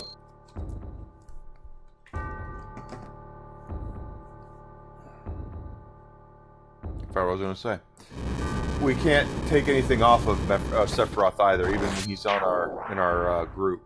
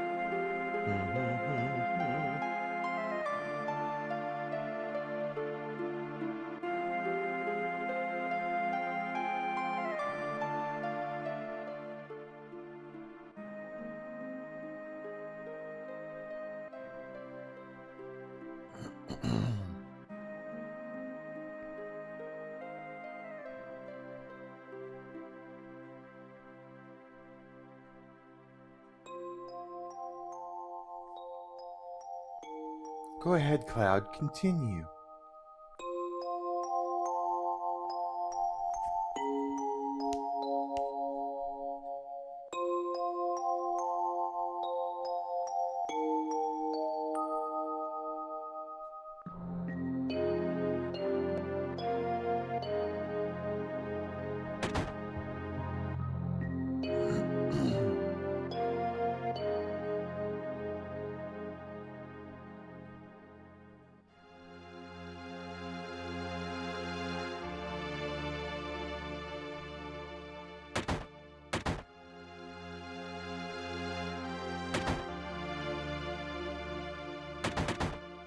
We don't need to do all that. We can just, again, we'll just get through it.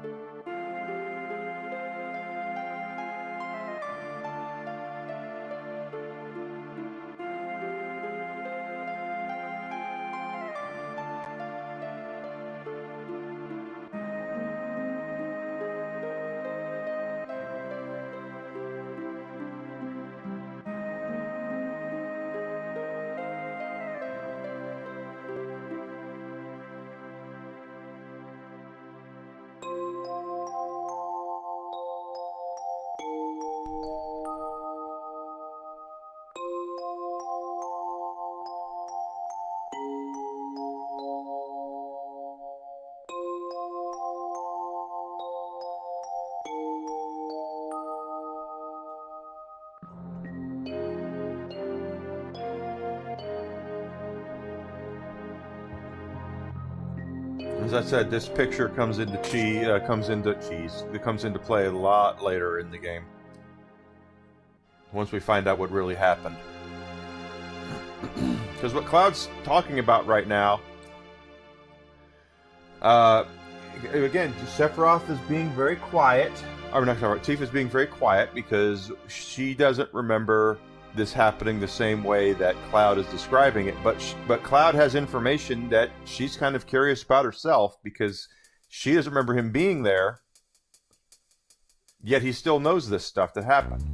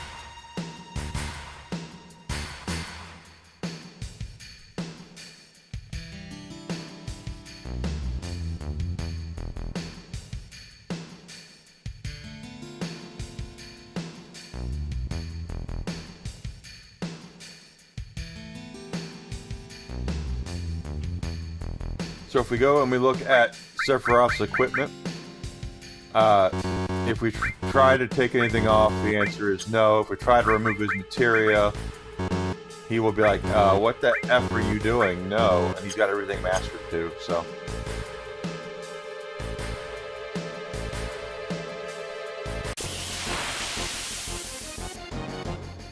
And we can do about that.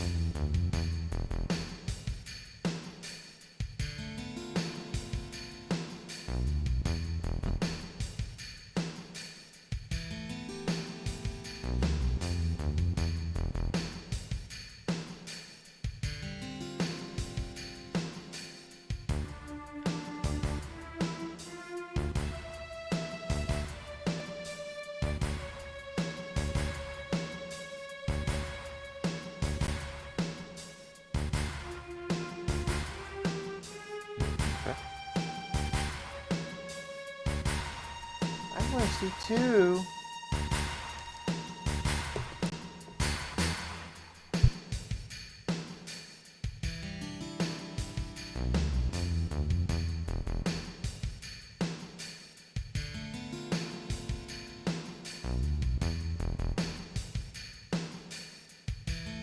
I've had that happen with dogs too, Grizzled. If the dog can't really destroy it, they kind of lose interest in it.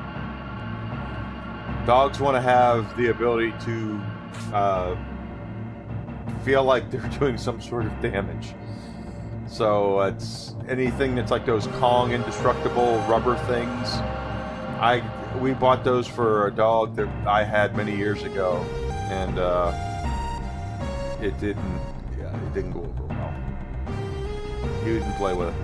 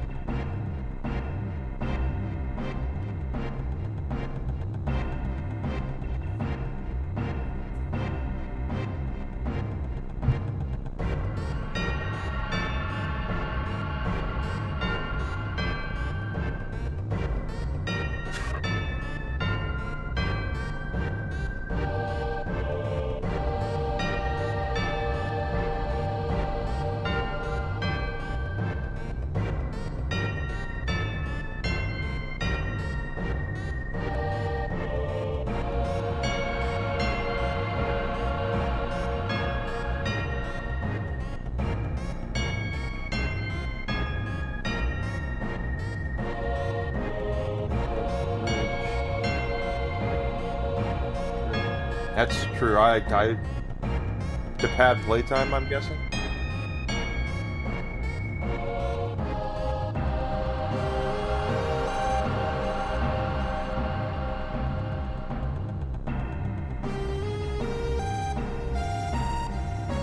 Yeah, Whiskey likes his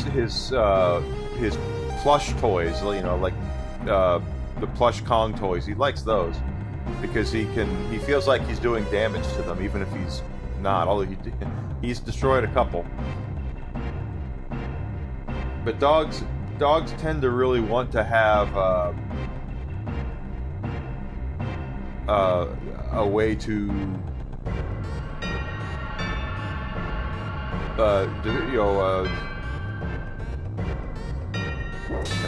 I'm tripping over my words here. They're trying to find a way to destroy their stuff, basically. Their toys. They want to act like dogs want to destroy stuff. Yeah, he wants to pull that squeaky ball out. That's what he wants. He wants that squeaker. That's what he wants.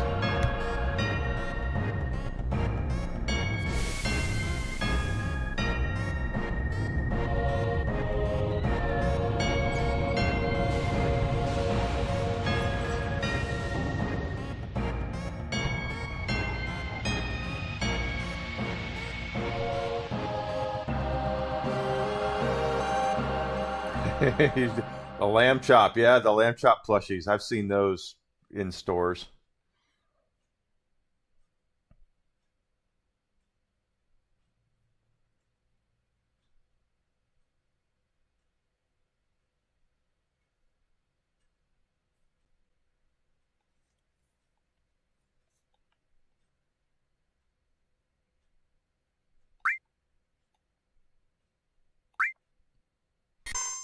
Make sure you save your game, Enigma.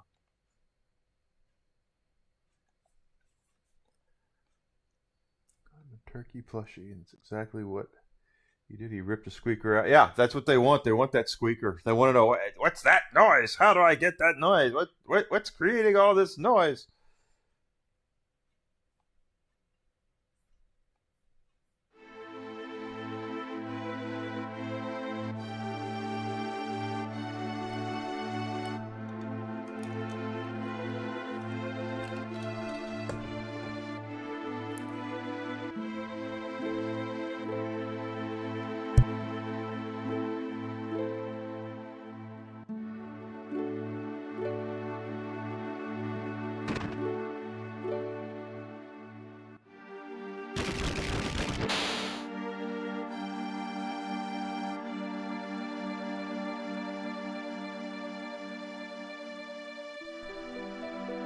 So as we covered earlier before the game crashed, this is where Sephiroth starts to descend into madness and realize that he is not a human being.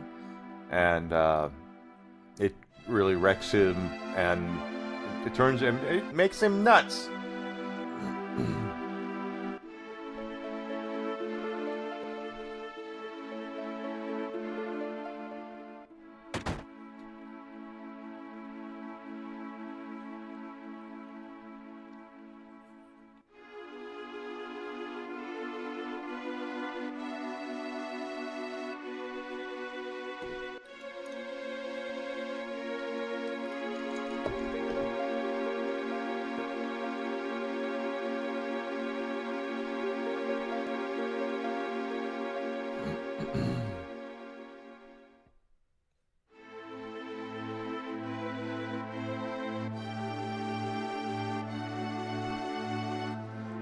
And he's gonna say, leave me alone, I don't want to talk to you.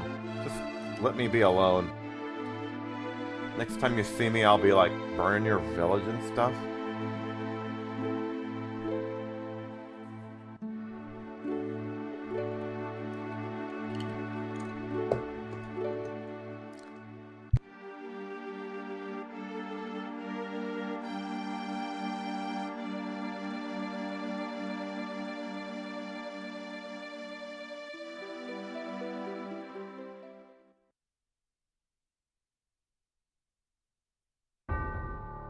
See, dogs like to do two different things. They either like to destroy stuff or they like to chase stuff. Whiskey does not like chasing. Whiskey likes being chased. So if I throw his toy, if I go down to right now and grab one of his toys, he'll go grab it, but then he'll look at me like, okay, I went and got it. Now you have to come get me. You have to come take it from me. That's how he acts. That's how he operates. He doesn't like to play with a ball at all. I can't get him to chase a ball or anything. He just wants his plush toys, and when he picks it up, he wants to be chased.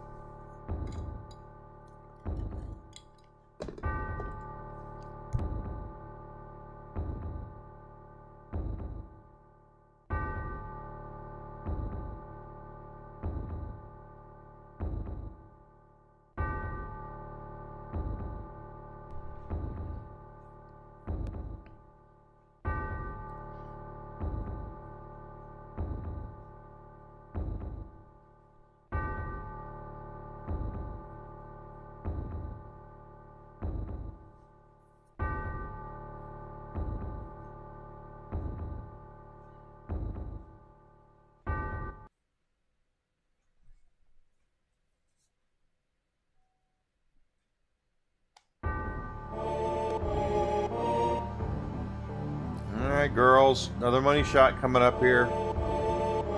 You can fix him. That's what all the goyles say about Sephiroth. I can fix him. Yeah, I was watching. There's a younger cosplayer out there. She's an adult, but she's been around for a little while, known for being kind of based. And she was like playing Final Fantasy VII Remake and Rebirth, and she was like, I can fix Sephiroth, and then it got to the end of Rebirth, and she goes, no, I can't fix Sephiroth.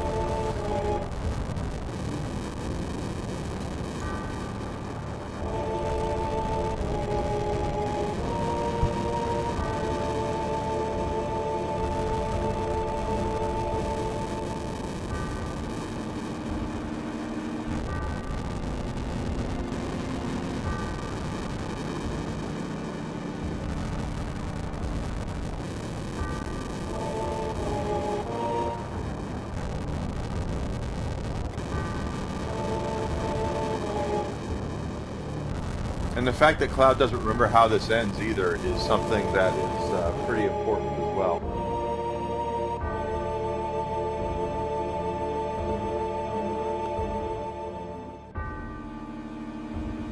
Money shot. There you are, girls. Have your cake and eat it too.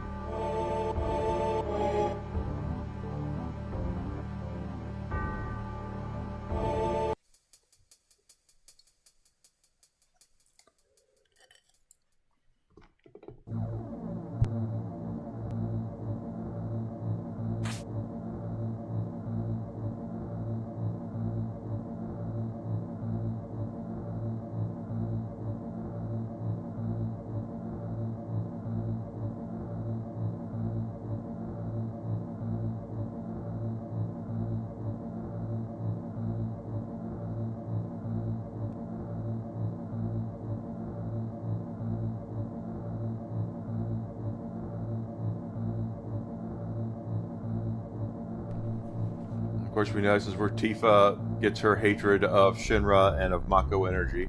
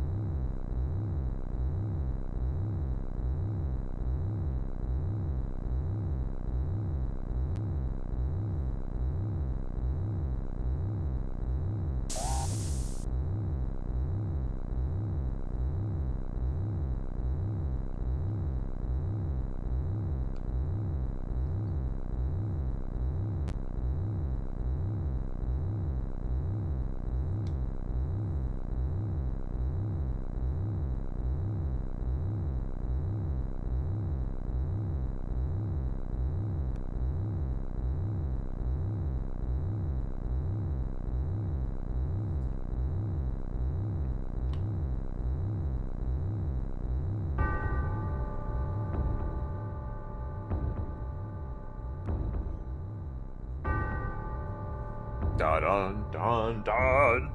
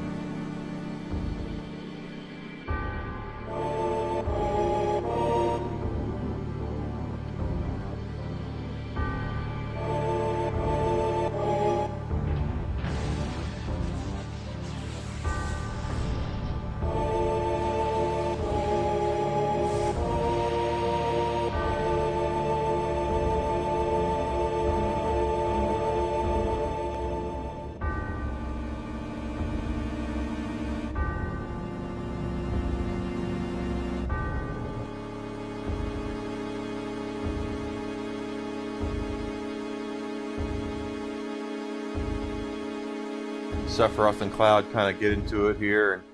And the reason why this doesn't make a lot of sense is because not only does Cloud not remember how this ends, this standoff with Sephiroth, Jenova didn't end up with Sephiroth. Shinra still had Jenova in their building, so there's things about this flashback that don't make sense, and they don't make sense on purpose.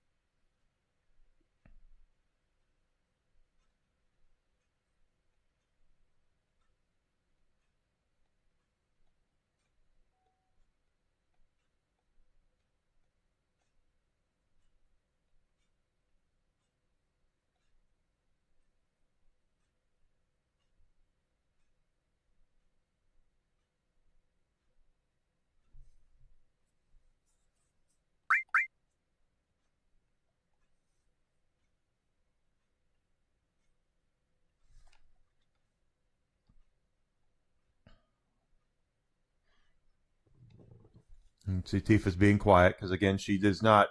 We know in Rebirth, she tells Aerith Cloud wasn't even there, but here, Tifa's like, don't know if I really want to talk about this.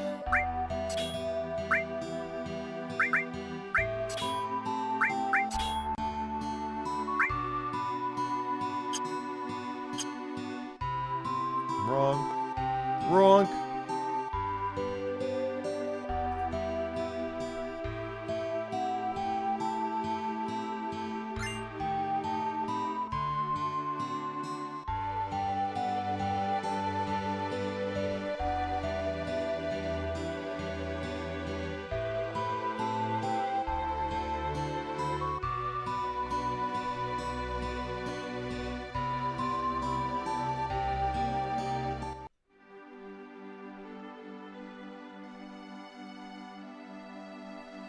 Now we're gonna save the game because I didn't do it last time.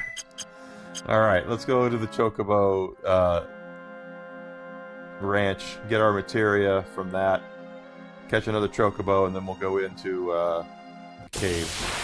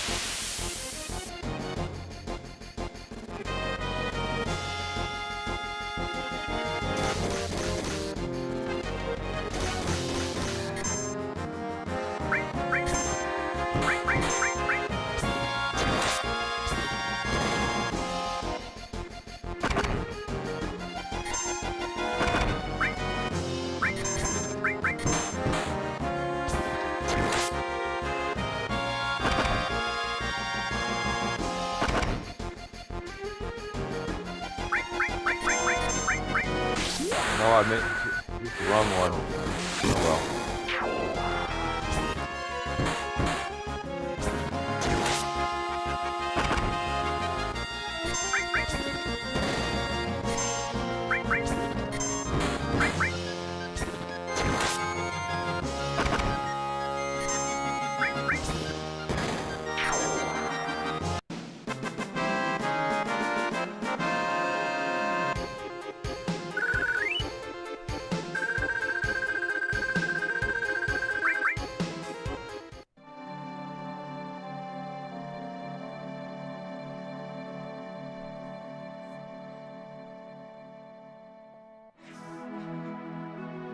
Don't forget to watch the chocobos dance so you can get your summon.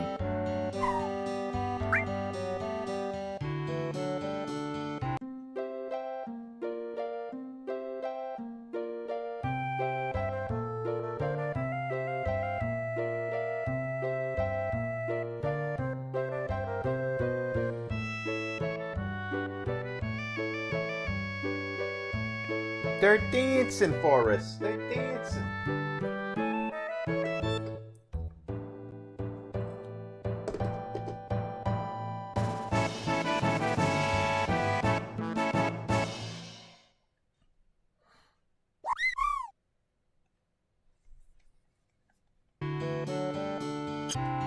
We'll do it when we get the other materia.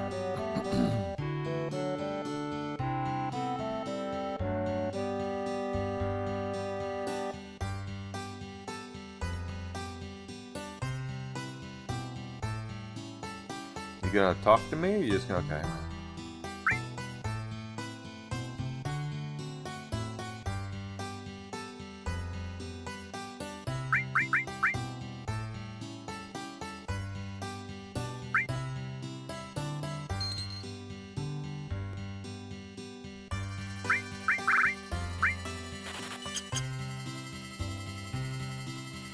Alright, so material-wise, we need to equip a couple of things. Obviously. We'll take off ice and put the chocobo lure on. We'll put ice up here.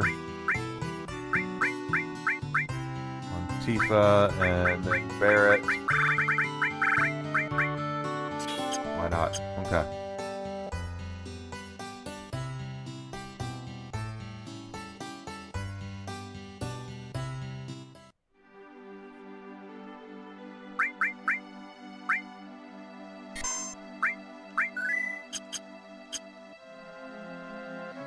Alright, so we got to catch another chocobo. Remember what we do is we'll have a random encounter here. The chocobo music will play.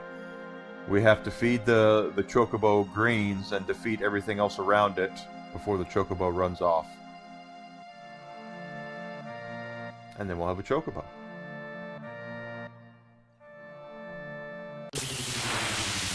There's the music.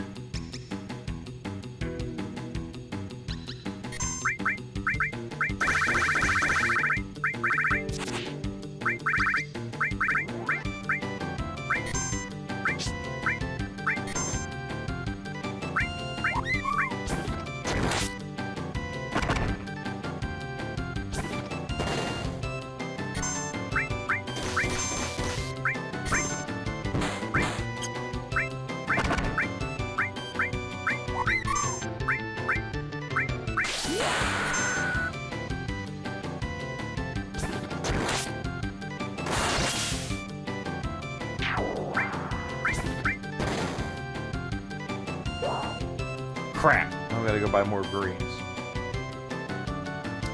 We got a severe thunderstorm warning in my area till 10 p.m. Great. This is great. Desi's supposed to come home today.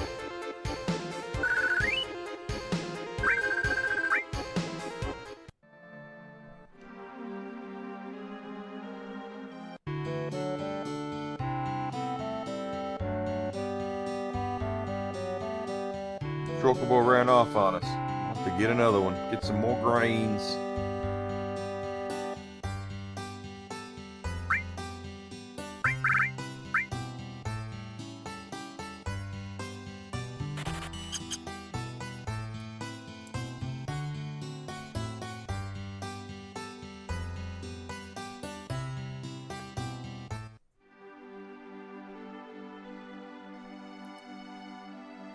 Midgarian fried chocobo.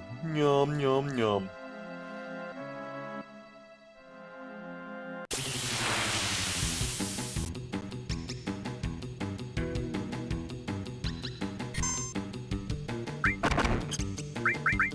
Item.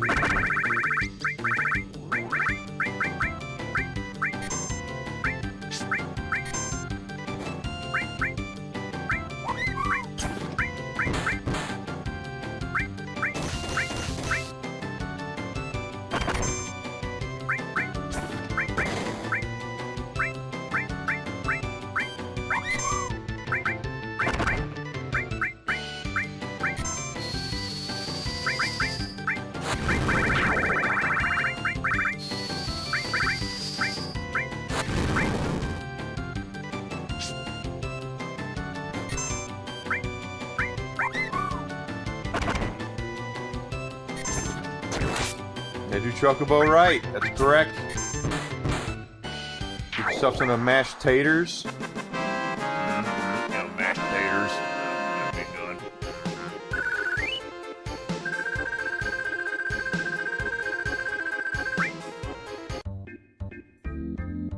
Alright, so now we got our chocobo. Got to get across the lake here, or the swamp. Don't run into the snake. The snake will... You still will have to fight the snake if it catches you, so don't do that. At least I think you do.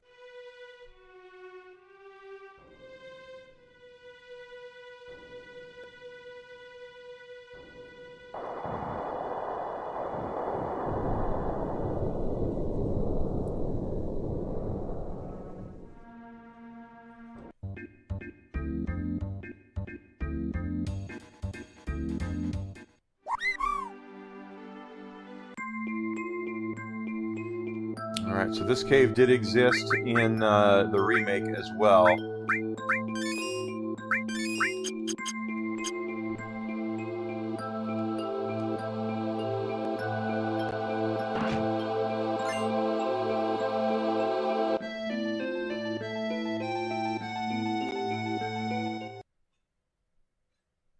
And there's the Turks again.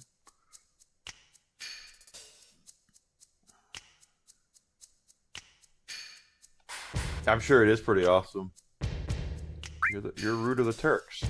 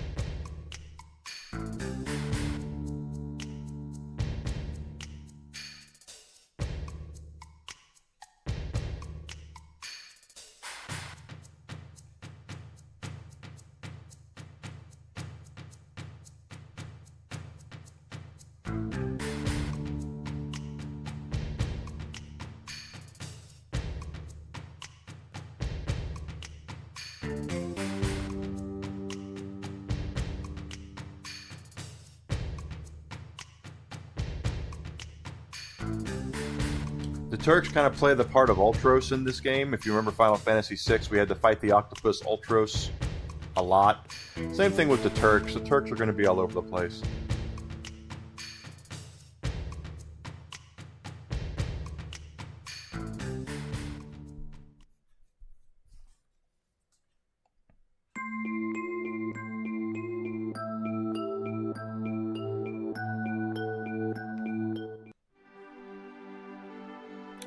Alright, so now we have woods for the first time. Woods are going to be important. So let's go ahead and pop in here and we will do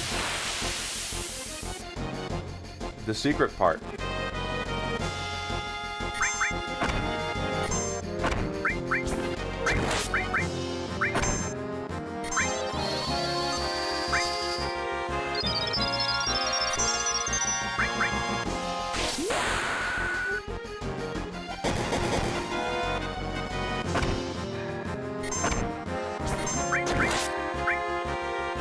Oh, I hit the wrong thing again.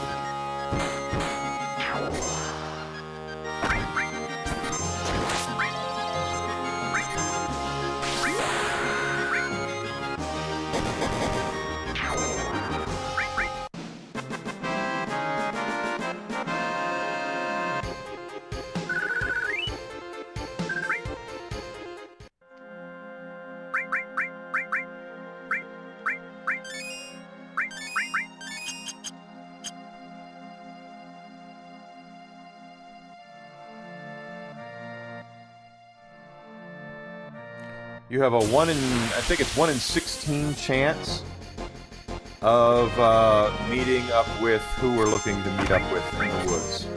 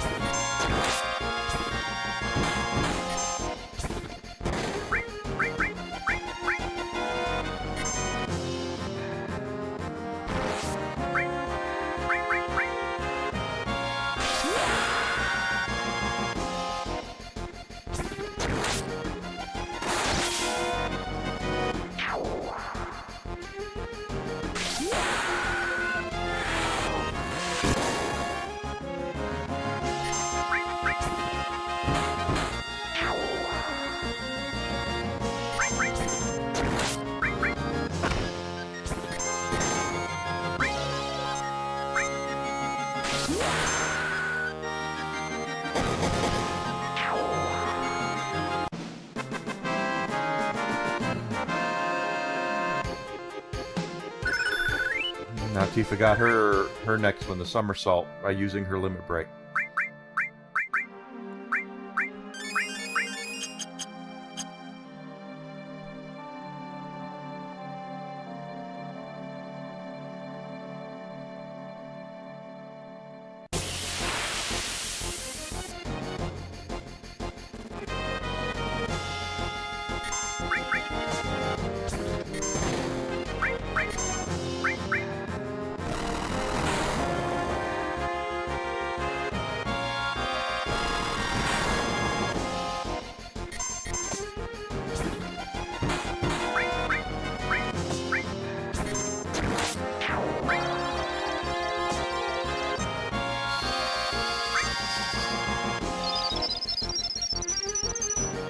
Oh, and Tifa's, it is a slot machine, but her stuff stacks, so, like that.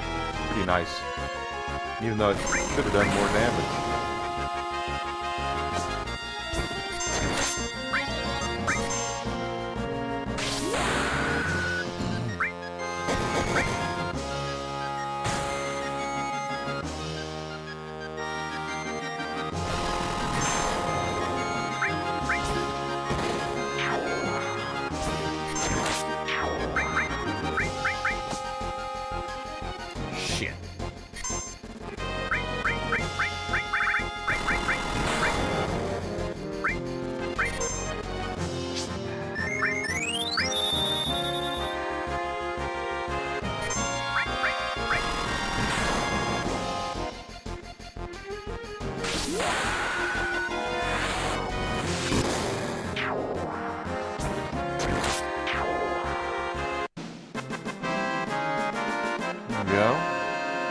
Good news is we are going to gain some experience and levels here.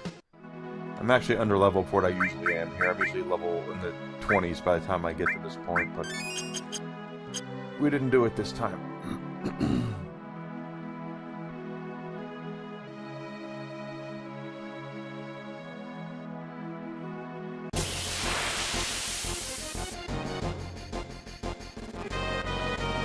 All right, there she is.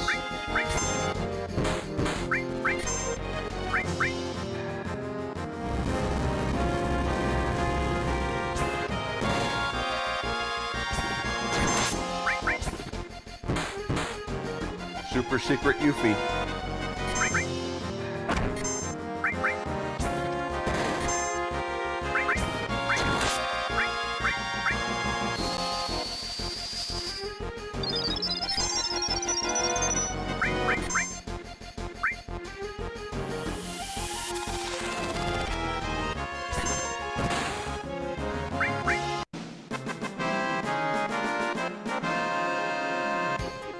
Alright, so we beat her. Now comes to the part where we have to answer her questions.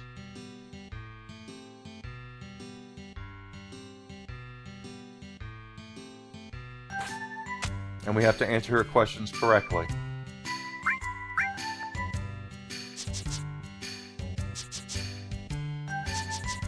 This is Yuffie's theme playing.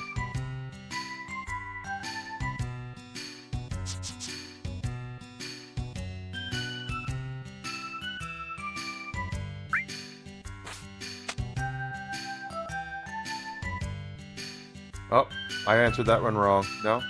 Maybe not.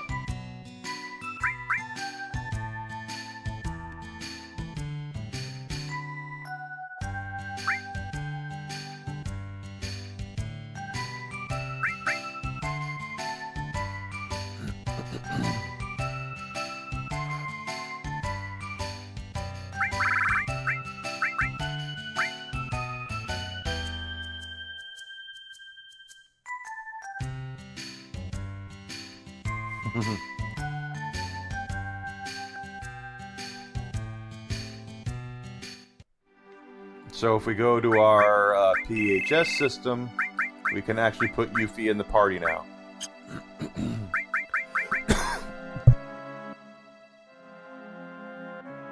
So sorry. Materia-wise, she doesn't have any.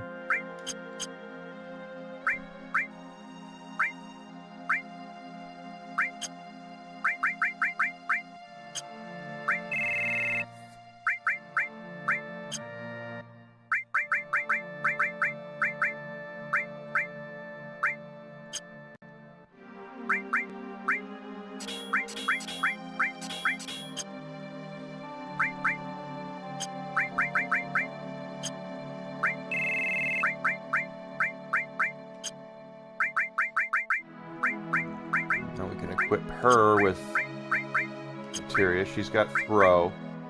Let's give her a restore. Let's give her steal, poison, sense.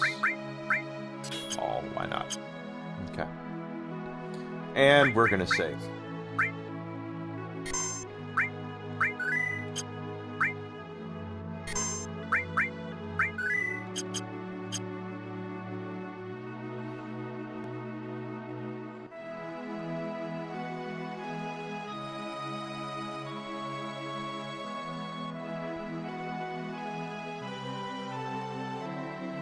And she's the first super secret of the super secret characters. There is another one, and they're not secret.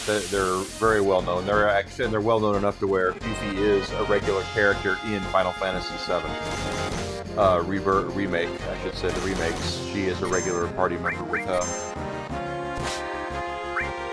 personality and everything.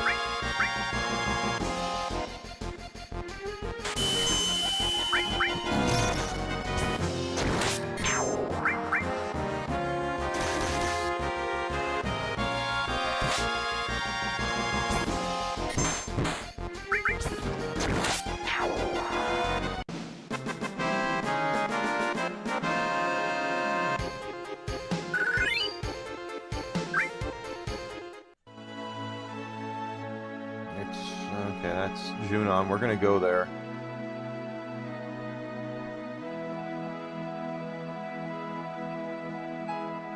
But we also want to make sure we are getting some levels up here.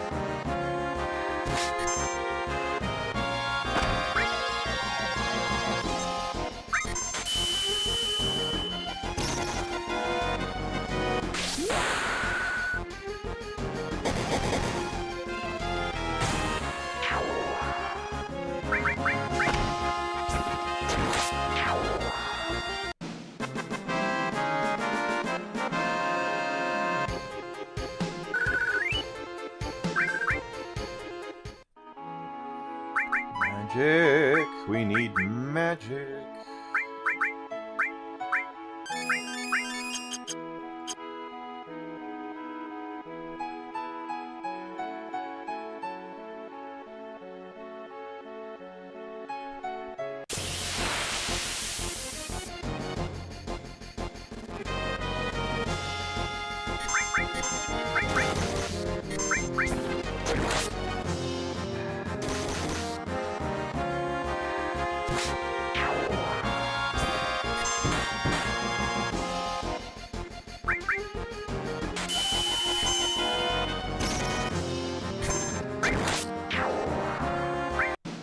Yuffie's greased lightning.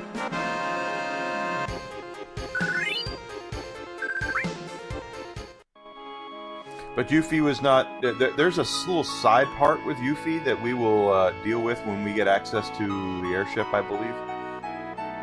Which is also when we'll run into Don Corneo again. If memory serves me correctly. But again, Yuffie is... he was a very secret character.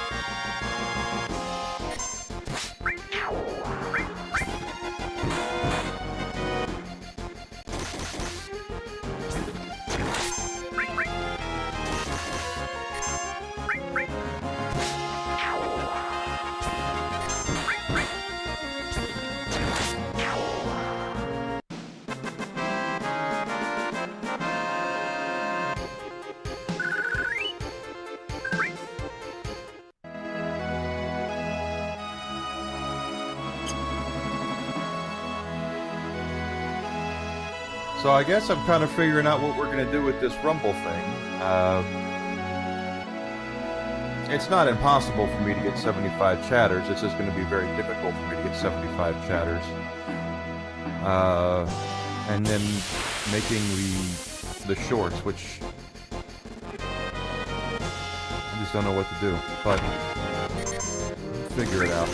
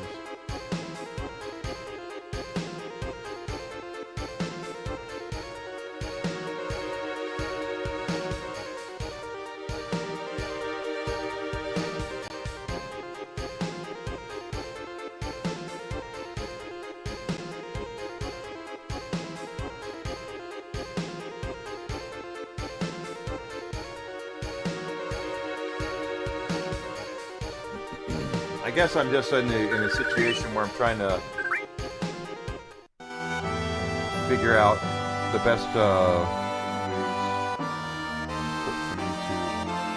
Yeah, I can do that. I can.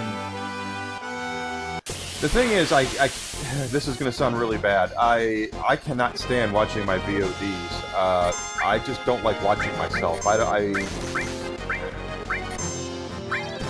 don't know about anybody else, but I just am not a huge fan of watching myself. I can watch other people, but me is hard.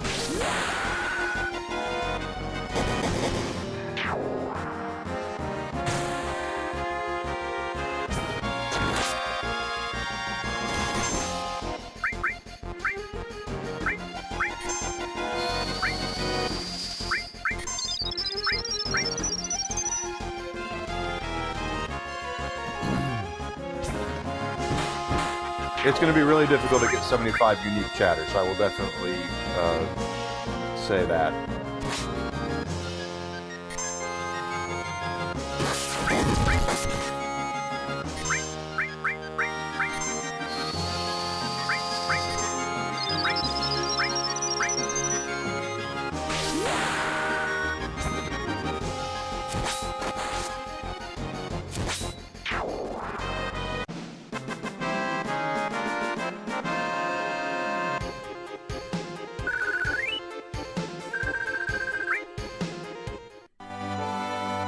Like I said, I usually get about, this month I'm at 52. I usually get between 40 and 50. So, or 53 now. I usually get between 40 and 50. So this is a better month that I've got over 50. But at the same time, 75's a lot. I guess if we got together with our groups, you know, like if we got our group together and just kind of said, you know, everyone just kind of come in on Thursday and say something, just say hi, you know, that's something. Yeah.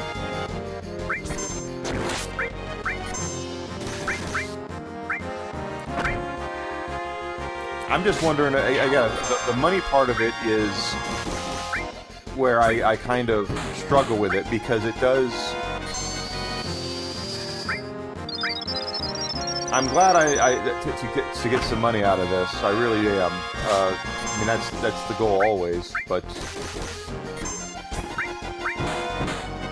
at the same time, if I'm gonna have to put in a couple hours more work for these shorts, and it's not gonna give me any more money,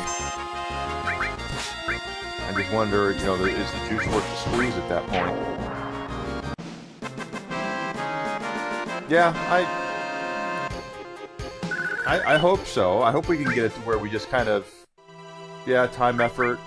If we can just get the communities together and just say, hey, everyone just pop in and just say, hey, you know, once a month, we can coordinate it and schedule it. I'll help anybody out that wants to, you know, a group that'll help me, you know, that kind of thing.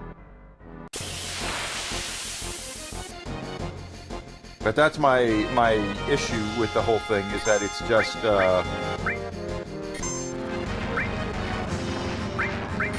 if I'm doing more work for, if they were to come through and say, because someone said it's $10 right now, if you do 30 shorts, they give you an extra $10 a month, which I don't do.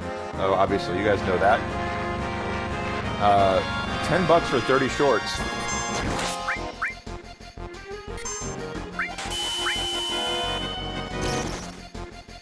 And again, I don't watch shorts. That's the hilarious thing, is that I don't.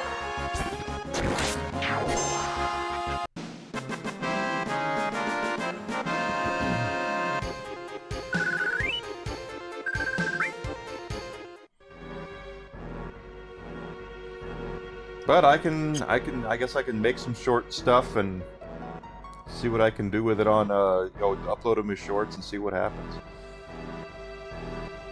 I think the shorts thing is a mistake. If Rumble's listening, your TikTok crap needs to stop. And you know, I'm not happy about the 75 chatters, but I'm really thinking your dependency on trying to get people to make shorts is foolhardy.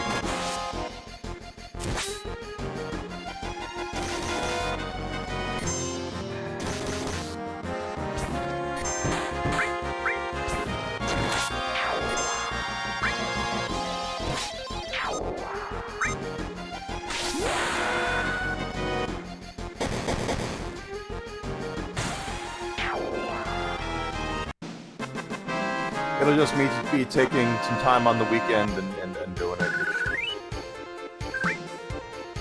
And then watch me upload them all at one time. Watch me do that too. I will. I totally will. If I do this, I'll upload all 20 on the same Saturday. Because it takes time to type out titles. It takes time for you to write descriptions. It's not something you can just do and in a couple of seconds. It's not.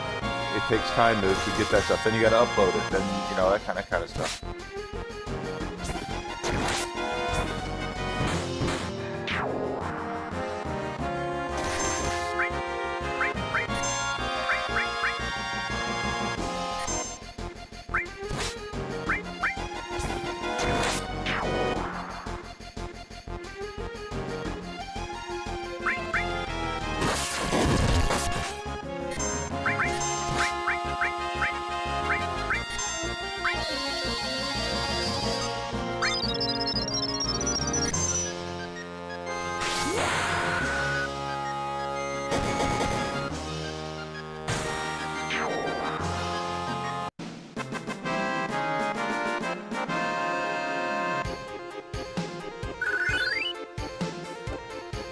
I do.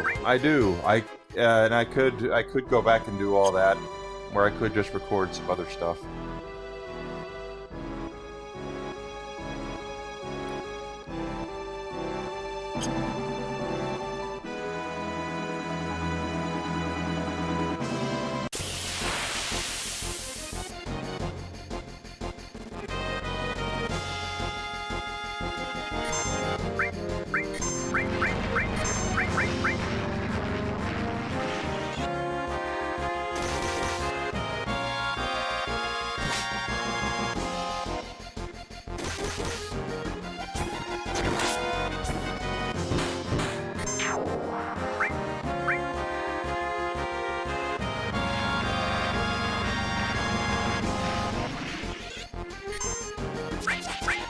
Watching my stuff, it would take me more time to go through some of those streams than it would be for what I would get out of it, I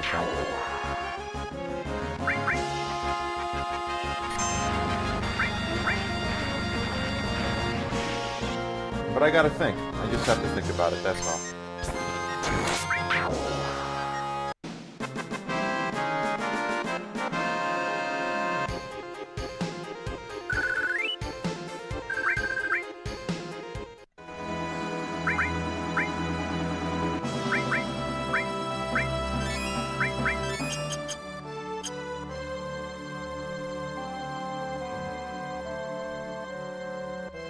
Plus, I could talk to Desi about it. Desi's asked me, I told her about it last night. She's like, I'm sorry, what can I do to help? It's like, you do plenty already.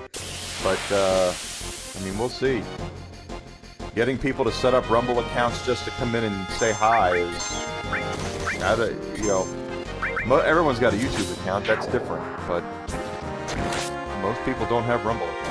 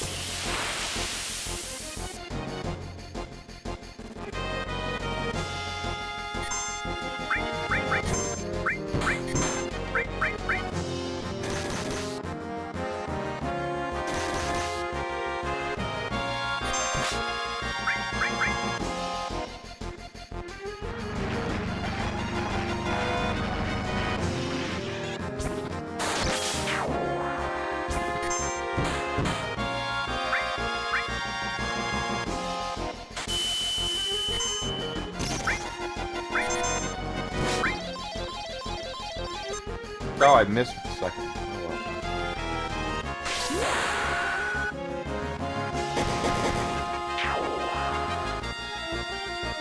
Out of reach.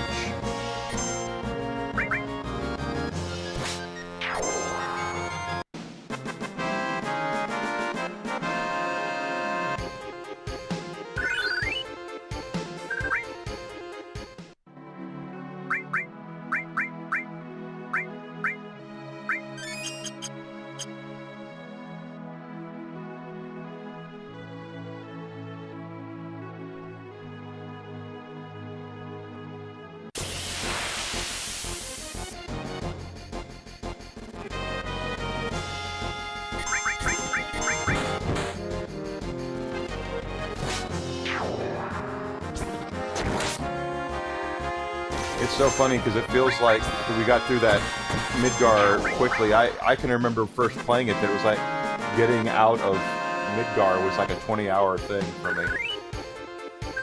And we did it in about 6. But every time you play something, it tends to get a little easier. We were playing Rebirth. Same thing. Pardon me. Same thing happened with Rebirth. Because we were, Sephiroth was far easier at the end of Rebirth than the second time than he was the first time I streamed it.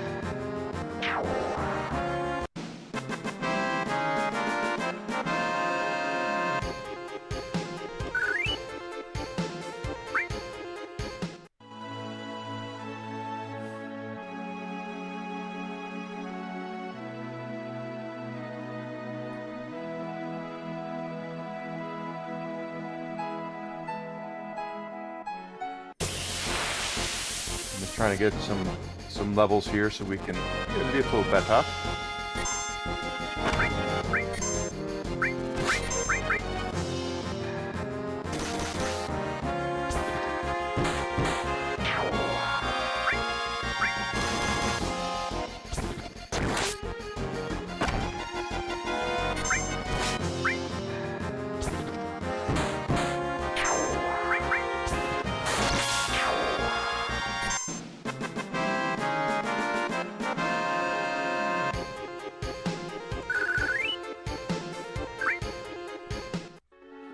It does feel like, though, that we kind of blazed through Midgar. That was kind of crazy.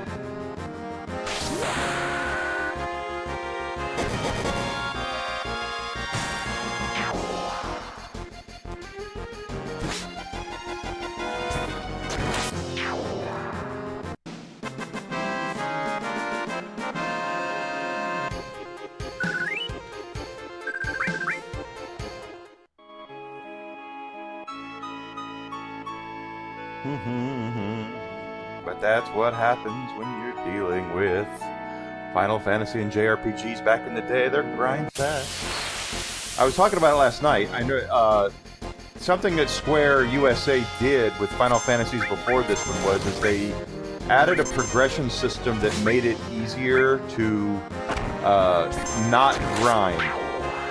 They thought that that the grind was a barrier to entry that kept Westerns away from RPGs. So if you play Final Fantasy II, for instance, or Final Fantasy IV, or the Super Nintendo version, there's a progression system in it to where if you're level 20, the game wants you to be at level 20.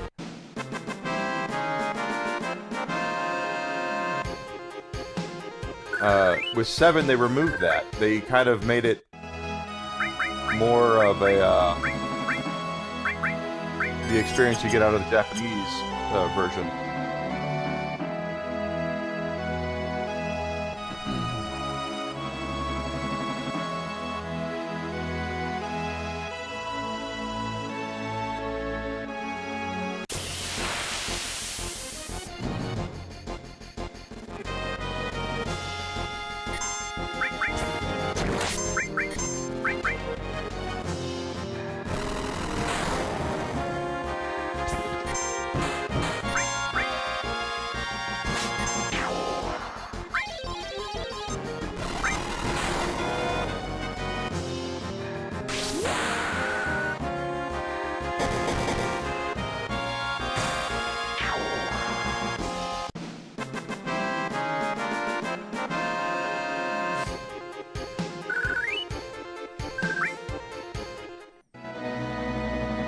Magic.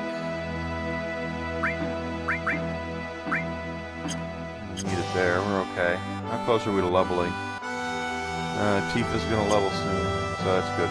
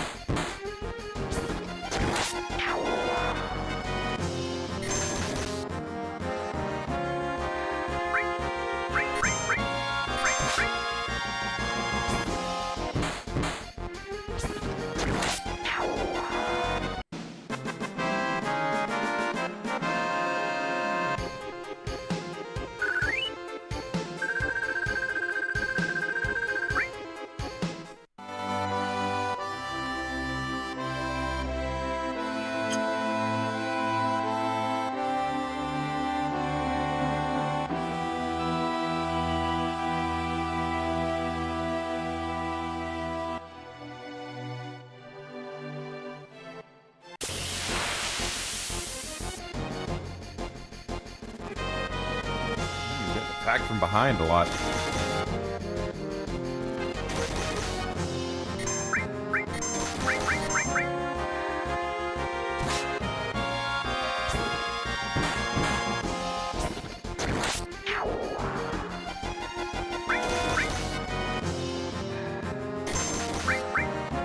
Yuffie's weapon, I believe, is considered a thrown weapon, so actually she gets the same damage out of the back as she does in the front.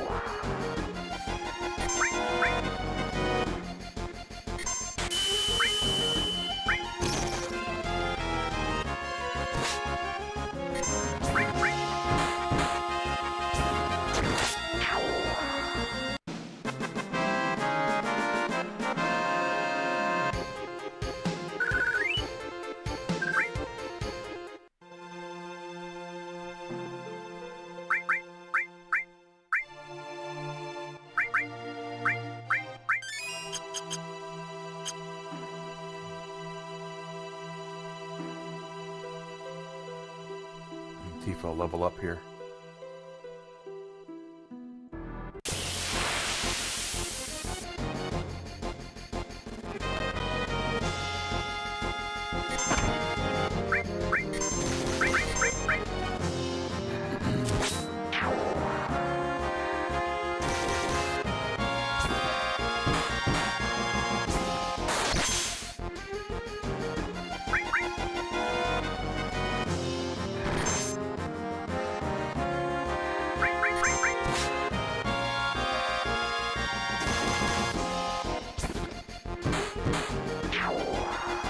go, baby!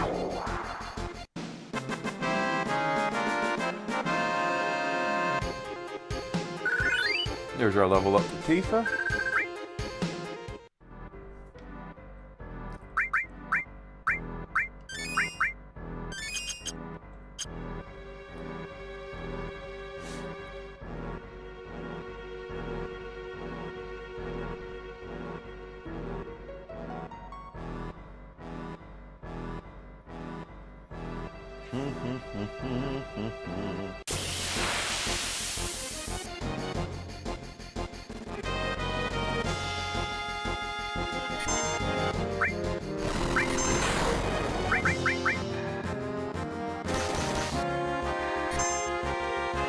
Tifa's got her limit break up.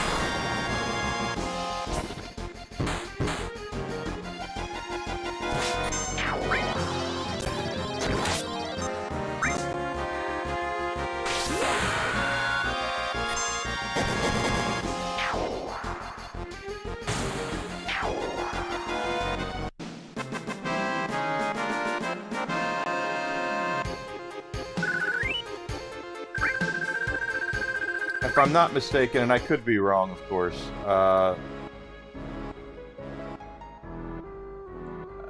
you get you get your limit breaks through first using them, and then your second level to get to the next level from level 2 to level 3. It's about kills, if my memory is right, and it's personalized kills. So how many enemies Cloud actually defeats doesn't necessarily have to be with the limit break.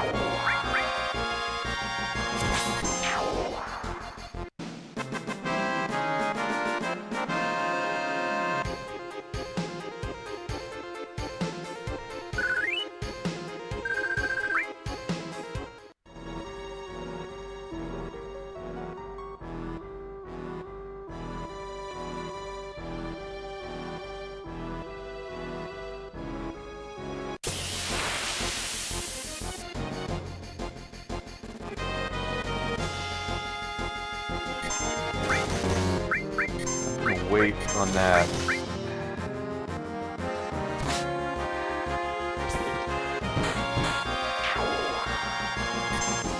Now what the hell? Just use it.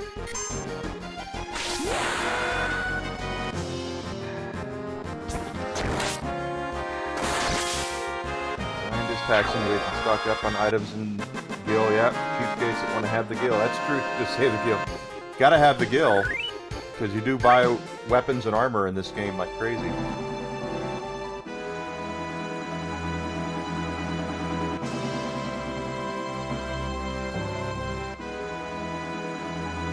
God, I totally remember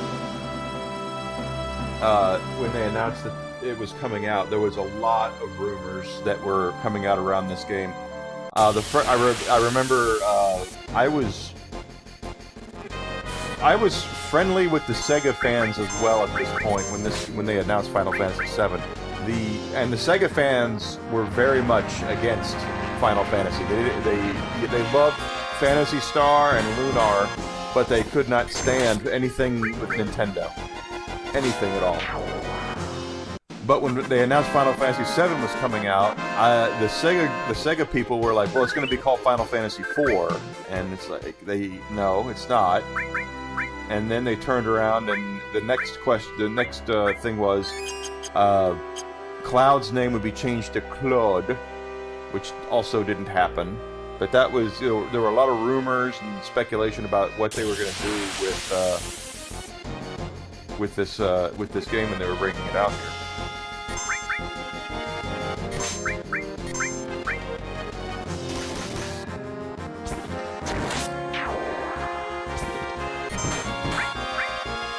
Same, exactly the same, Grizzled. I umpired. I've told people this before. I went with when they first brought out they were going to bring out the PlayStation, and they brought it out. The Saturn came out first. I backed the Saturn. I picked up a Sega Saturn. I got a used Sega Saturn, which I still have. One of the original units, and I still have that, and that was my go-to console. was going to be the Sega Saturn. And then I was going to pick up an N64. That was my plan, because we all assumed Final Fantasy was coming out on the Nintendo 64 because they had the tech demos and all the things out there of what Final Fantasy might look like. You can look that up now. I talked about it last night. What Final Fantasy 4 would look like on Nintendo 64. We were really excited for it. Hey, Joey Cannoli, good to see you. I like 6 better than 7, but that's anything's opinion-based. I do call Final Fantasy 7 the Babe Ruth of JRPGs, because if it wasn't for that, we wouldn't have near the selection of JRPGs out here now that we get, like Persona and games like that. But I umpired a baseball state baseball tournament. And everything I made off of that, I put into getting a PlayStation. PlayStations had gone down to $200, $199.99, and I made a lot of money in that state tournament. And I went up to my local Toys R Us it was in North Little Rock, Arkansas, picked up a PlayStation 1. And I got with it 3 games and a memory card. I got Resident Evil was out, so I got that. Battle Arena Toshinden 2. And a game called Crazy Ivan. Were the 3 games I picked up for the PlayStation 1. I wish I still had Crazy Ivan. I don't. And it was back during the time period before we had... They were using the jewel cases. They were using... The PlayStation 1 had 4 different styles of cases that they brought out with. The first one was the oversized jewel cases, like the Sega Saturn and Sega CD cases. They were in those. Then they went to like a waxy paper look. They were the same size, but they had a waxy kind of cardboard feel to them almost, but they were much more sturdy. And then they did a plastic version of that box. And then after that, they went to the jewel cases, as what everyone remembers the PlayStation having. And I remember the first game I got that I sold in my store that I was working at the time, that was in jewel cases, was SimCity 2000. Was the first game I got for the PlayStation that was in jewel cases. And those stupid Arkansas rednecks didn't know how to read. Because they all assumed that because the jewel case was a big one, a double, that it should have more than one disc. When in reality, the reason why it was so big was because the instruction manual was exceedingly thick for SimCity 2000.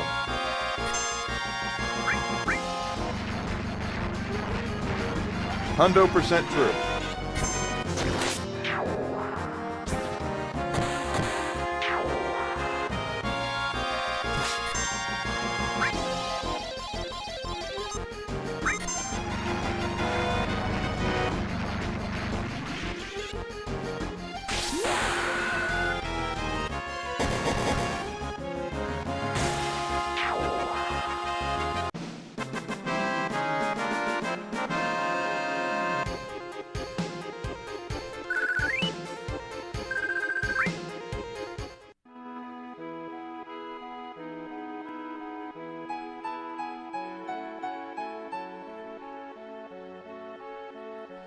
Glad to level up here.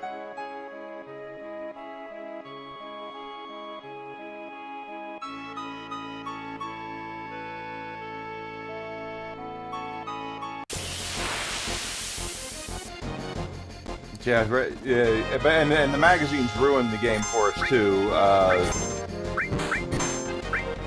Every magazine had Final Fantasy VII in it for about a year. Except Nintendo Power, of course. They were still really butthurt about losing Final Fantasy. And I get why. Nintendo did a lot to try to make Square a successful third party worldwide.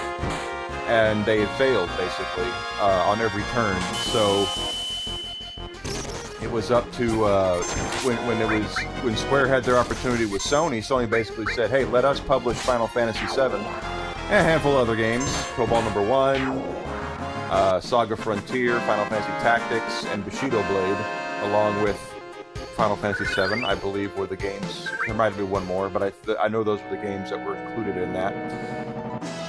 And we'll do all the marketing, and we'll do all that. And they marketed the hell out of Final Fantasy VII. It was all over the place. It was in every magazine.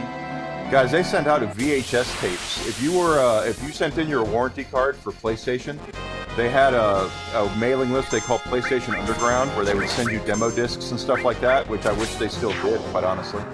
But they did that, and then they also brought out, they sent out these VHS tapes. I still have my VHS tape of Final Fantasy VII they sent me. That I don't even know if it's any good, because it hasn't been played in, hell, 25, 30 years. Almost 30 years. But but it had a lot of the cutscenes on it, and they were talking about interviews and what the game was going to be. It was very, very, very big for what they were doing for at the time. I'd never seen a game, any game, not much less a Final Fantasy, get that kind of marketing hype behind it. Sony put the house behind Square, and it worked. It worked out for Sony, and it worked out for Square. Square would go on to become a huge publisher on the PlayStation, and Sony would go on to dominate that generation. The reason why they did it, the big reason they did it, is because they had Final Fantasy. I had always said that I do miss a demo disc too, Grizzle.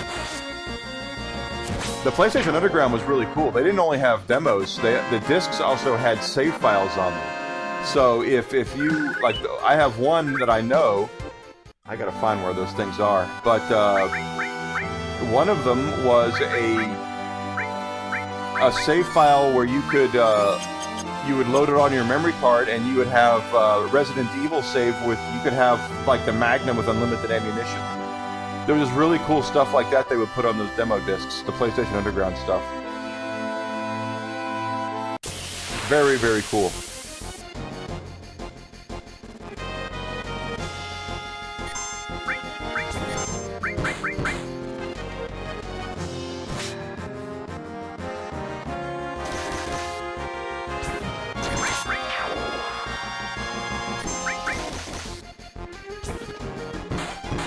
But the whole point is that Sony did a lot to help out Square, a lot. And while Nintendo was really butthurt because of everything they did for Square, and rightfully so. I'm not at all saying that Square didn't have, or Nintendo didn't have any skin in the game with Square, because they did. Nintendo did a lot to try to help Square, but they didn't do a fraction of what Sony did. Sony went to bat for Square through the whole thing, and did so much marketing for Final Fantasy VII. It was, like I said, it was everywhere, and it would go on to outgross the top movie that weekend, which I remember being a very big deal. That the top grossing movie in the box office was G.I. Jane, Demi Moore movie, and Final Fantasy VII actually had more revenue its opening weekend than that movie, and that was the first time it had ever happened.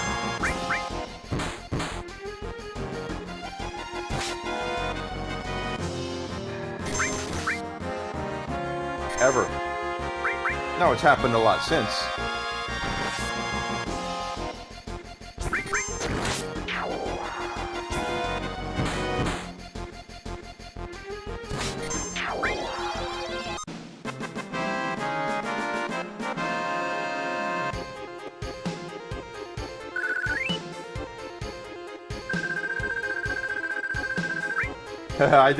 I did voiceovers for Final Fantasy IX when I played it. I think it was last year I played it, right, guys? When I was on YouTube when I did that. I like to do voices for the characters. I just haven't been doing them today. That's always a lot of fun, doing different voices. I really like doing that.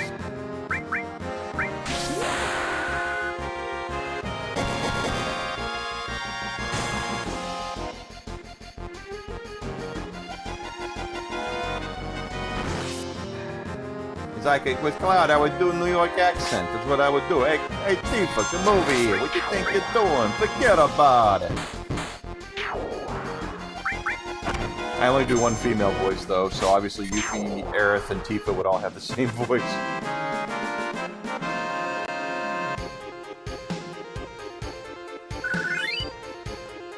Level up.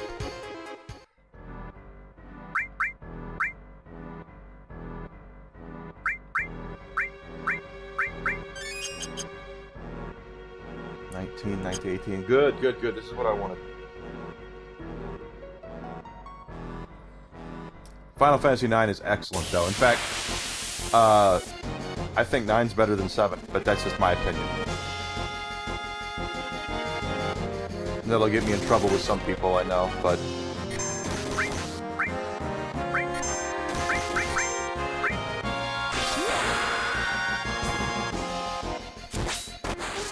If I were rating them, I would put 9's either my third favorite or fourth favorite of the whole series. First two being 4 and 6 and 4. 6 and 4 are my go-tos. I love those games.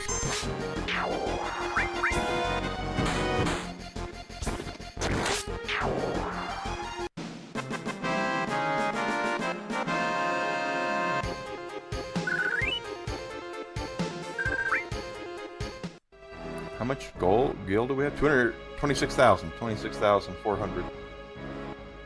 That's a good.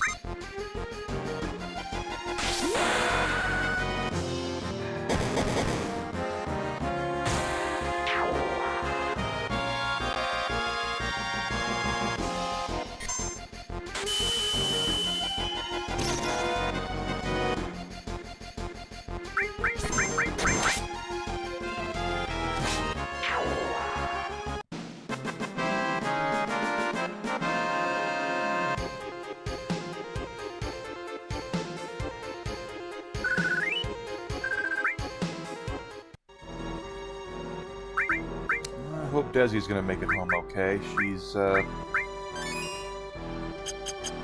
streamed last night and drank a little too much, because she's in Boston right now, but with us having these thunderstorm warnings, I don't know if she's gonna be able to get back tonight. It's because the thunderstorm warnings are gonna be here until 10. But I guess we'll see what happens.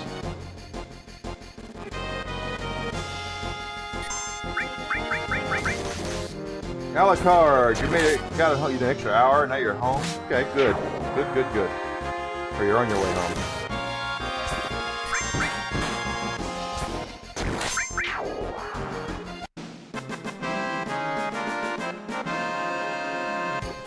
My first one was the very first Final Fantasy. Nintendo Power, when they used to be a bi-monthly magazine, and right before he's leaving work, he's on his way home. Good, good, good, Alucard. You deserve it, dude. Before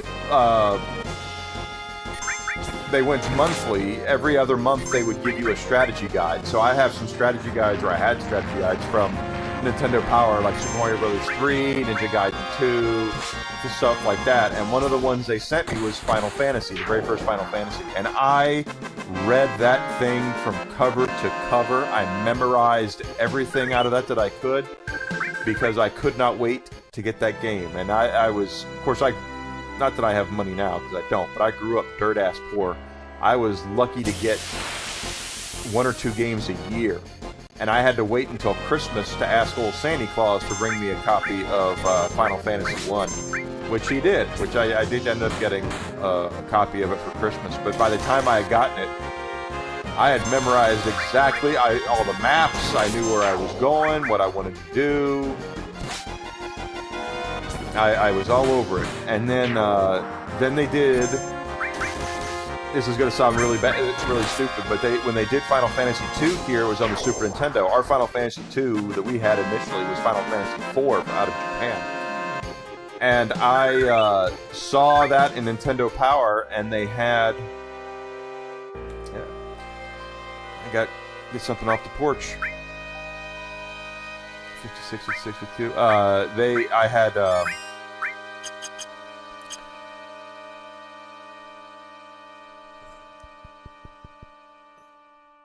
Final Fantasy II. So when I saw it Nintendo Power, Final Fantasy II, and they had pre-made characters, I was pissed.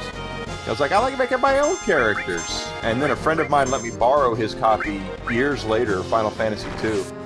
And I just fell in love with it. I absolutely fell in love with Final Fantasy II. And then he moved away, and I thought I'd get to keep his copy of the game. And naturally, he showed up at my house one day and just said, hey, where's my copy of Final Fantasy II? And I went, well, shit! Guys, give me 1 second. I gotta get something off the porch. I'll be back in just a second.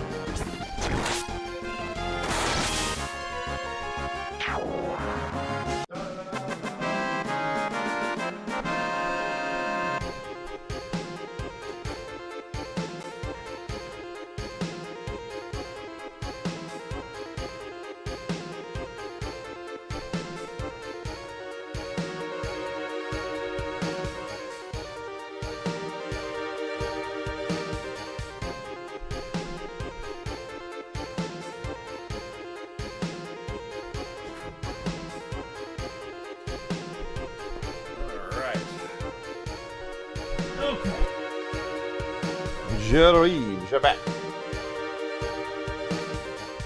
Yeah, there's a cave in the Earth Cave. There is a hallway where every step you take in the Earth Cave of original Final Fantasy, there are giants. It's every step you take, you get encountered by giants, and they gave you a lot of gold, so you could just sit there and farm them because everything got really expensive in Final Fantasy I, where you had to really farm a lot to get gold. At first, it was worse. It was actually worse because Final Fantasy was the game that basically taught you. You had to get the best weapons and armor out of every town before moving on to the next one.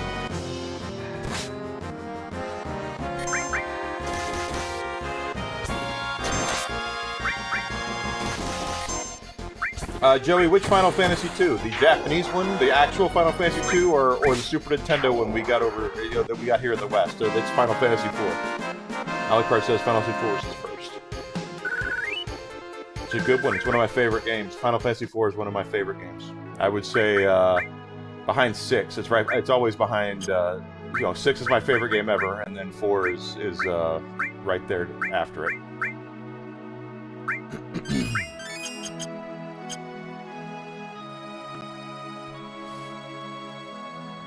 And then we were supposed to get 5 that we never got.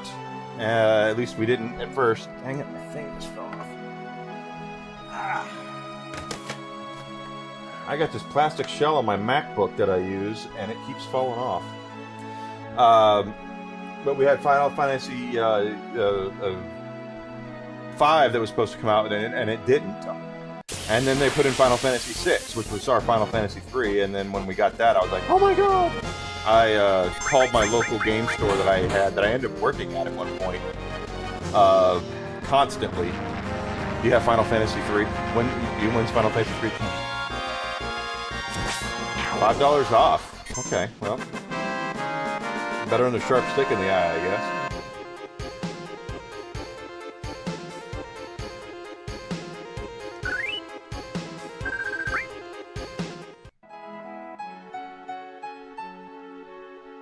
And by the way, guys, I'm by no means insulting anybody who likes or does not like games that I like. Everyone's got their own preferences. I am not one of those guys that's going to sit here and say, well, you're an idiot because you don't like this game. No, I don't do that. Everybody's got their likes and dislikes and their opinions, and that is fine by me. I don't know if I got an email about it or not. Oh yeah, I do. Yep, I got it too. Say GP. Yeah, it's got a code for it and everything.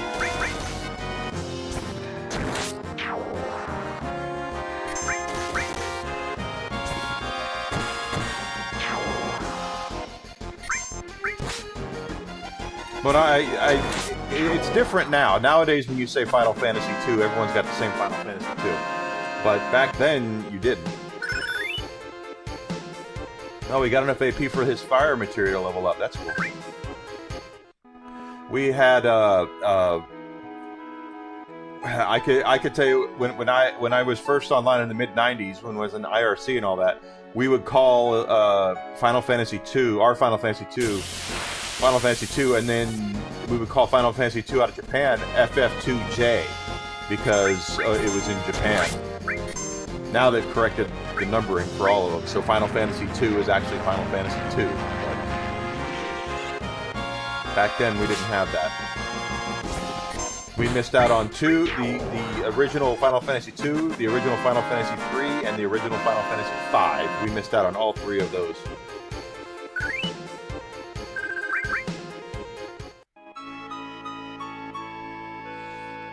Automatically signs you into a subscription default to GTA Plus.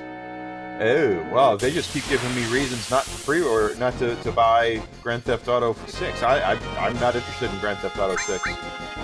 When they found out yesterday that they're not going to do a physical release, or today, of it, it's going to be a code in a box. I was like, well, that just makes it easier for me. I was barely interested in it to begin with, and now I'm really not interested at all.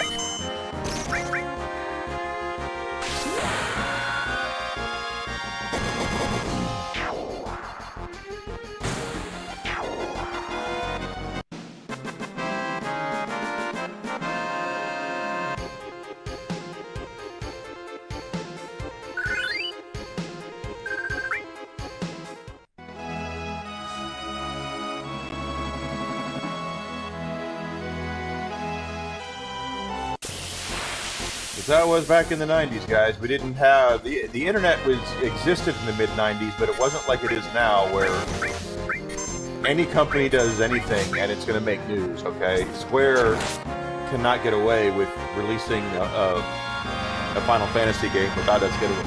And guys, by the way, I should mention this too.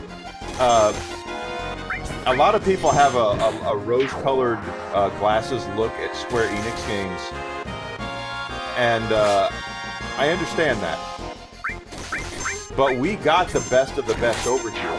Square was no different than any other company that we dealt with, that we got games over here for. Is like in Japan, they would release a lot more games than we could get over here, and we only got the really good ones. So there was a lot of games they released in Japan that were not that great. In fact, hold on.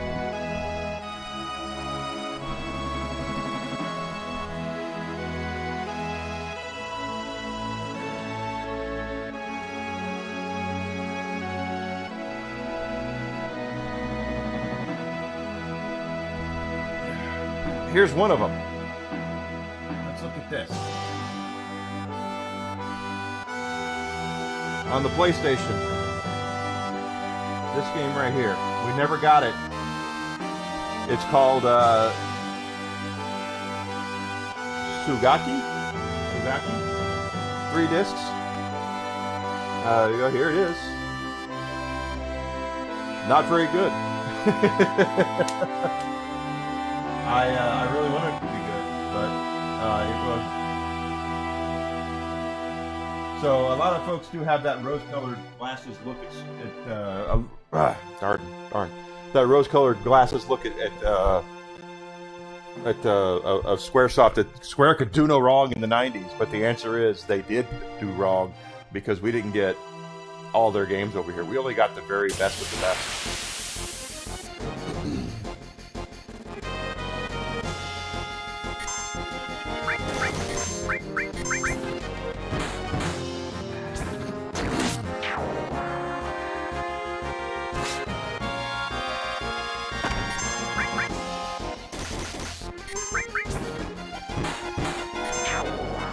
Back in the day. And it was like that with a lot of games, too. Yeah, it's a Japanese import. I used to import a lot of games. And I would do disc swapping to play them, but I don't do a lot of that. Nowadays, well, it's different now. The Switch, the Nintendo Switch is one of those. It is the Switch 2, I should say, is actually region coded. But the PlayStation 5 and Xbox are not.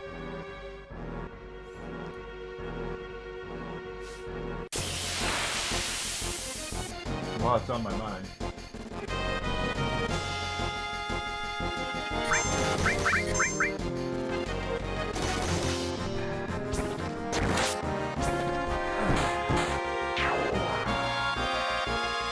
No, I've never played the Japanese versions of Streets of Rage. I guess I should. Let's look at this. Air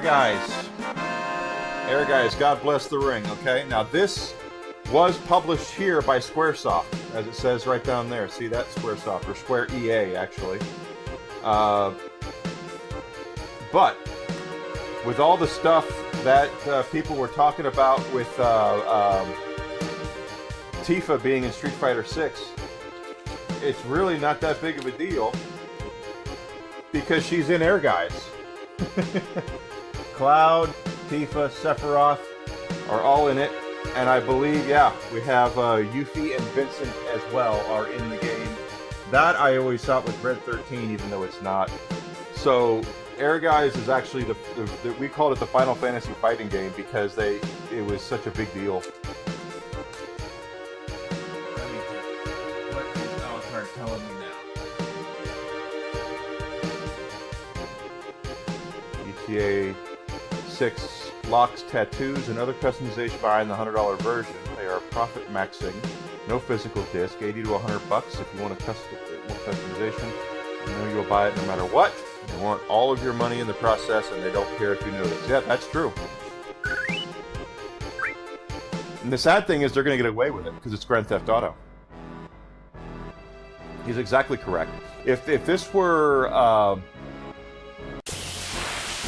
if that were Call of Duty, okay? If Call of Duty were doing the same thing with customizations being the $100 version and everything like that, Microsoft would be dragged through the streets. They absolutely would right now. There would people dragging them online. But because it's GTA, they're going to get away with it.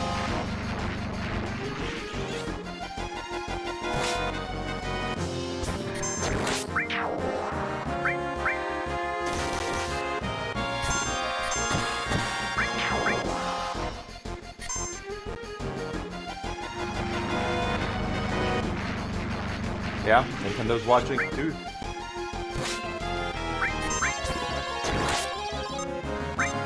But I'm telling you, that's how it is. They're all... GTA is what... there's a lot of people watching what GTA is going to do as far as money goes and as far as what they're going to be able to get away with.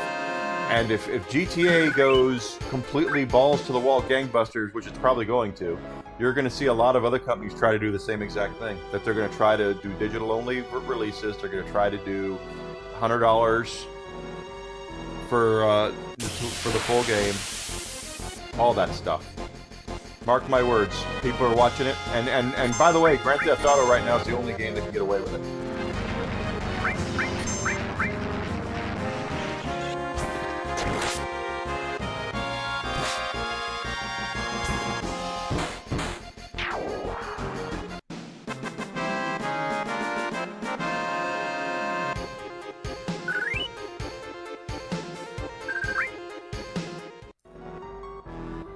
They're all watching, and they're all going to see if they can do the same thing. Ubisoft is just, yeah, that meme of the guy behind the tree rubbing his hands together, looking at it. That's what Ubisoft is doing right now. They want to do what GTA is going to do so bad they can't stand it, and they're going to try it. Ubisoft will be first. You watch.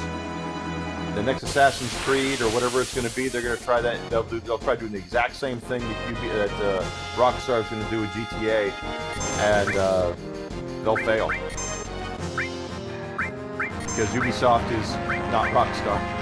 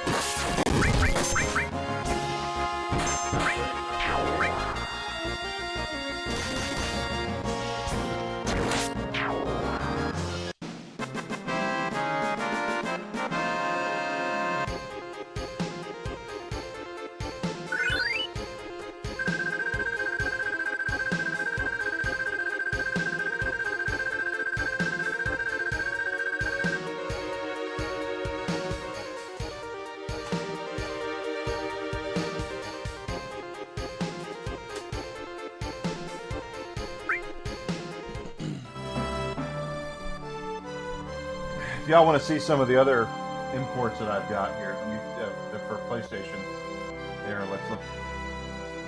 I've got Soul Hackers. This is a game I'm shocked that we got. We now have this over here and a sequel to it. But this is a game ahead that was like there was like devil worship in it, and they were like, "No, you can't have this." But I have the Japanese version of Soul Hackers. My favorite anime of all time is Slayers. This is Slayers Royal, I believe. I have that. And then I love Rurouni Kenshin, and I've got a couple of Rurouni Kenshin games on the PlayStation as well. So, is it still the same? I thought I changed it on Twitch.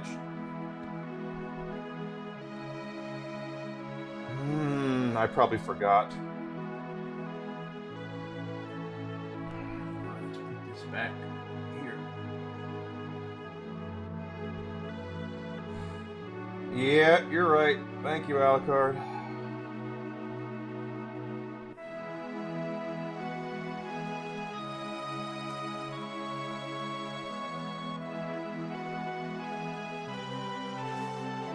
There you go.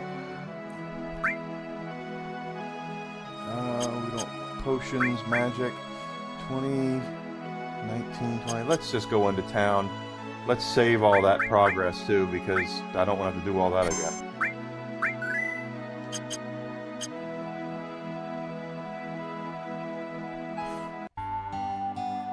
Oh, I have a message.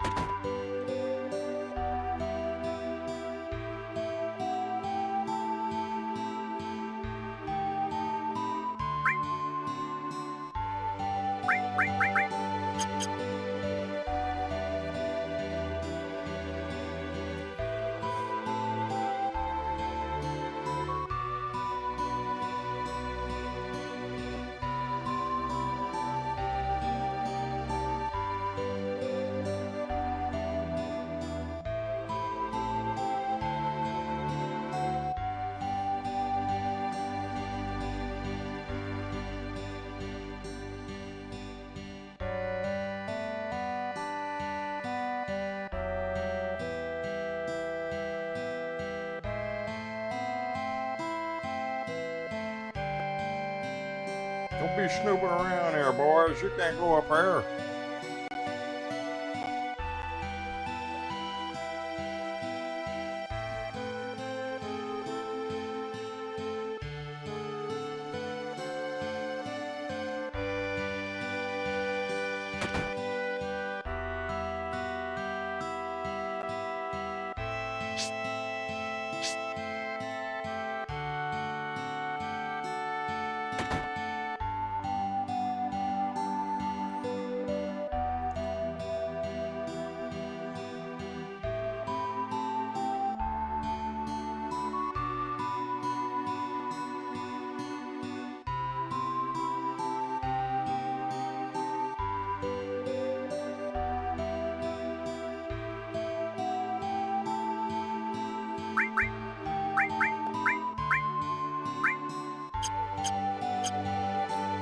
Isn't there a place for me to... Oh, hopefully this is a rest place, because there's a boss fight coming up.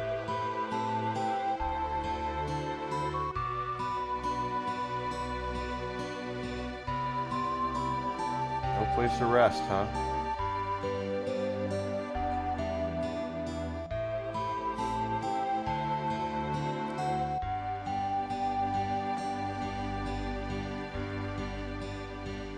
Well, we'll see what happens. At least I saved it. Alright, so we do remember this part from the remake, Mr. Dolphin and, what they call her, Priscilla? Yeah.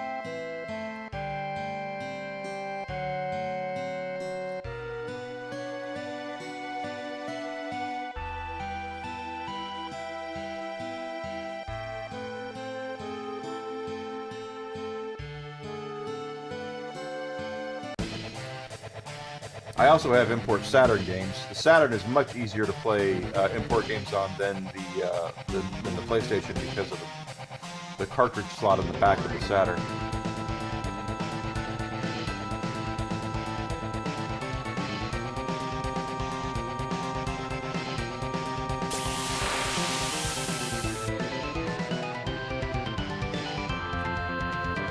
I forgot to heal. How about them apples? Cure.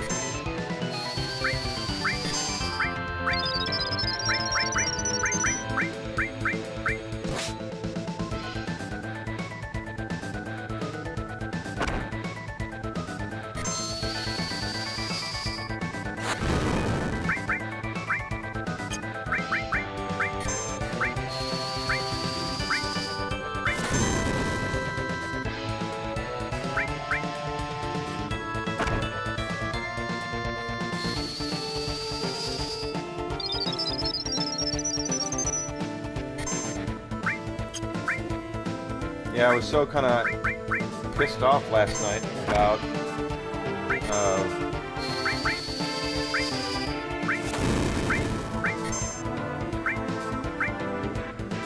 the Rumble news that I kind of forgot to change the title this morning.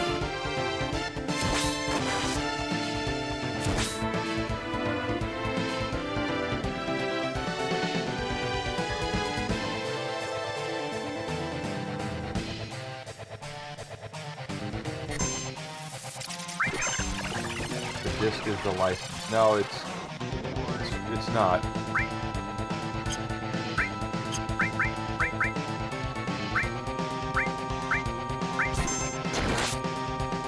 Oh.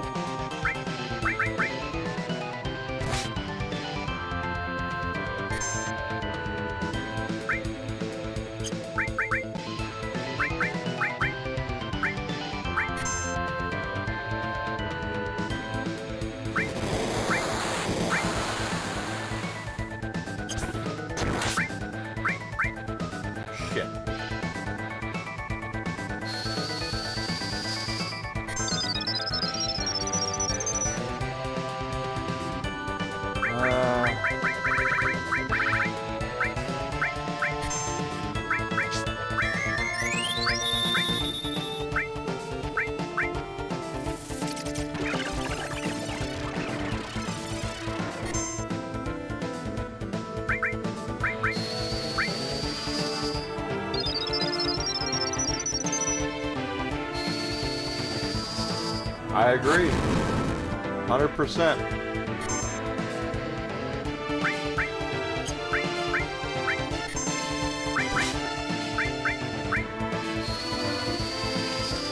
I'm buying no damn license Sony for that shit.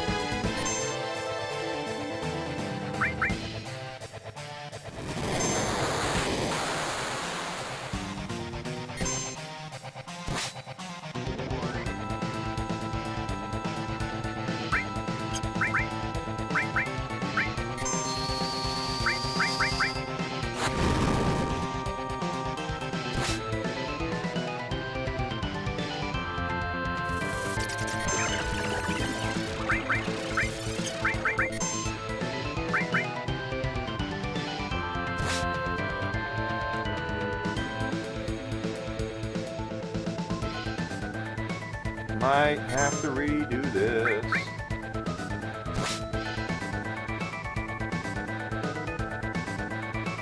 they don't understand and they don't want to understand. That's the thing.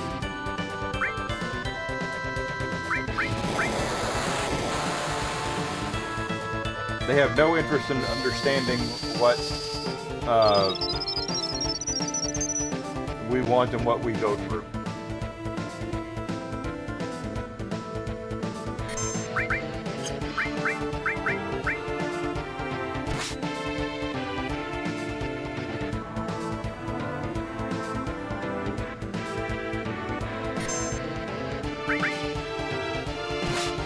It's here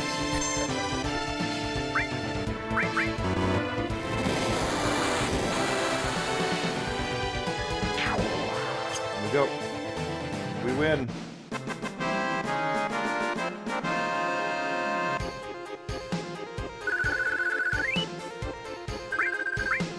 Not just that, but also when they get their they lose it completely. There are people right now complaining online about losing copies of movies they bought off of Amazon, that Amazon is blacking them out of watching after they purchased it.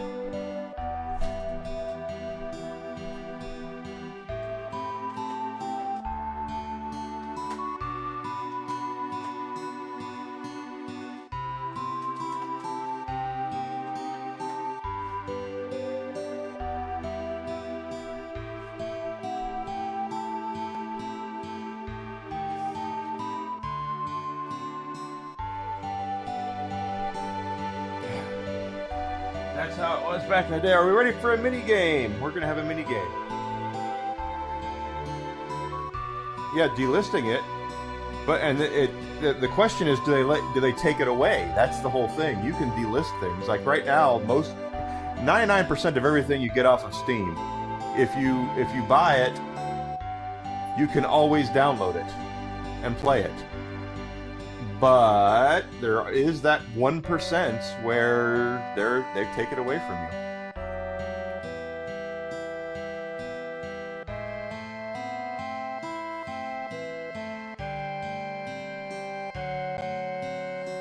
Okay, so here we go. We got a mini game.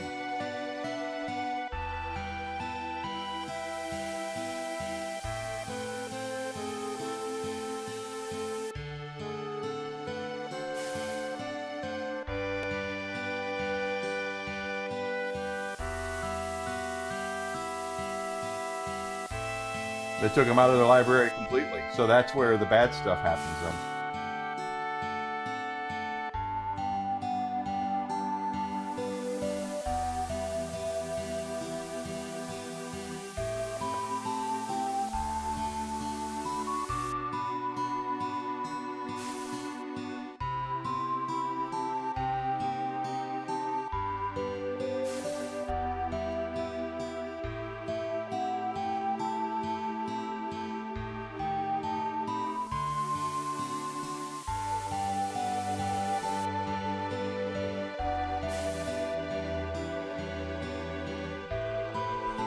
Oh, come on.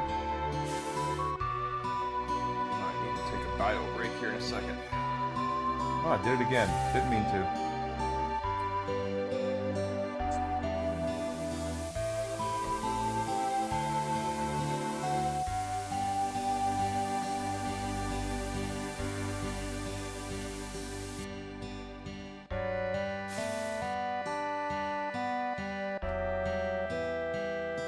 Did it again, dang it. Too fast.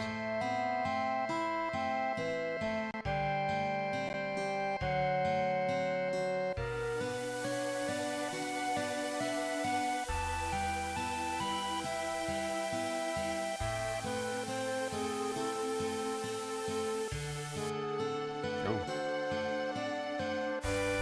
That didn't work out. I'm kind of surprised they didn't do this. Well, they kind of did do this mini game a little bit, but in the original, I'm sorry, in the remake, it was more about Yuffie being introduced to everybody than it was Priscilla here. There she is. We got her up.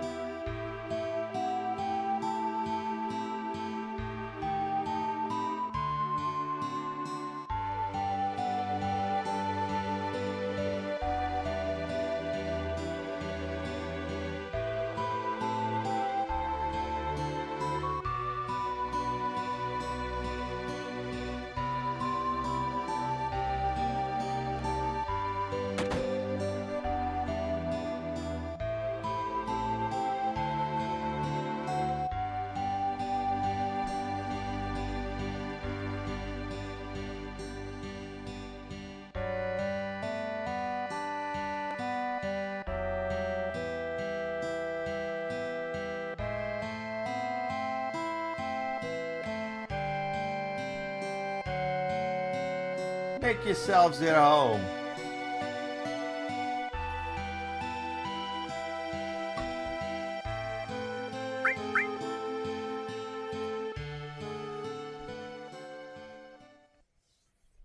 Which we needed to recover our magic points and everything. That reminds me.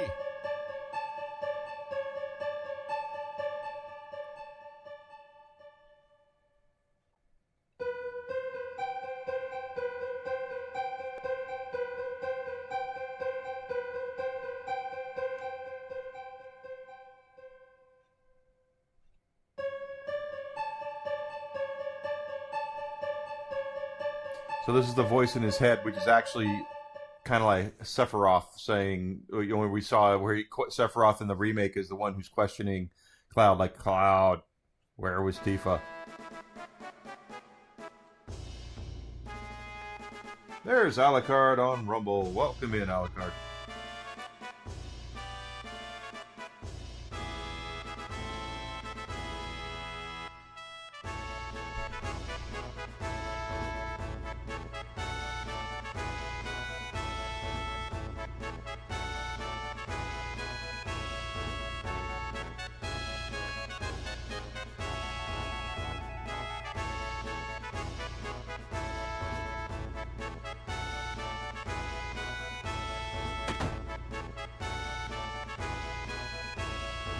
Almost 4 o'clock.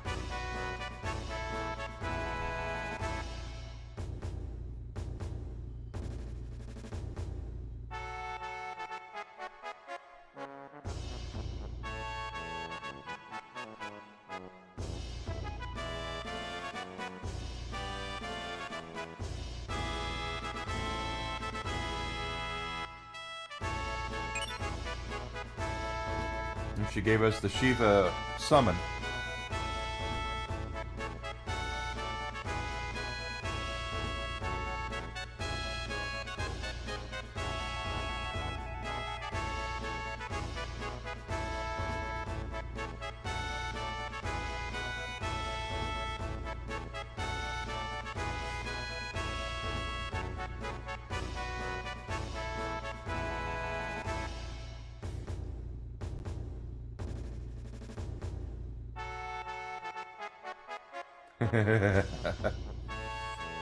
Everyone's like, Cloud, you can do it.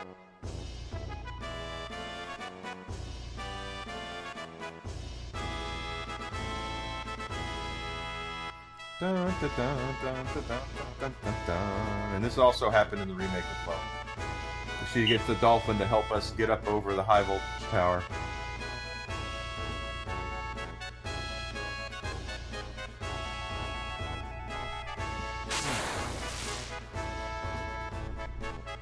I ain't never seen nothing jump like that, sucker.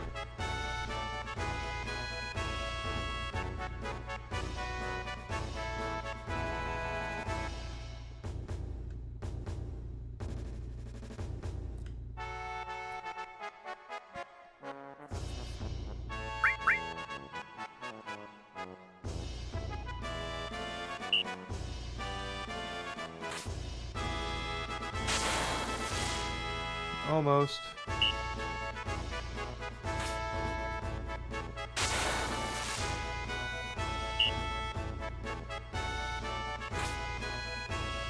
Yeah, I was hoping that would be it, but no.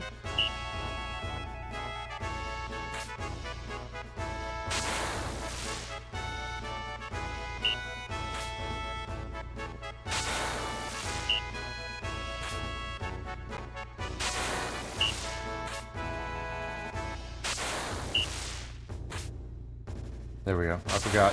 There's a trick to it. If you hit it once and it takes you all the way down, you hit it again right afterwards, it'll actually take you right up there. Another little mini game that they put you in there for. Oh, there's the high wind.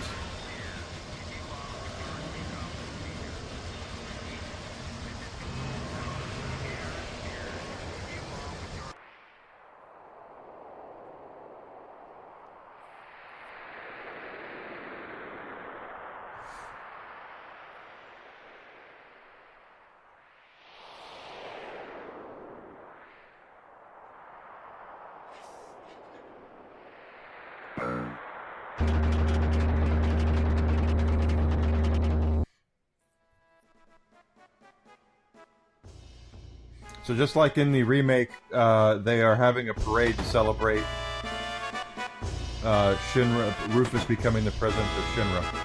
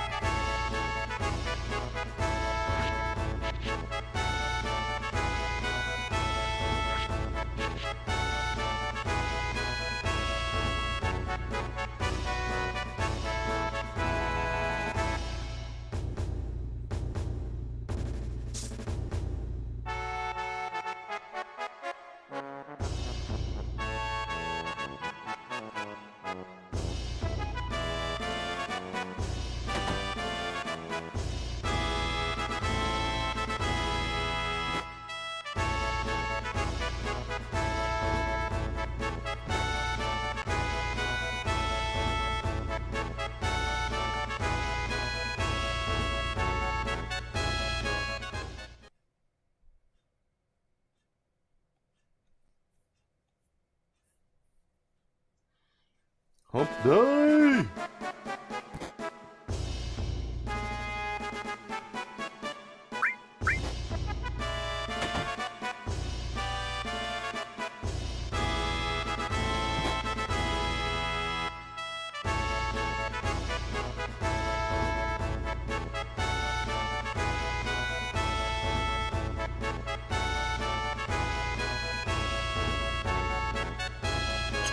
Okay, so Cloud is dressed up.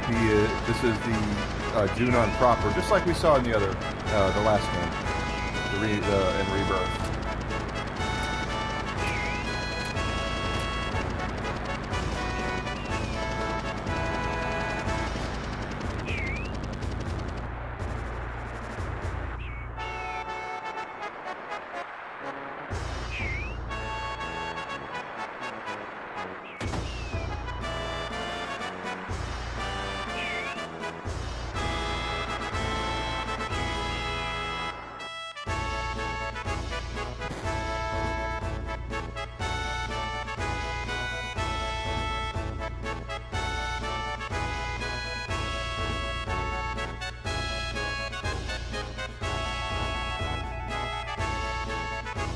Well, we got over 500 hours of viewing time, guys. That's going to be what the prerequisite is for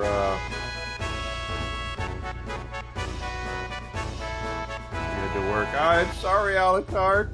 There'll be more bourbon streams. Hell, I might have one tonight. I don't know if there'll be bourbon tonight because I drank probably a little too much last night.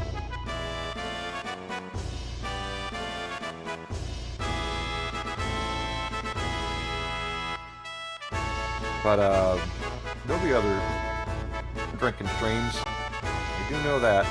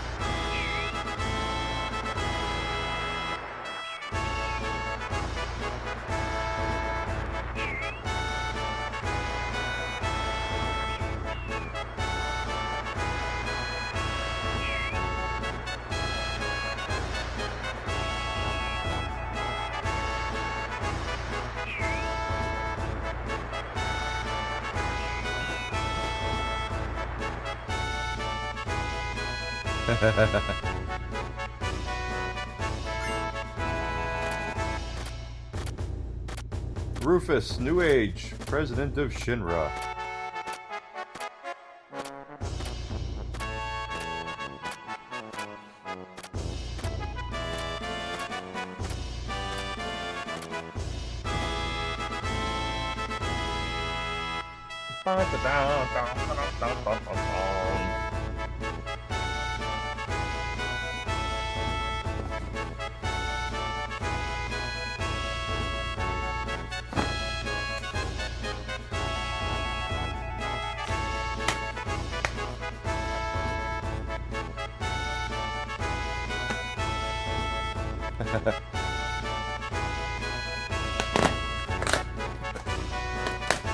He's telling them off.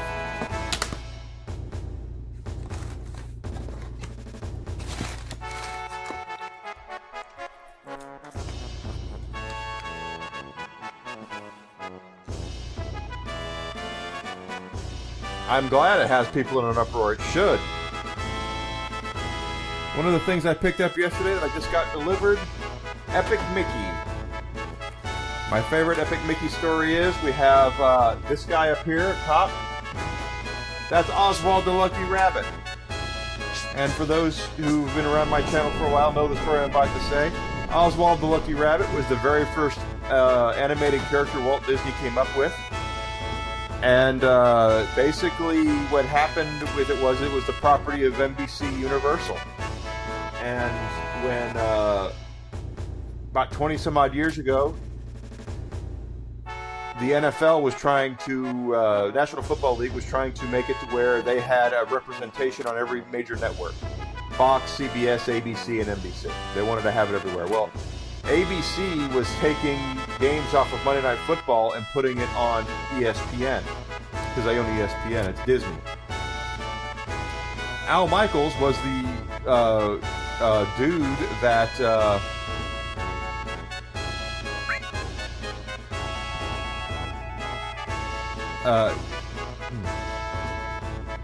was the guy who was the voice of Monday Night Football. Well, when they were taking it to ESPN, he's like, I'm Al Michaels. I don't need to be on cable. I need to be on network television. So he wanted to be released out of his contract. And ABC was like, no, we're not releasing you from the contract. However, we're willing to trade you. And NBC came knocking and said, we would like to have Al Michaels for Sunday Night Football. And so basically what happened was that NBC traded a bunch of things to Disney for Al Michaels. And one of those things was the rights to Oswald the Lucky Rabbit. So if you really want to tell a kind of a funny joke, is that Al Michaels was traded for Oswald the Lucky Rabbit.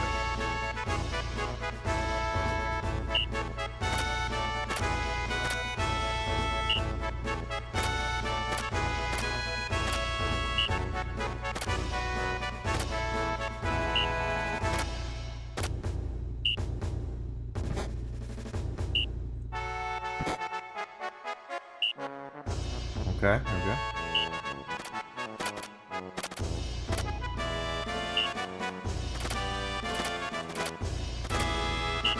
I always suck at this part.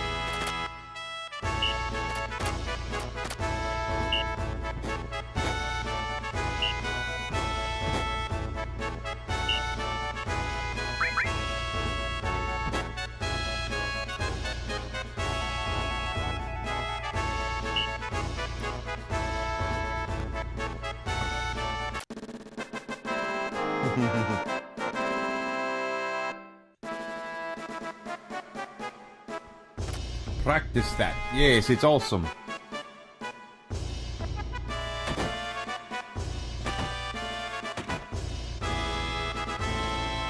Promotional post for Grand Theft Auto 6.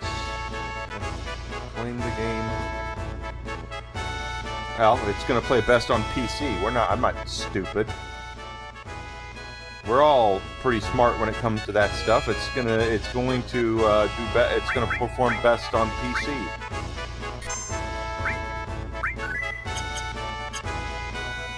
As a console fan, I have no problem saying that.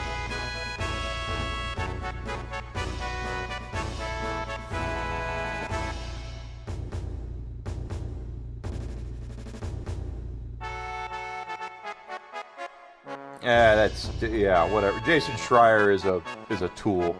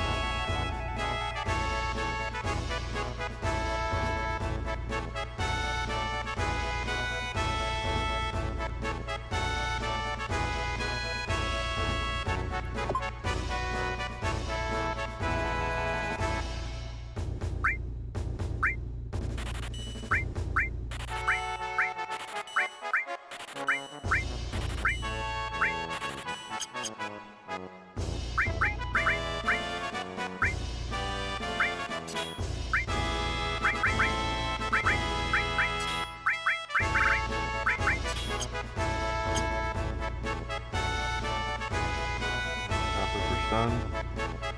On the box, 4 ice cubes being sold for $4.99. Ultra pure cubes are designed to melt, shower, and keep drinks cold without watering them down. $5 for 4 cubes? That's... Are they like reusable or something?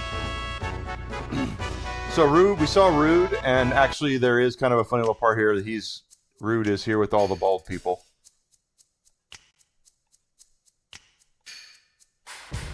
So the bald people getting together at the bar that we saw in the remake and Rebirth actually does happen in the game.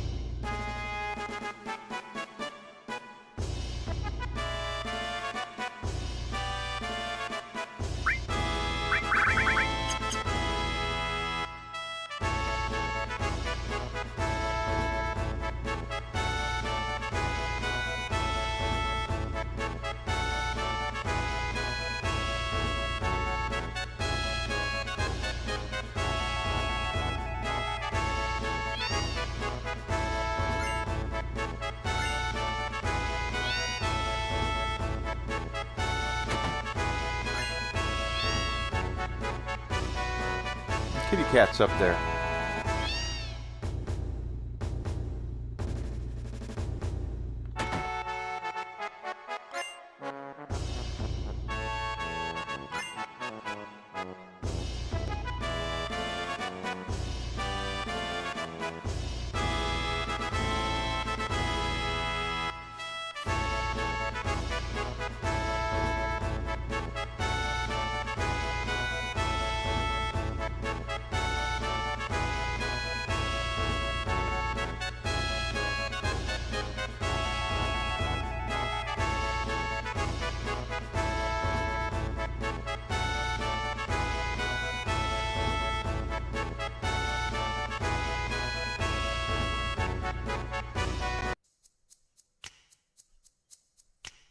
And there's Reno and Elena and Sung at another bar.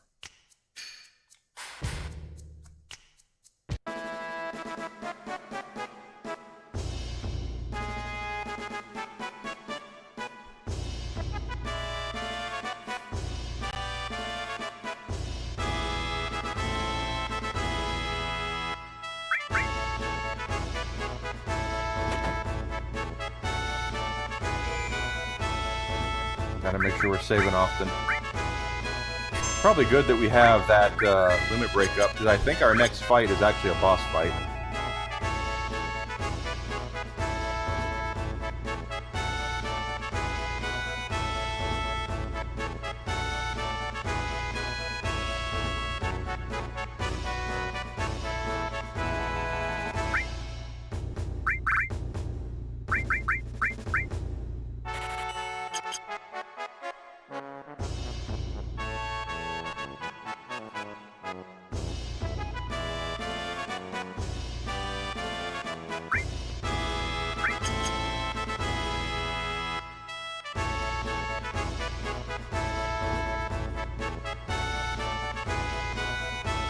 Yeah, it seems like a bit much, quite honestly, for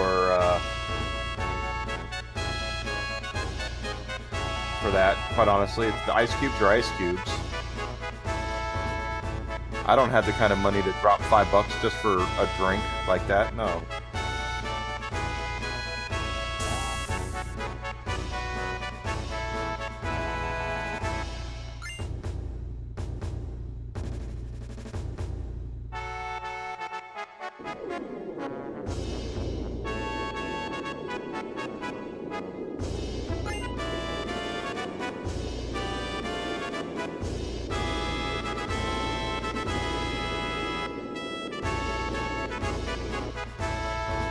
Hi, 1 point.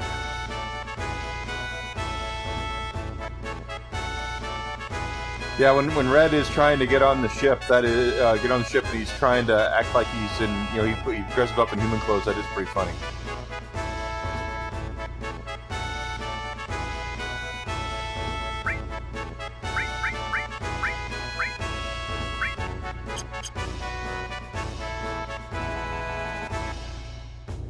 Absolutely correct.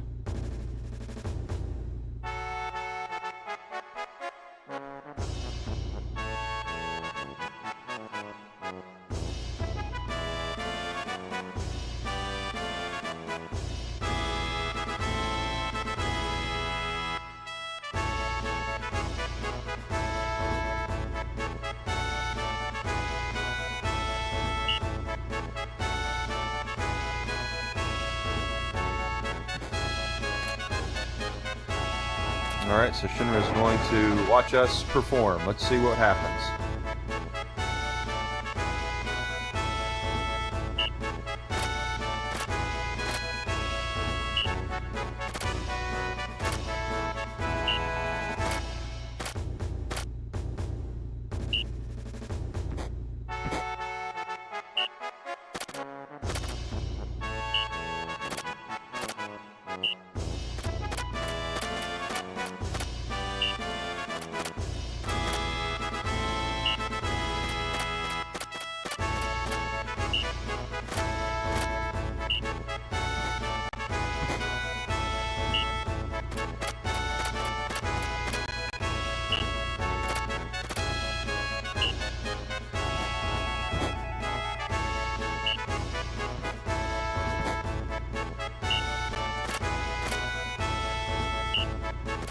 I'm actually doing alright here.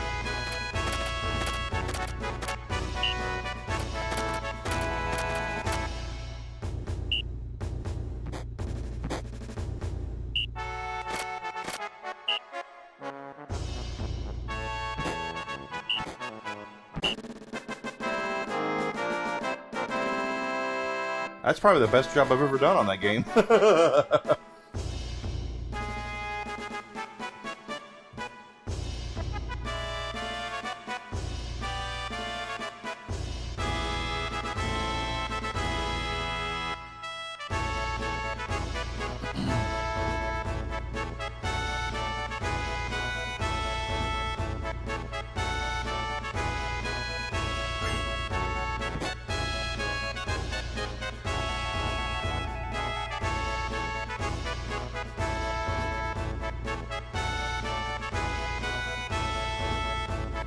I mean, I've got a big ice cube thing in my freezer that I use for when I drink bourbon. It makes circular ice cubes. I have one of those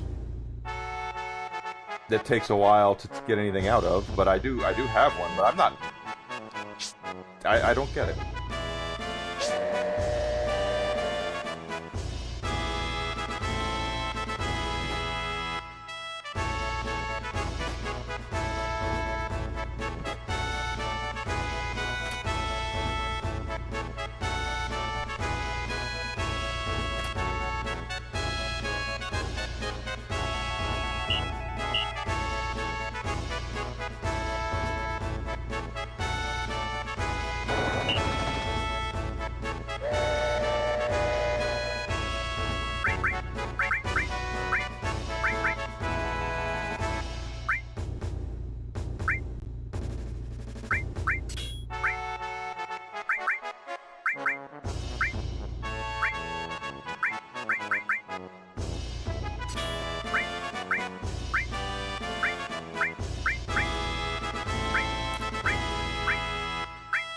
Take that off, but Reeves is actually hoping. It seems like he really is. Keanu's like a good dude. I don't see at all how people get mad at him the way that they do.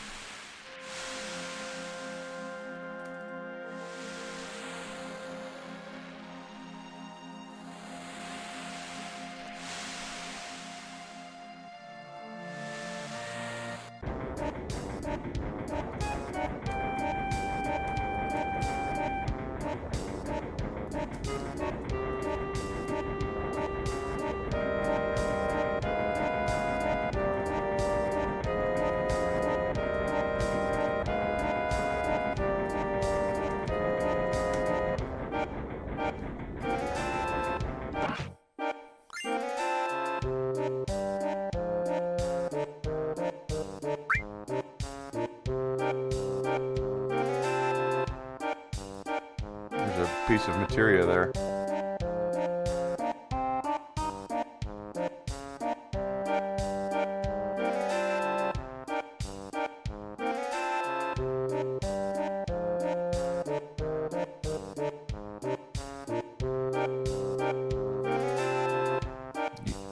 Why doesn't Yuffie move?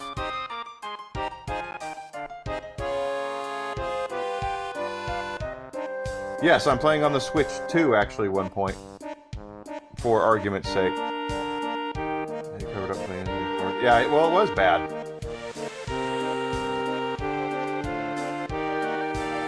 I don't think anyone's really going to go out on a limb here and say that Keanu Reeves is a Oscar award-winning, amazing actor. He's a good dude, and he's in good movies, but he's like the anti-Gary Oldman.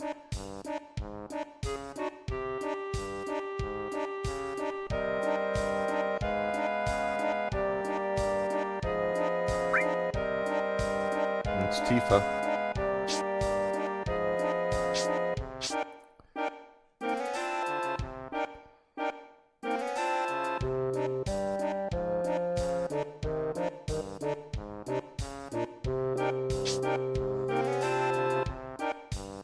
I'm gonna save it here. That guy dancing, I believe, is Red 13, because he can't stand up on two legs properly.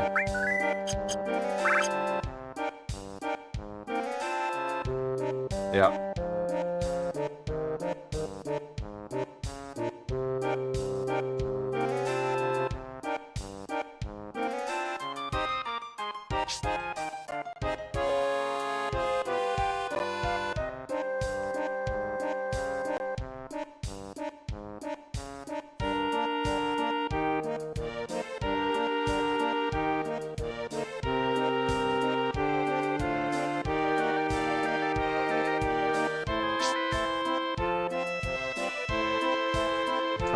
How to get to the part where Barrett is, because Barrett is still planning on trying to assassinate Rufus, if I'm not mistaken.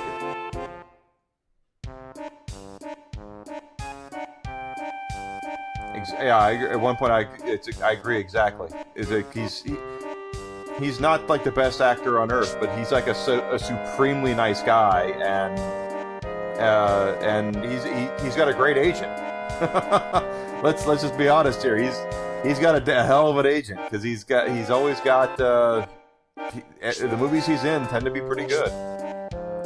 Every time I see Keanu, I still see Bill and Ted. I don't know about anybody else, but I always, even right now when in John Wick, it's like that's what happens to Ted Theodore Logan when he gets sent to military school.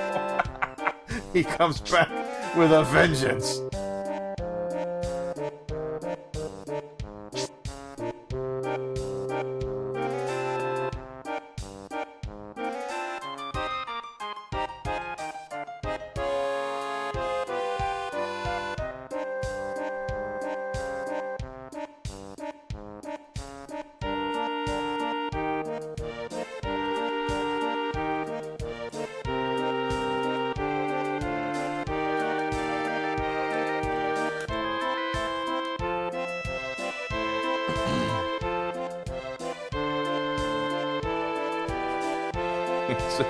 John Wick is Ted Theodore Logan getting back from military school.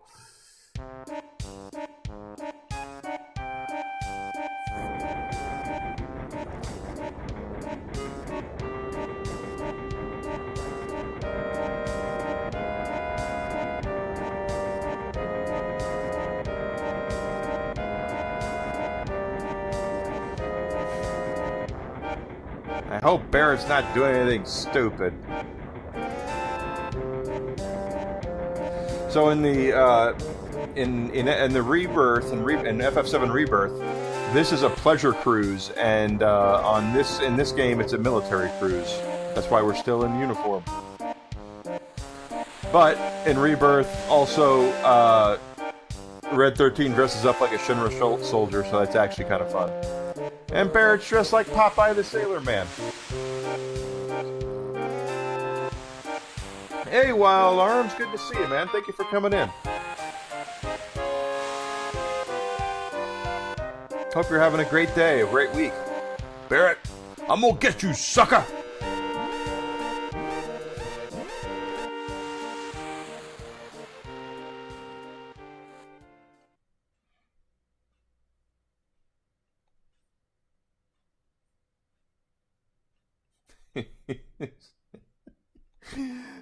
Keanu is John Wick is Ted Theodore Logan back from military school. That's just great.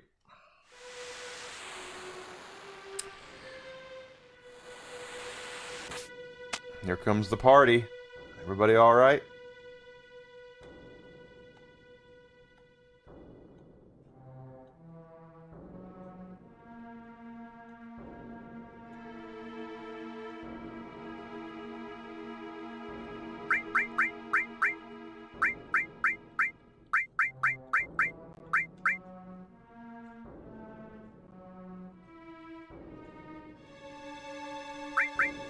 We do have some new weapons.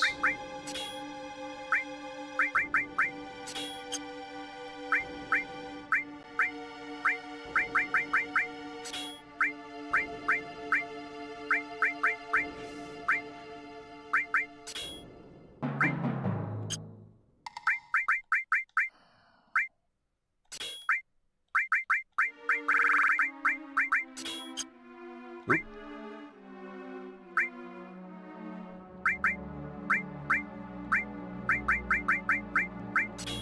Okay.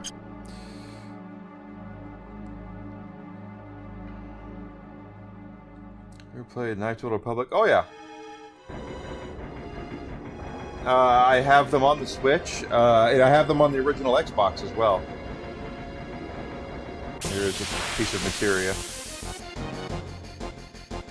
KOTOR has probably the absolute best plot twist in any video game.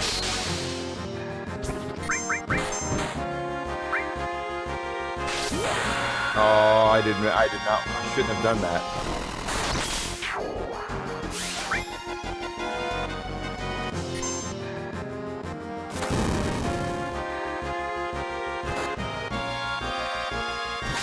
And Barrett Spawn and Cloud was Violator.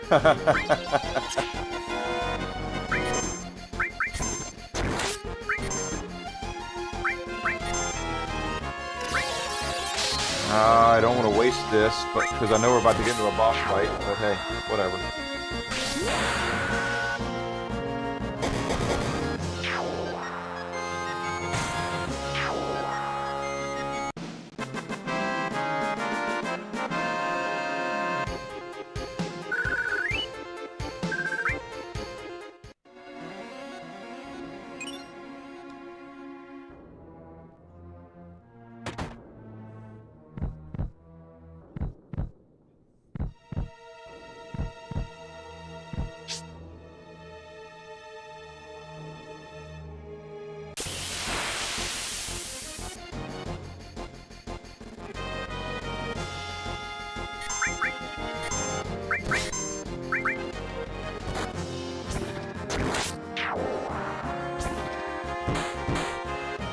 Yes, that's exactly correct. 1 point. I think the plot twist at the end when you find out who the main character is the best plot twist in any video game I've ever seen.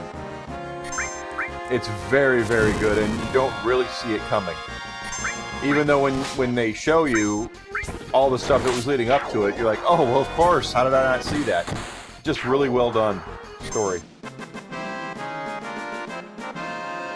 Don Bluth is coming to L.A. Loves Don Bluth. Don Bluth is a certified legend of animation.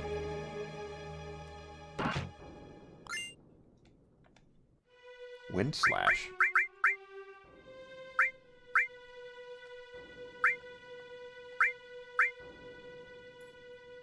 Okay, that's for Yuffie.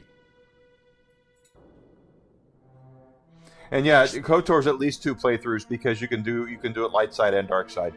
Absolutely.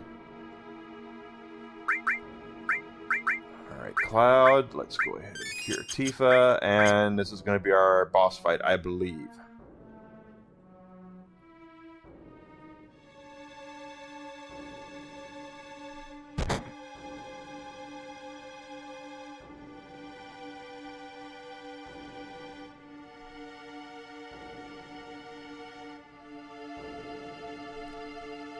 Oh my gosh, it's 4 o'clock.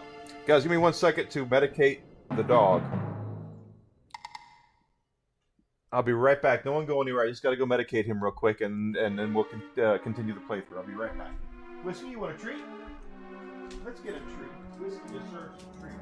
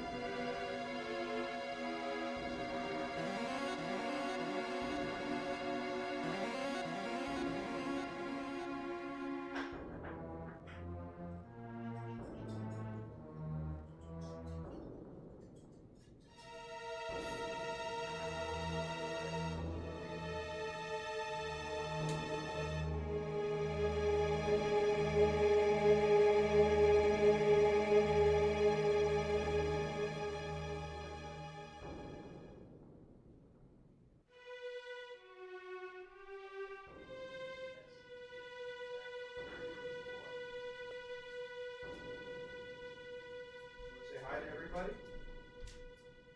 Want to say hi to everybody? Let's put you on camera. Let's get you to say hi to everybody.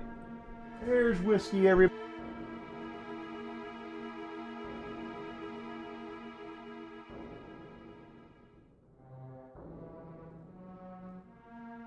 Yes, the Saturn 3D pad is huge. I do have one. It came with Nights into Dreams. It's very similar to the Dreamcast controller, but it actually is a little more comfortable than the Dreamcast controller, in my opinion.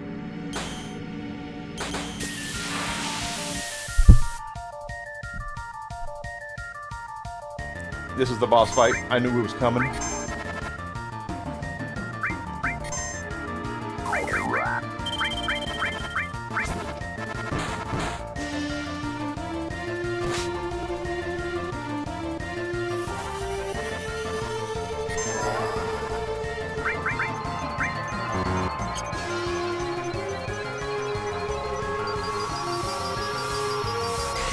He is a good boy. For those who are wondering about his medication, I go over this every once in a while.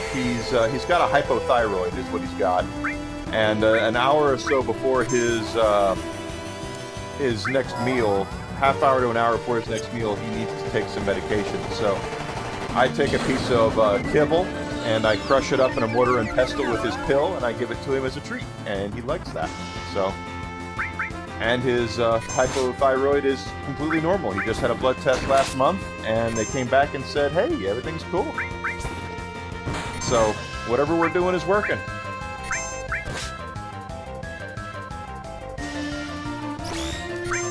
He's getting a little old. He's 10 years old now. Old man. He misses his mommy, though. His mommy should be home today. I know he misses her.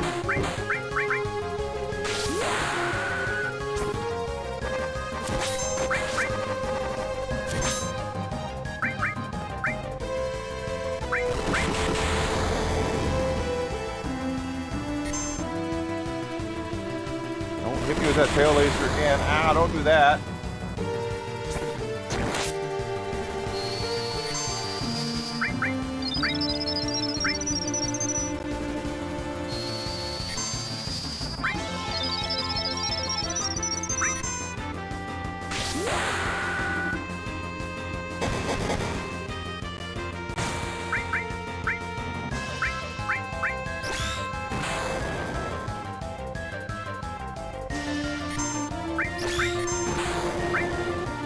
Ooh.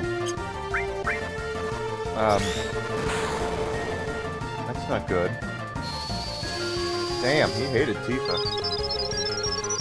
Why are they rebooting Terminator? Can someone explain to me why they're rebooting Terminator? Every time the last reboot sucked.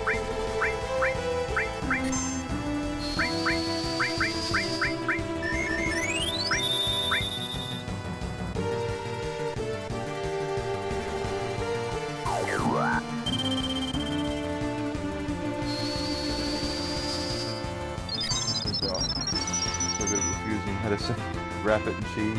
Well, whiskey does do that. If I put something in peanut butter, for instance, He'll eat the peanut butter and spit out the pill. He is very, he has a very discerning palate, let's put it like that.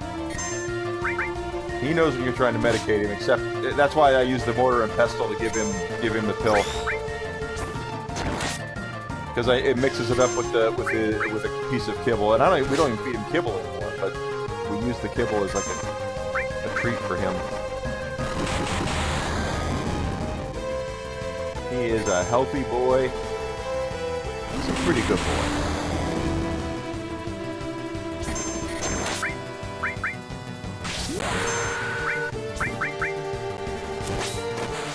3 limit breaks in a row. Hopefully this will do it.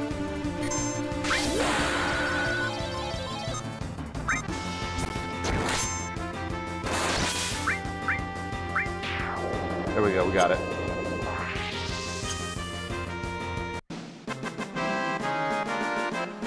You're a very discerning dog, aren't you? Yes, you are. Yes, you are. But you're very loved. Yep, you're a loved boy.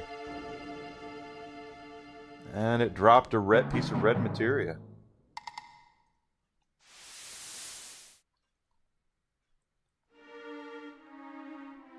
Red materia is summon materia, so that's probably a Frit since we have Shiva.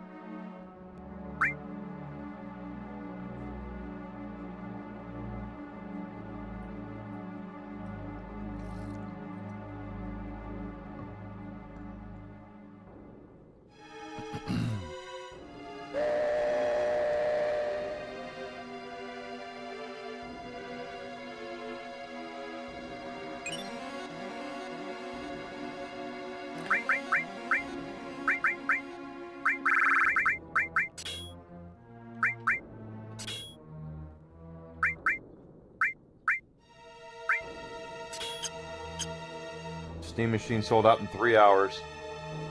I told you guys it's going to do well with the PC crowd for the first couple of runs, but they do no marketing. All they're really selling to is the audience they've already got. So it's since they do no marketing, they're not going to draw a lot of attention from the console people who are out there, standing for Xbox, Nintendo, or PlayStation. Quite frankly. The same people who have these big gaming rigs are going to be the same ones that get that Steam machine. And as long as it costs $1,000+ to get one, it's not going to do as well as they want it to do.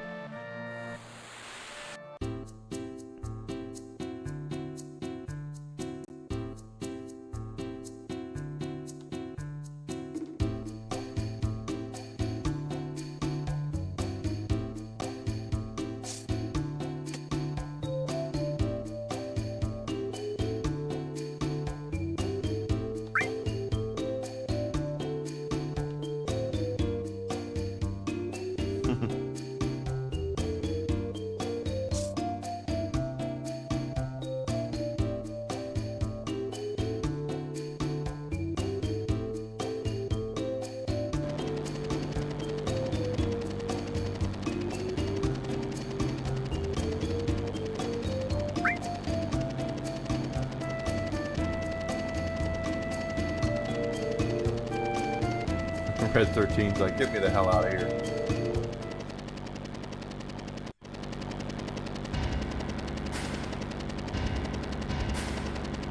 It does sound like a graphic cleaner.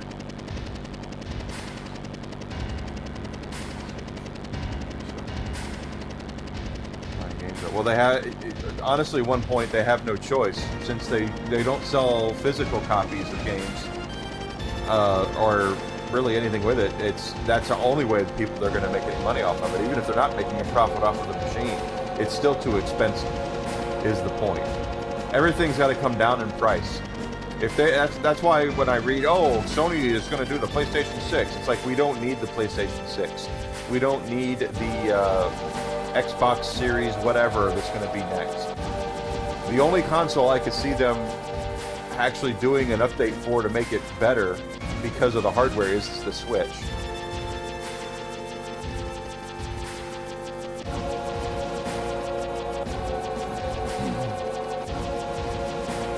Or if you're left alone unless they have new stories to tell, which they don't. Right, everything is a rehash of the other stuff. That's what we've been talking about with remakes on games and everything as well. I mean, if they do a good remake, like the Resident Evil remakes are really good, and even Final Fantasy VII remakes are good. It's fine, but don't sit there and tell me that everything's all healthy and great if you can't do anything new.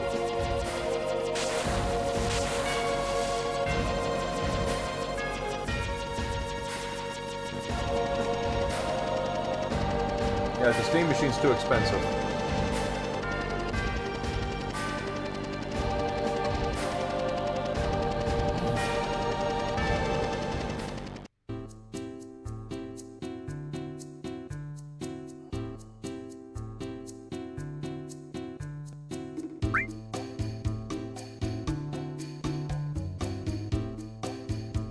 Peter Weller is 79. RoboCop himself, 79 years old.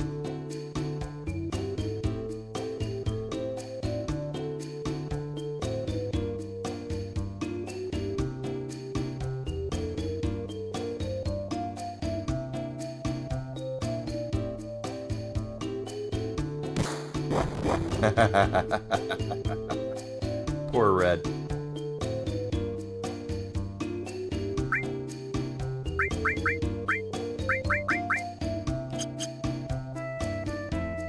Yep, Buckaroo Banzai. He was in the Star Trek reboot.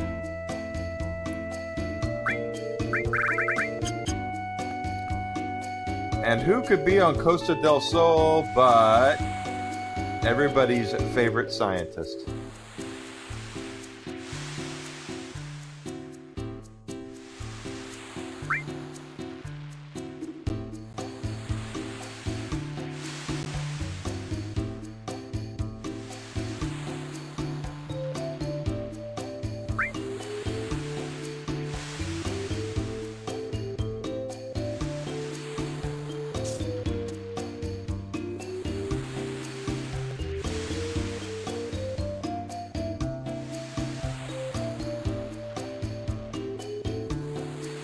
The Silent Hill 2 remake's pretty good, yeah. There are good remakes out there. It's just that a lot of it now, AAA gaming now is all remakes, remasters, reboots, or something dedicated off of an existing IP like Batman or something. That's all AAA gaming is right now, unfortunately. They can't do anything new or original because they're spending hundreds of millions of dollars just to make the damn things, and they think that they're going to make their money back if there is a familiarity within the customer base. That's why you don't see a lot of brand new IPs coming out in AAA gaming. If you look at like BioShock and Borderlands and games like that came out on the Xbox 360 and PS3, there's no way in hell they would have come out today because they would be deemed too risky to try something.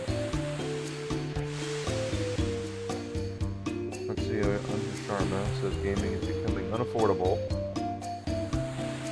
Yeah, I read that. The thing is that she's still pushing the Game Pass thing for the change in leadership for Phil Spencer to lead, and they put her in charge, and they have the same exact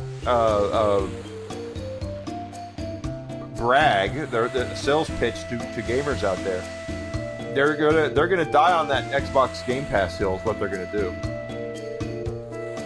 Pragmata is Japanese, but you're right. I should have tried it a different way. I should have said Western developers. My mistake, 1 point. You were correct. You don't see a lot of Western developers trying something new. It does happen, but not often.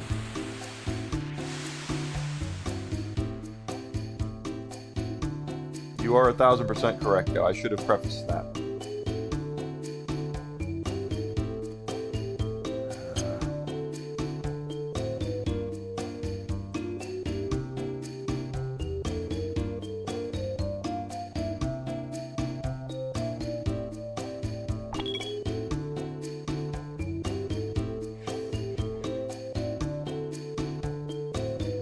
Del Sol.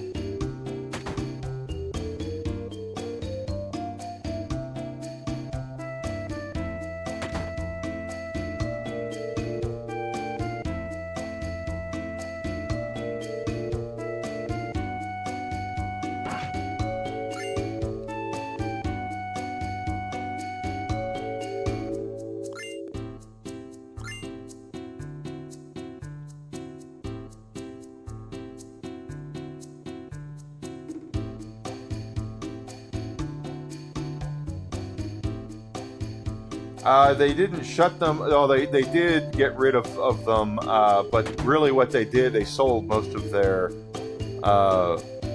Western studios to the Embracer Group. But they have been letting people go here in the West as well because of the stupid shit that they pull with the localizations here. And they're not getting their money back the way that they thought they would. So what's she going to do about it? That's a great question, Alucard. I have no idea what she's going to do about it, but she needs to start by recognizing the console audience against the PC audience. Microsoft for a long time has been trying to blur that line between the PC and the console market, and yeah, it's just no. They're related, but they're not the same.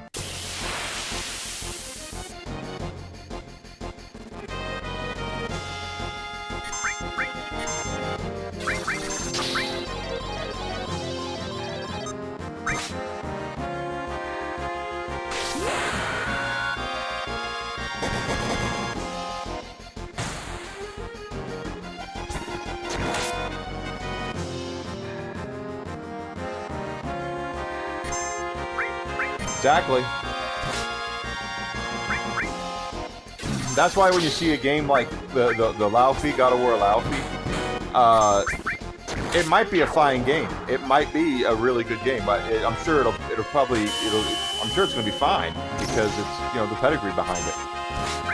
But because it is the way that it is, with the market being what it is, people are going to look at it and go, "Oh God," and roll their eyes because of woke ideology, because it's what it is. It's God of War without the frickin' God of War.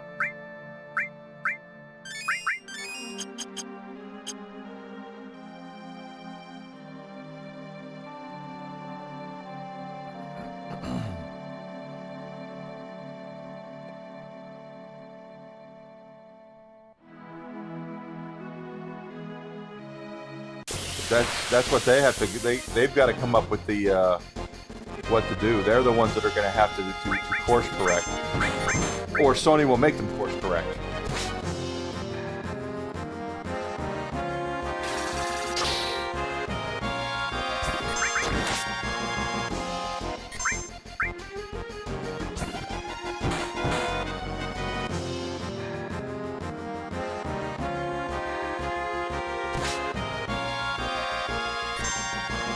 Let's just get out of here. This is kind of dumb.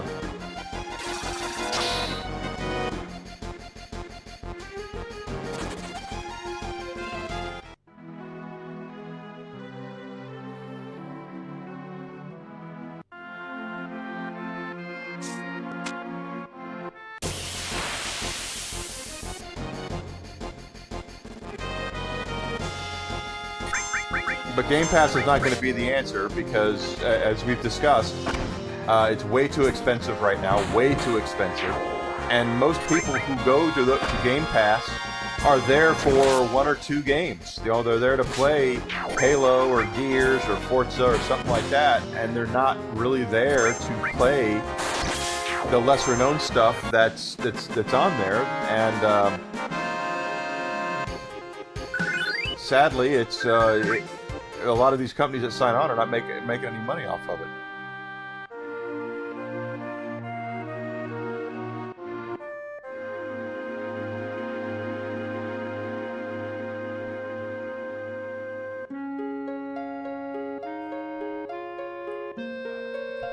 Whiskey is laying on me.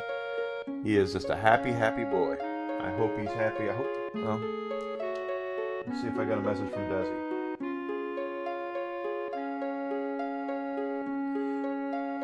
I'm on the flight to Chicago now, no problems at this time. I hope she lands and there's no problem with the thunderstorms that we're supposed to be experiencing. I really hope she lands. I hope she gets here safely and everything will be fine. Hear that, Whisk? Your mommy's going to be home hopefully soon. Desi's going to come home and you're going to be happy.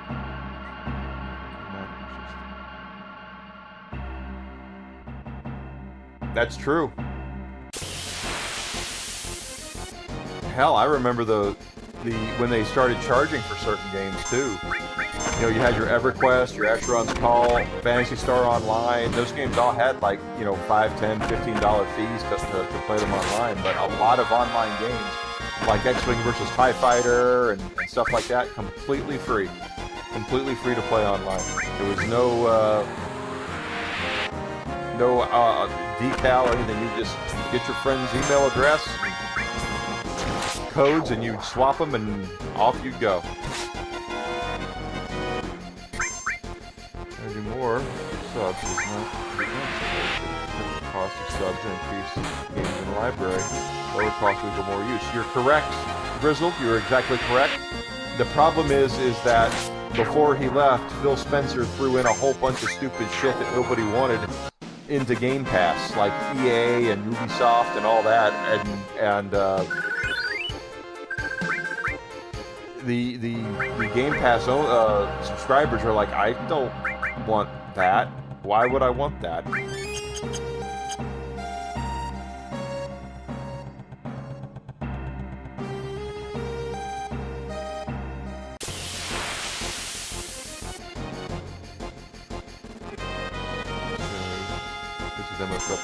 Demo, I can tell you, the one demo, I can tell you guys this, when they did the Xbox 360, when it first came out, in January they did a demo for Fight Night Round 3 on the Xbox 360, and it sold that game like crazy because the demo was good and it looked phenomenal. A lot of the games that came out at the Xbox 360 launch didn't really show off what the hardware can do because a lot of it was just spit shines of stuff that was coming out on PlayStation 2 and Xbox.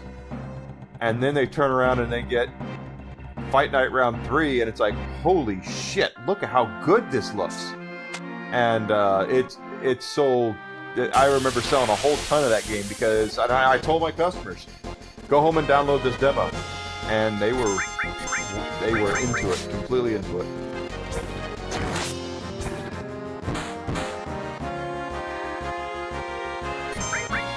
I mean, people don't. The demand is not to have a larger library. The thing is that it's the Netflix effect. How many times, seriously guys, how many times do you go on Amazon Prime or you go on Netflix or you go on Hulu or whatever, and you spend more time looking for something to watch than you actually spend watching it? I can tell you I've done that a whole bunch. I did it last weekend, in fact, where I was flipping through Netflix looking for something, couldn't find anything to watch. I pulled up one thing, and I might have watched 30 minutes of it, and I turned it off. I spent 45 minutes to watch 30 minutes of something else. The library it's not that we need a larger library, it's that you got to put quality stuff on there that people want to play. And the people who are subscribing to Xbox Game Pass to play Halo and Forza and Gears of War don't give a rat's ass about getting to play Madden or getting to play Assassin's Creed 3 or anything like that.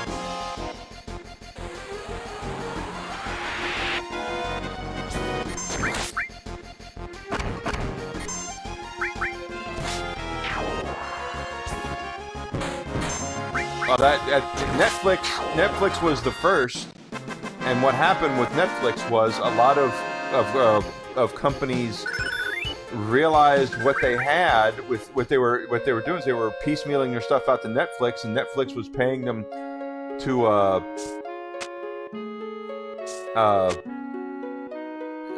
put it on their service, and they said, well, why are we allowing Netflix to make this money when we can do the service ourselves? So that's when we get all this crap like Hulu and Disney Plus and Paramount Plus and HBO Max and all that stuff started coming out. And now it's more expensive to subscribe to all that than it is just to have freaking cable.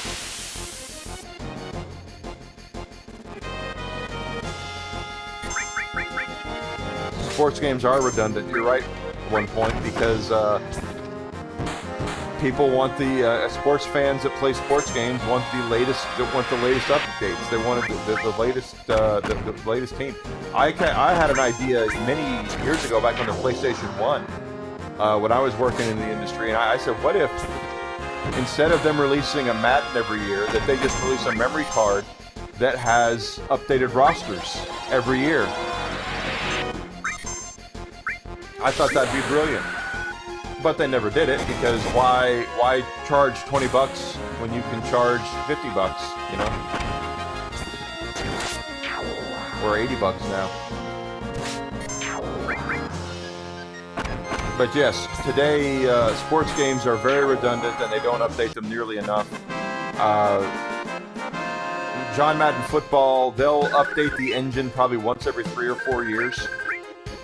But like this year's Madden is going to play and look and be exactly like last year's Madden. They're not going to make a huge change in what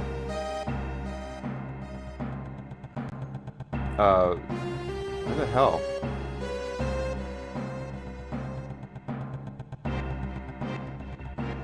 There's not going to be a huge change in Madden.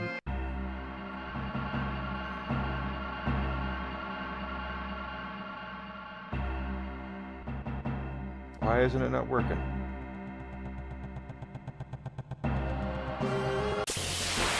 Yeah, exactly. Wrestling games, WWE games are the same way. You want CM Punk in the game? You got to get the, this year. CM Punk will be back on the thing this year. Next year they'll bring back somebody else, and the year after that it'll be somebody else.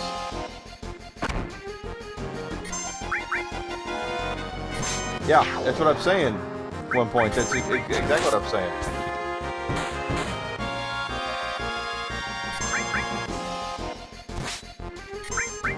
Just release updated rosters. If you're not going to update the engine, if you're not going to update the game,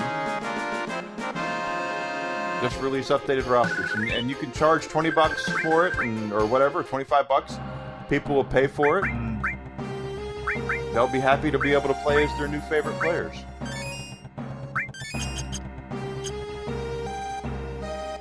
A lot of Raiders fans this year are going to purchase the new game because they want to play as Fernando Mendoza.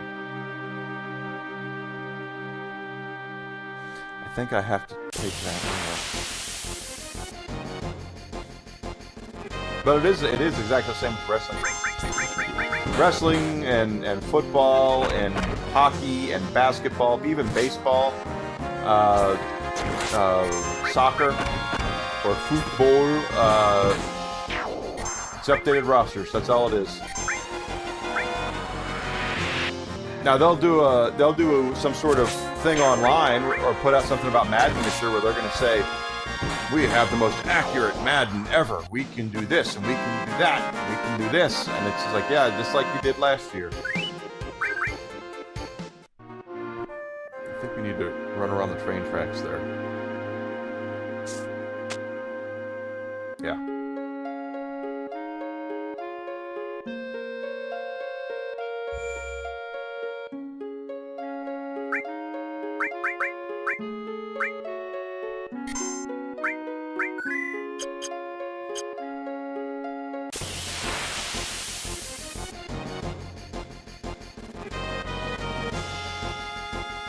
But they'll do that every year. They release a new game every year, and they really just need to release new rosters.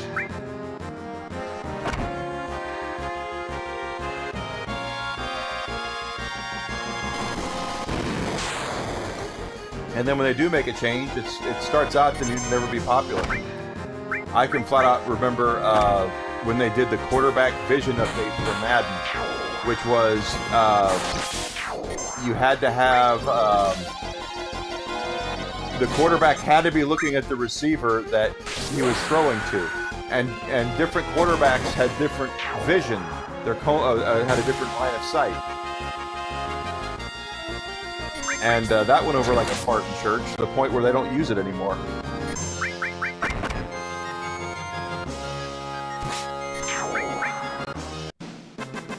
But that was around the time of the Xbox 360 and PS3 came out, I believe. There we go, level up.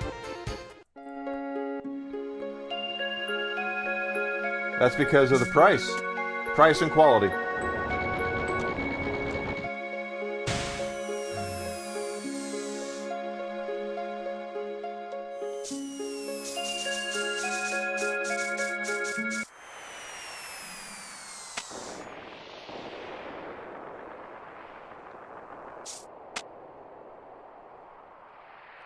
You are exactly correct. One point. You're exactly correct.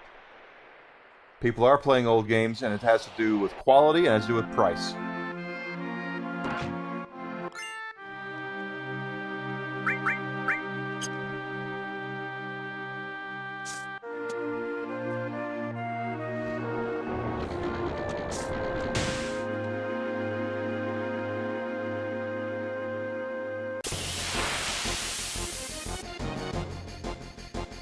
Why bother spending $80 on Grand Theft Auto 6 and get no disc when you can go to your local local used game store right now and pick up Grand Theft Auto 5 for probably what, $30 or cheaper.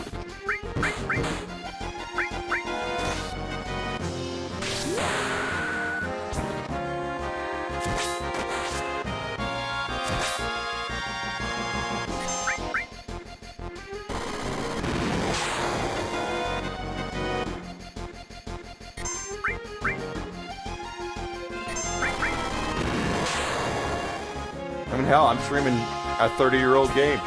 Next year, this game will be 30 years old, guys. You really want to feel old. Like I feel old.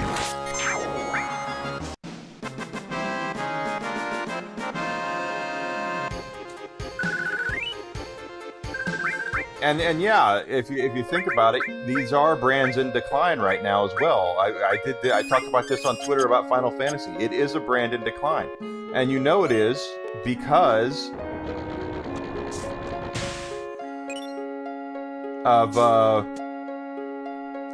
they're focusing on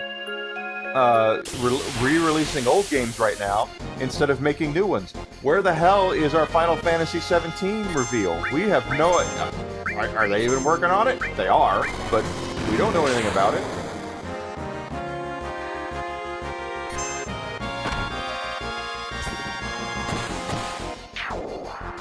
It is a classic.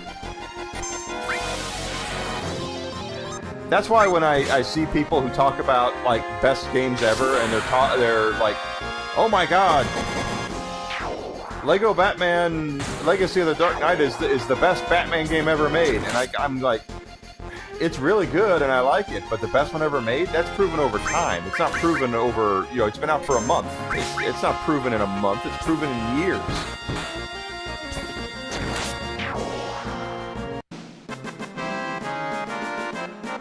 Right, Whiskey?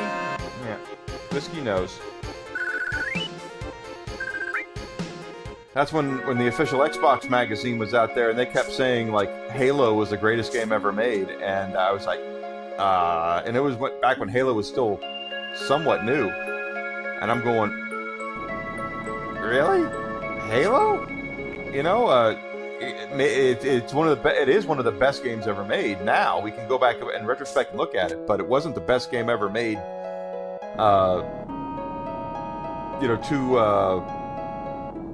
A year or two after its launch. That's the stuff that comes out, that comes through later.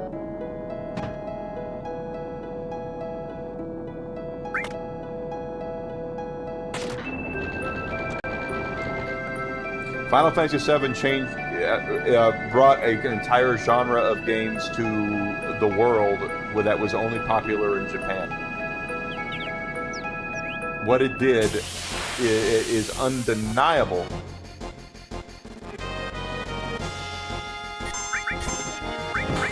We have the Tales games here. We have Persona. We have them re-releasing RPGs here and Golden Sun and all this stuff like that because of Final Fantasy VII. When those Japanese companies saw what Square did with Final Fantasy VII, they said, well, we could do that, and that's where why we got all these games that we're getting now.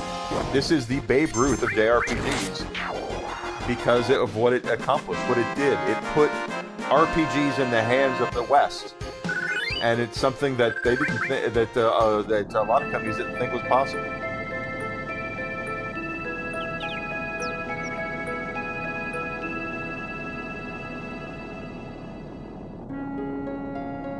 I did forget this mountain. I absolutely did forget. Thank you for reminding me.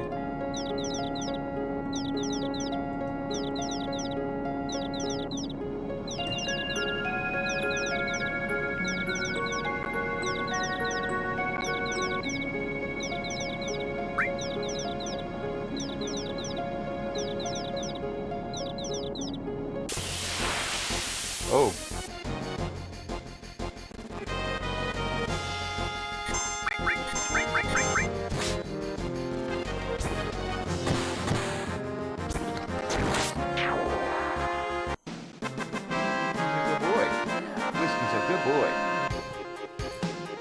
You're being very cute right now, Wisp, which is kind of on brand for you.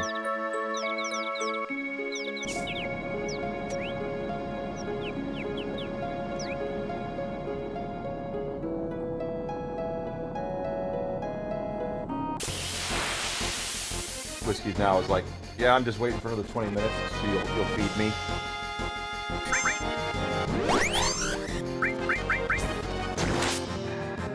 Which I will do. Want to get down? Get down if you want. Go ahead. Go ahead, Whisk. You can go. Or you can sit down. You can do whatever you want.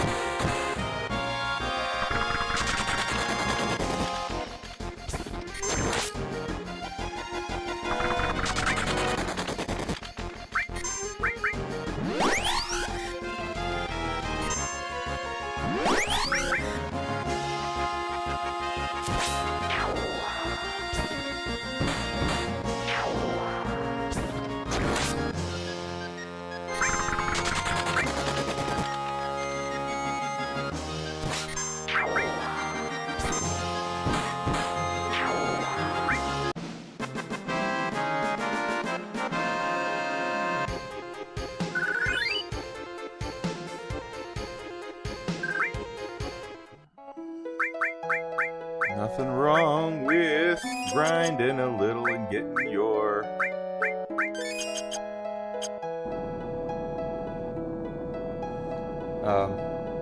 experience up. There you go, Wisp. There you go. Good boy. Whiskey's a very good boy. Just ask him. He'll tell you. He always deserves treats, according to him.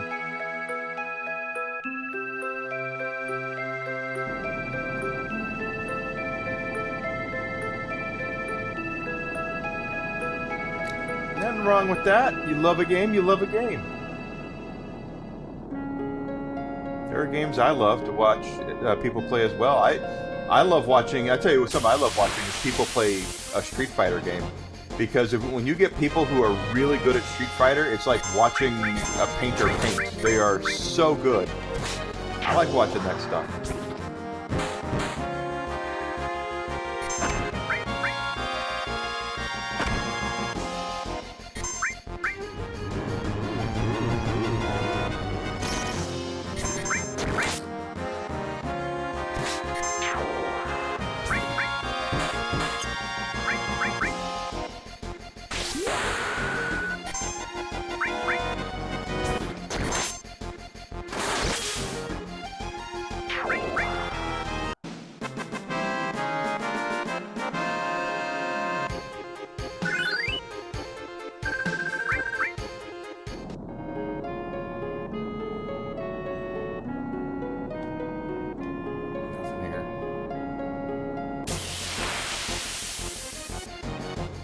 Yeah, I like watching people play Street Fighter because I'm probably a little better than average at Street Fighter, but I would not say I am a good tournament fighter.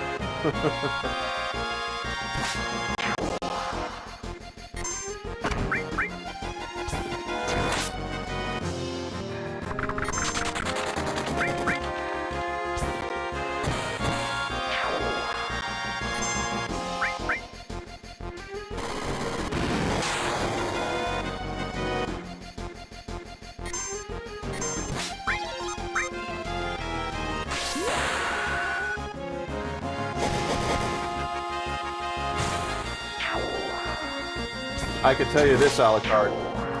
I don't believe for 1 second Rockstar was ready for the backlash they are getting for their decision to do what they're doing with Grand Theft Auto, because they I think it was February, they said they were not doing a physical only or digital only release. Alright, let's change Tifa's stuff over to that. There we are. I don't think Cloud's at level 3 yet, is he? No, not yet.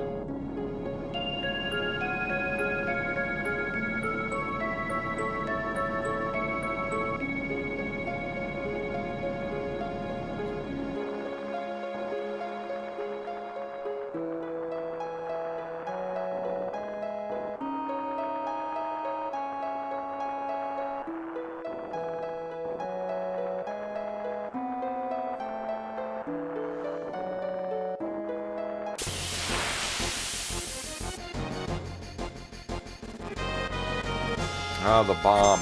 Someone set us up the bomb.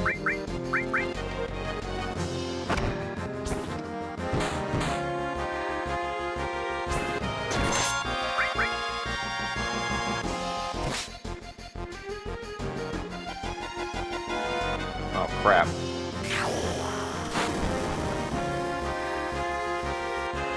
Just completely killed you.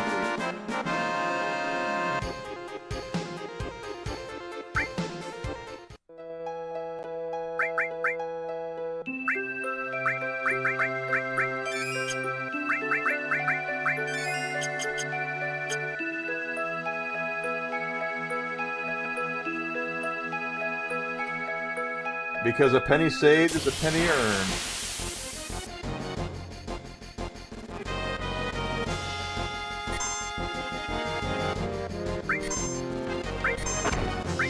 He said steal.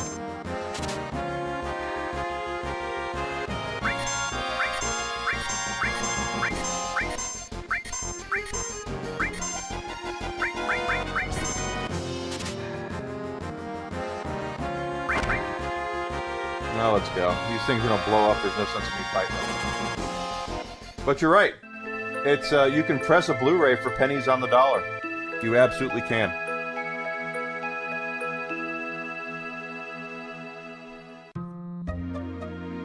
North Coral. This is where Barrett's from.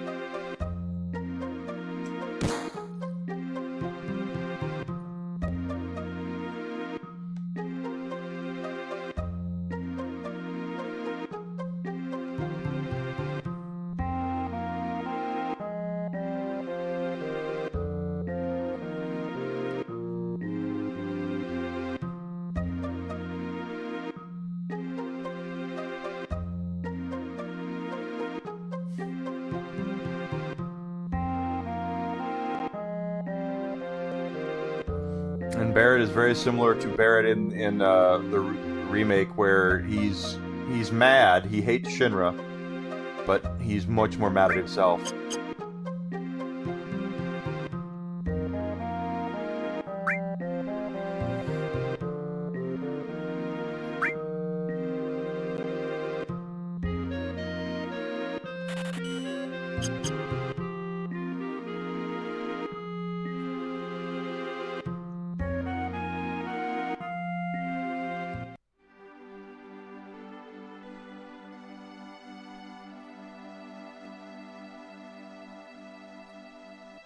It will be the most expensive game ever made.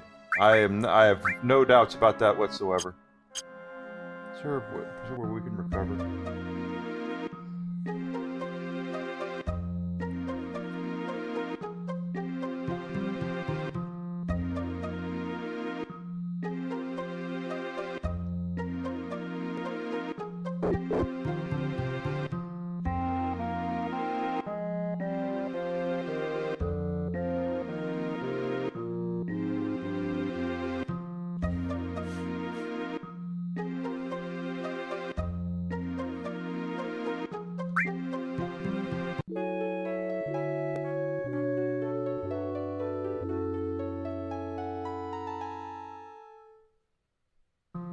They're gonna. The thing is that we're not guys, we've talked about it before. All the gaming companies want physical media out of the.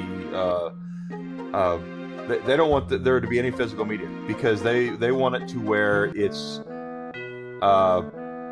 They control the market. It's all about pricing. It's all about controlling the market. That's what they want. That's what they desire, and they do not control physical. If they could control physical media, there would be no real worry from them at all. But they don't. And if you want any more proof of that, just go do yourself a favor and check out what a game that came out 10 years ago on Steam costs versus I'm talking like a AAA console game, like let's just say Assassin's Creed Odyssey. Look up what that costs on Steam, and then go look up what the physical copies cost. That's the reason they want control of the market, 1,000,000,000%. Because if the physical market didn't exist and you wanted to play Assassin's Creed Odyssey, guess what? You're paying full price for it.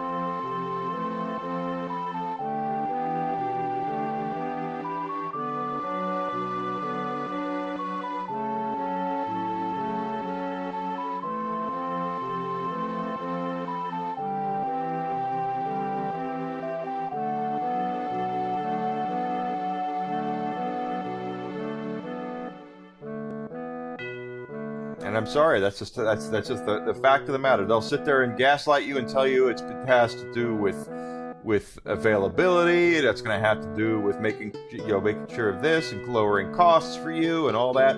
It's bullshit. All of it's bullshit. They care about one thing and one thing only. They want control.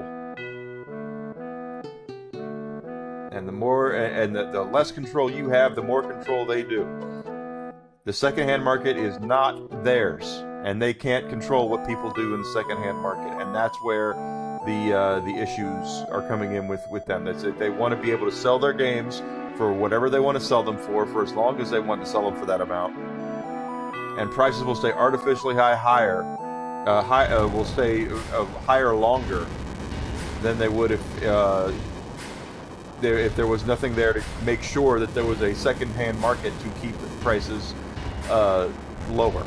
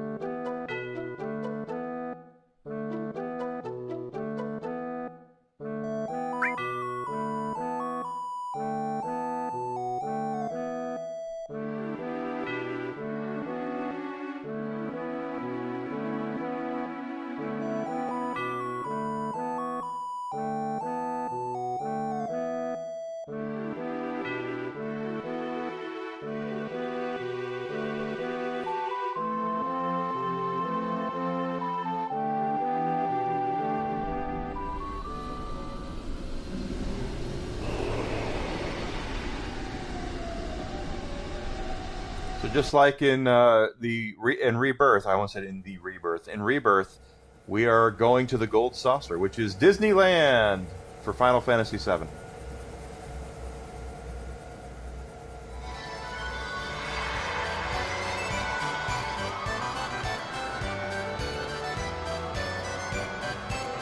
And if y'all thought what I was saying about Kate Sith was incorrect, you're about to see it.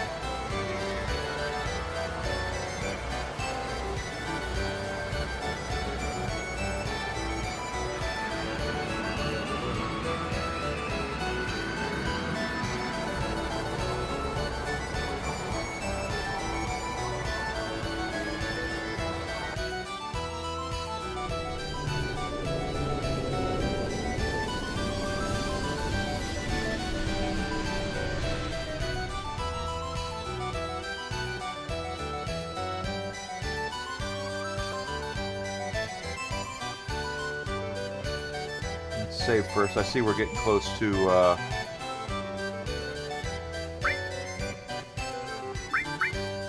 we can't save. Okay. Haha!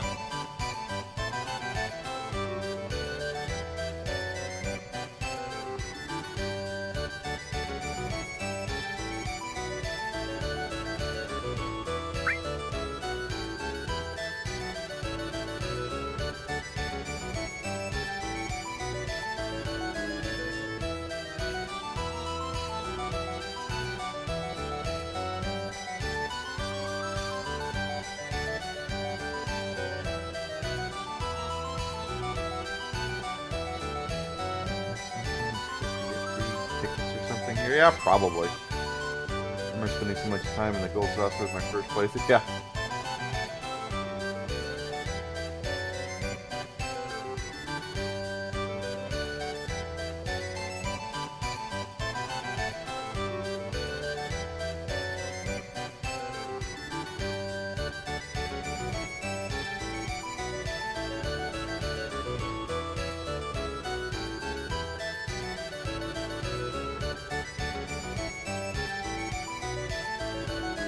Oh my goodness.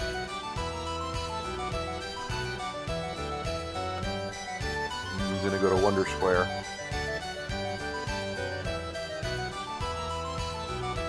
Tell you what, let's go ahead and call it for the day, guys. It's time for me to go. I gotta take care of the dog. Gotta take him out and feed him. I'll be back tomorrow morning. Let me see if they've delayed her flight.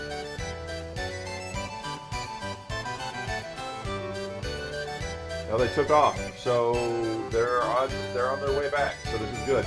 I'll be back tomorrow morning at 9 a.m. Central Standard Time, and we're going to pick up right here where we're leaving off of Final Fantasy VII. So if you've not done so yet, guys, do me a favor.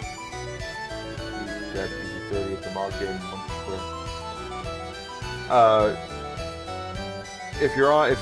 Please follow me: Twitch, Twitter, Kick, Rumble, and a subscription on YouTube. All that is absolutely freaking free. I am not asking you to spend any money, unless you'd like to. If you want to spend money, you can always sub on Twitch, Kick, and Rumble. And I have a Fourth Wall store as well. You can go check that out. I have t-shirts, hats, rocks glasses, water bottles, stickers, magnets, all sorts of stuff there, guys. Go check that out. If anything you buy there goes to directly help me, and I do appreciate everyone who has gone there and has bought something. I really do appreciate that. So, I appreciate everything. I'm not asking you to do that, but if you'd like to, that does go to help me directly. Okay? So let's see, on Rumble, I usually raid to the Chinwag on Rumble on Wednesdays. So we're going to do that. And I'll see everybody tomorrow morning, guys. 9 a.m. Oh gosh, I can't spell. There we are. 9 a.m. Central Standard Time. We're going to have some fun at the Gold Saucer and continue moving. I can't believe we're only 10 hours into the game and we're at the Gold Saucer already. That's funny. All right, guys. I'll see everybody tomorrow. 9 a.m. Have a great night. Have a great day, and I'll see you Thursday. Thank you so much for being here, guys.